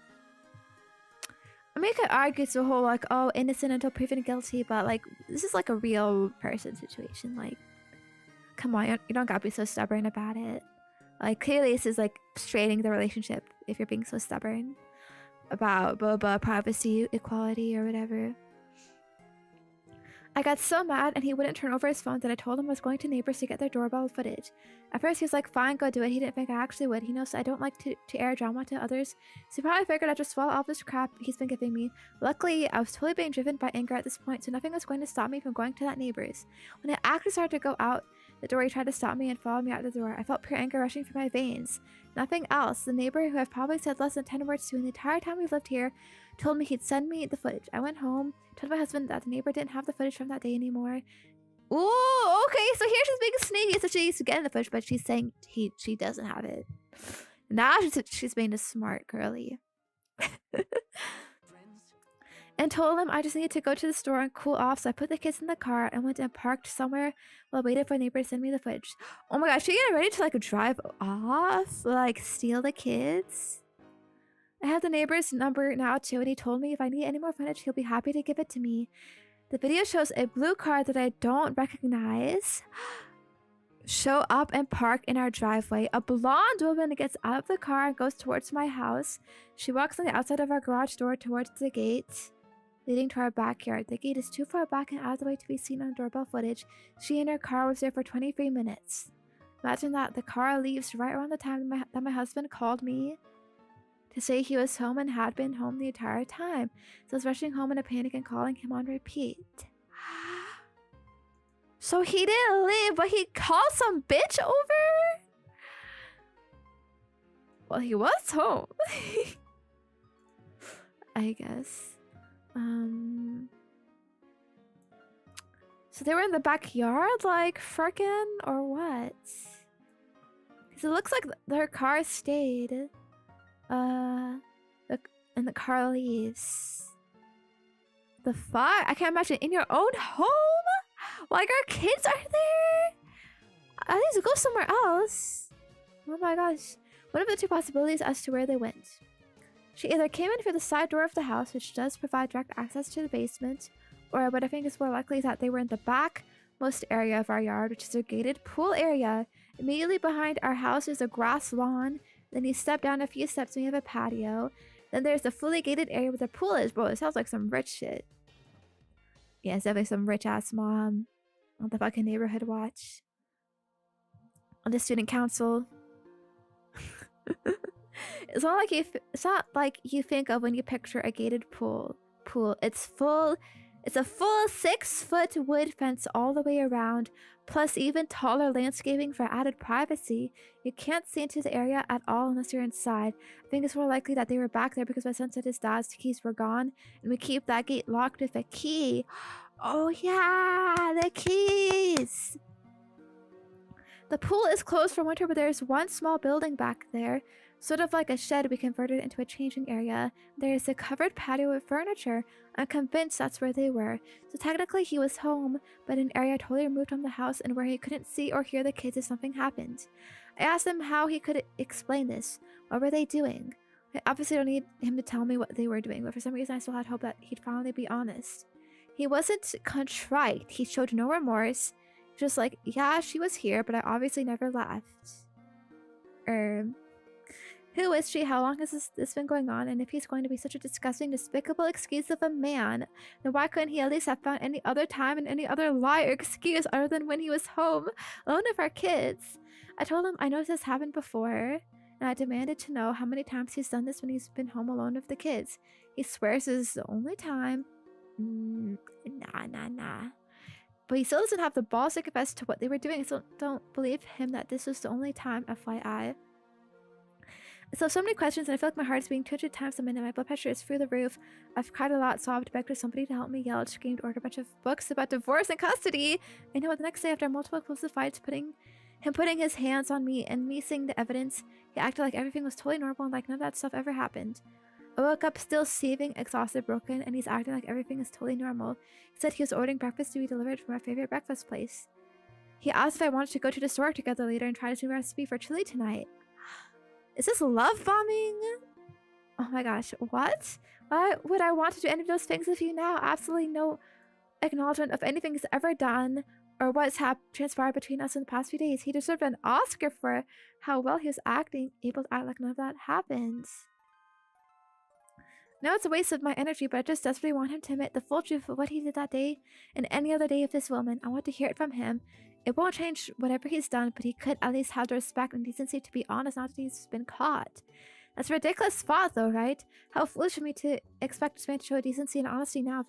If he was a decent and honest man, then he wouldn't have had a strange woman over to our house, been out of sight from our kids for 23 minutes. His continued denial and refusal to admit anything other than bare minimum of his attitude, like I'm somehow being controlling or infringing on his rights by asking this information. That's almost more hurtful than him cheating on me. Bro.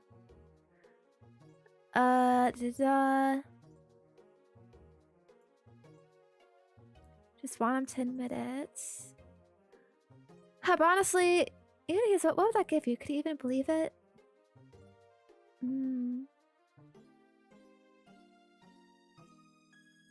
Deceiving over the fact he can't give me any info. Honestly, at that point, people are shitty. There's a lot of shitty people. So I don't want to say it is what it is, but you can't force shit out of people. And like, no matter like how like frustrated or like upset you act, like it's, you know, it's not gonna change anything. And not that like you're making it worse by like insisting on it, but just cut your losses at that point. You know what I mean? Like, yeah, some people are just that stubborn, so you're just like kind of hurting yourself if you keep like insisting on it so much, I think. But of course it sucks. Weird thing is, if he showed his location, would have been at home and probably put you more at ease that he didn't leave. Doesn't make sense. Why wouldn't he have just given me his phone? It makes me think that there are other things on his phone besides his location that he doesn't want me to see.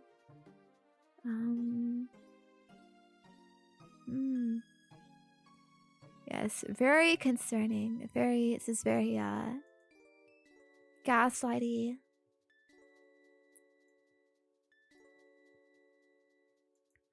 Putting as much effort to have an affair sounds exhausting. I know, right? Spending so much energy to be cruel to someone you have to be near so often.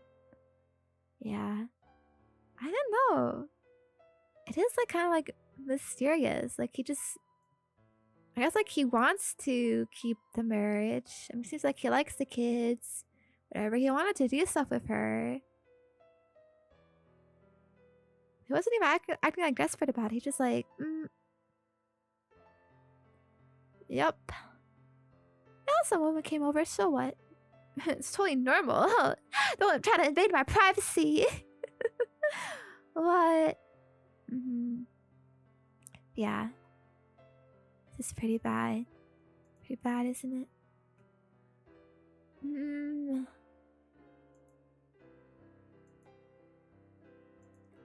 Maybe I can have like a funnier one.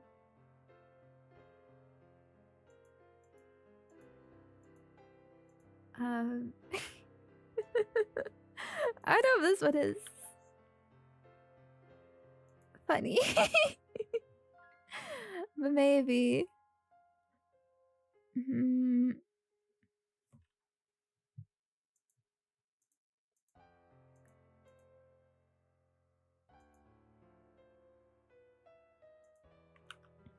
I'll do one more. He left home. He never left home. It's fine. Bro. That is fucked up. Okay.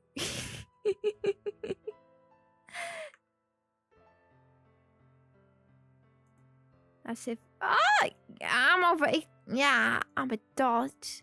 Wait, over 18? Can I just be 18? that asshole for being loud. It would make me nuts. I currently live in a student house with 3 other people. The downstairs room is connected to the kitchen dining area. The roommate who sleeps in this room asked for this specifically. Like connected. Wait, is it like open or it's just like the room is attached there? Or I guess so the kitchen and dining is together and there's a room there and there's probably like an upstairs place as well. So this roommate is in that downstairs area. Recently, he's been bringing his girlfriend around our house every single day. They've been dating a few years, but we've only just met her. They're constantly in the kitchen and his bedroom with the door open. Makes it a bit awkward to be in there at times. Have sex so loud. Wait, oh. Going downstairs to become a nightmare because we constantly have to listen to the two going at it. Bro, do you not have jobs? They usually have sex in the middle of the day as well. The exact times people are going into the kitchen to make lunch and dinner. Oh my gosh. This is a total roommate moment. This is the total roommate. Wouldn't you not want people to hear? Like, oh my gosh. Like, fucking some people. I brought this up to him a few times. He said that we never gave him any rules when we asked if we could bring her around. We obviously did not expect to be hearing them having sex constantly. He asked him to play music and I put the television on in the background while he's having, and he refused and told us he likes hearing his girlfriend. Bro, I bet he also likes everyone hearing too. But you want people to hear her? My gosh. To comment us every time we go into the kitchen and we can hear them having, but we started playing music ourselves or putting on a TV show on loud to drown them out. Which he said he's not very happy with and it ruins that mood for him. And I would say, fuck you. Why are you doing this here? I don't care about them. I just don't want to hear the bed banging, the moaning, and the conversation that happens. Oh my gosh. It's annoying. It makes it uncomfortable to be in my own house. I can get that. I can get that. 100%. What the fuck? Have you, have you penguins, experienced this? Maybe. Oh, that is definitely not something you want to be hearing. For Johnny, how should people ever heard of closing the goddamn door? Oh my gosh, at a hotel. Can I just drink it? Yeah. I didn't like hear this exactly like myself, but at my old place, the walls were quite thin. The doors. And sometimes I'd hear like some, rhythmic banging in another room, and I'd be like, "Ooh, okay." And outside my door, like sound would enter my room so easily for some reason. I mean, the walls were like not that bad, but the sound through the door was like really terrible. Like I could hear anything like outside my room, like in the kitchen, in the dining room, super clearly, super easily. It was honestly so annoying. I remember like getting mad at my roommates so often because I would like try to sleep and my roommates would be like so fucking like loud, like out in the kitchen or whatever. I don't know what the fuck they're doing. Is just yapping about stuff. Like I can't sleep because I could fucking hear them like, in my bed. Like this would be like on a school night, like fucking late at night. Like we all have school the next day. It's like what the fuck, I get doing. It's very fucking annoying. I maybe it's like I'm like autistic about it. Maybe these people are autistic too, but I think you should definitely have respect for the other people that you live with, and be nice and quiet. Or like as quiet as you can. Be like do as much as you can to like reduce the noise. Like honestly, like at all times of the day, I would feel, because I knew how annoying it was to hear these people like all this time. So It's not hard to be quiet. When I say that, I'm a fucking loner, so sure it's not hard to be quiet. But I don't know. You could go in your room and close the door if you want to have a conversation. Why gotta go out in the fucking kitchen? You know what I mean? Oh man. While neighbors were going at it, you could hear the bed creaking from the house over. Oh my gosh, yeah, like there's so many awkward stories like that, right? Oh my gosh, it's fucked up. It's fucked up. I'm glad I never heard anything too explicit myself, but yeah. I don't want to hear about you having no. I don't have to see think this is okay. Yeah, we need to have a discussion about this. Yeah, be very petty. Yeah, make it very loud and obnoxious and whatnot. Bro, get the reviews. Oh my gosh, that is too much. That's too fucking much. I'm cringing so much reading this. It's like they're exhibitionists. They're leaving the door open and being intentionally loud. They like that you can hear them. Bro, that's fucked up. The reason she hears that they're forcing their kink on you. That's not okay at all. True. But yeah, honestly, what can you do about this? If you have shitty roommates, like, it doesn't feel good to like escalate it, you know? Like, you don't want to be the bad guy. You don't want to be like, you know, the one trying to like tattletale on people, like, oh, these guys are being annoying or whatever. But honestly, this is like so fucking outrageous. But plus, this is probably embarrassing to even like talk about. Like, you just straight up like tell the fucking manager, like, yep, these guys are having sex very loud and it is very inappropriate. I think I'd be a bit shy for that, but honestly, if it got bad enough, then fuck it. You got it. Yeah.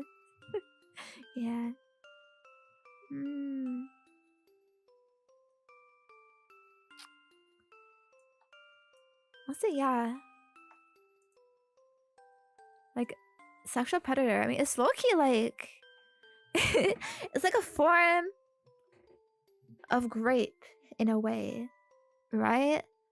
Like you would call it assault if someone like got fucking like naked in front of you, right?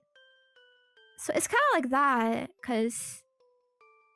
but that like you hear it and maybe even see it if the door is open. I don't know if they see it or whatnot, but yeah, there's some kind of assault. Should not be allowed.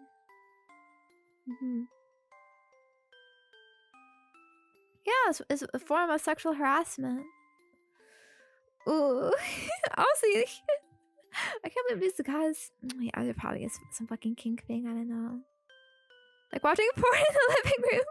Do people do that? No way. That freaking weird. Me when I press the funny button on the video and then I don't hear it anymore. And then the loud noise from downstairs. Oop.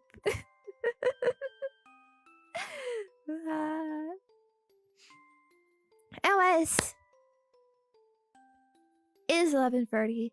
We've been doing this for a long time, actually. You know what? We got a full stream out of this. We got a full we call this taste of Reddit.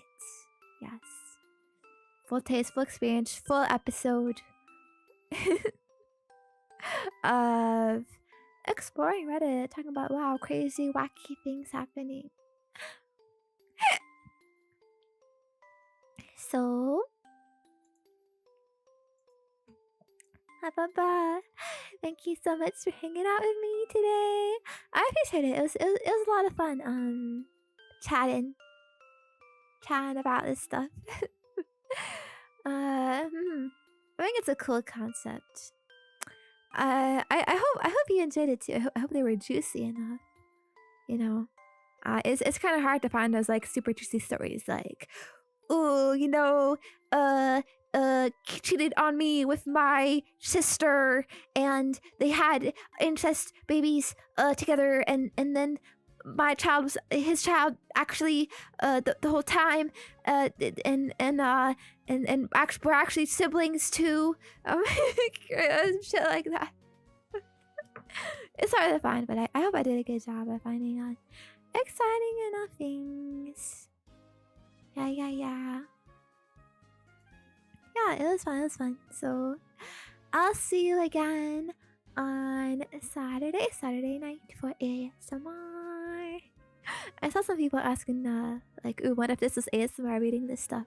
Well, they'll get weird ASMR.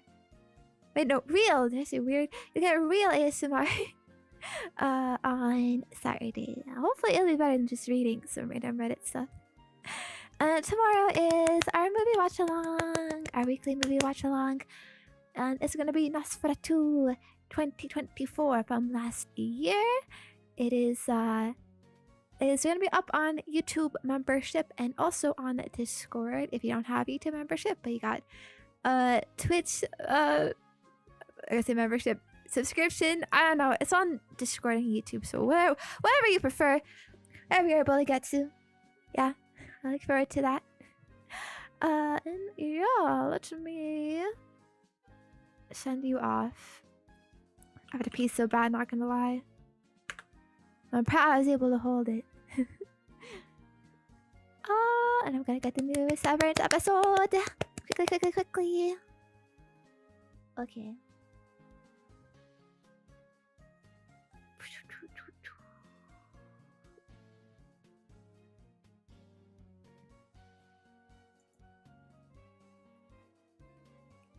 Where should I go?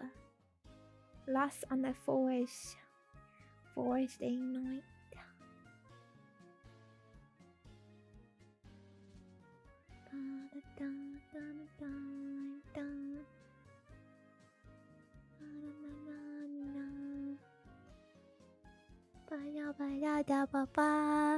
Ring no, that case. Zombie. Never in a million years.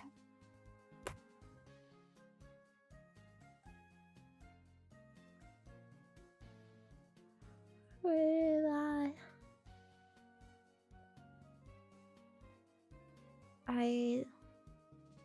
oh man, I made a decision.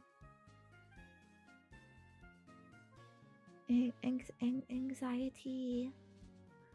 You know what? Let's just raid Grimmy, cause she's cool.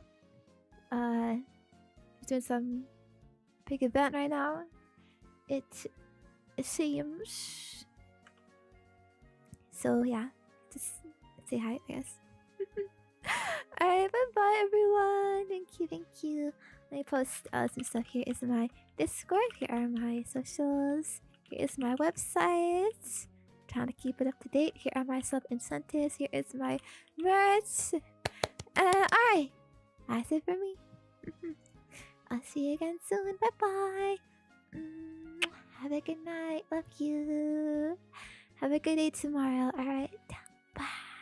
Peace. Bye.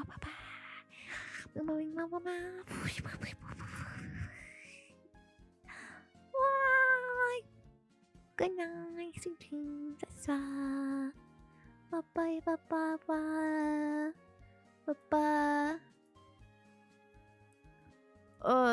Is that a YouTube interact? Oh god.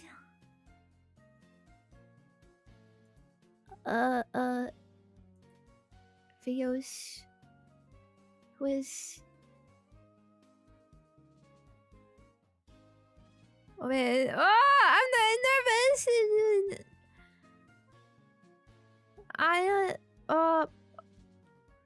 Okay. We'll raise Charlotte Suzu. I have her on redirect on YouTube. Alright, bye. See you. Good night.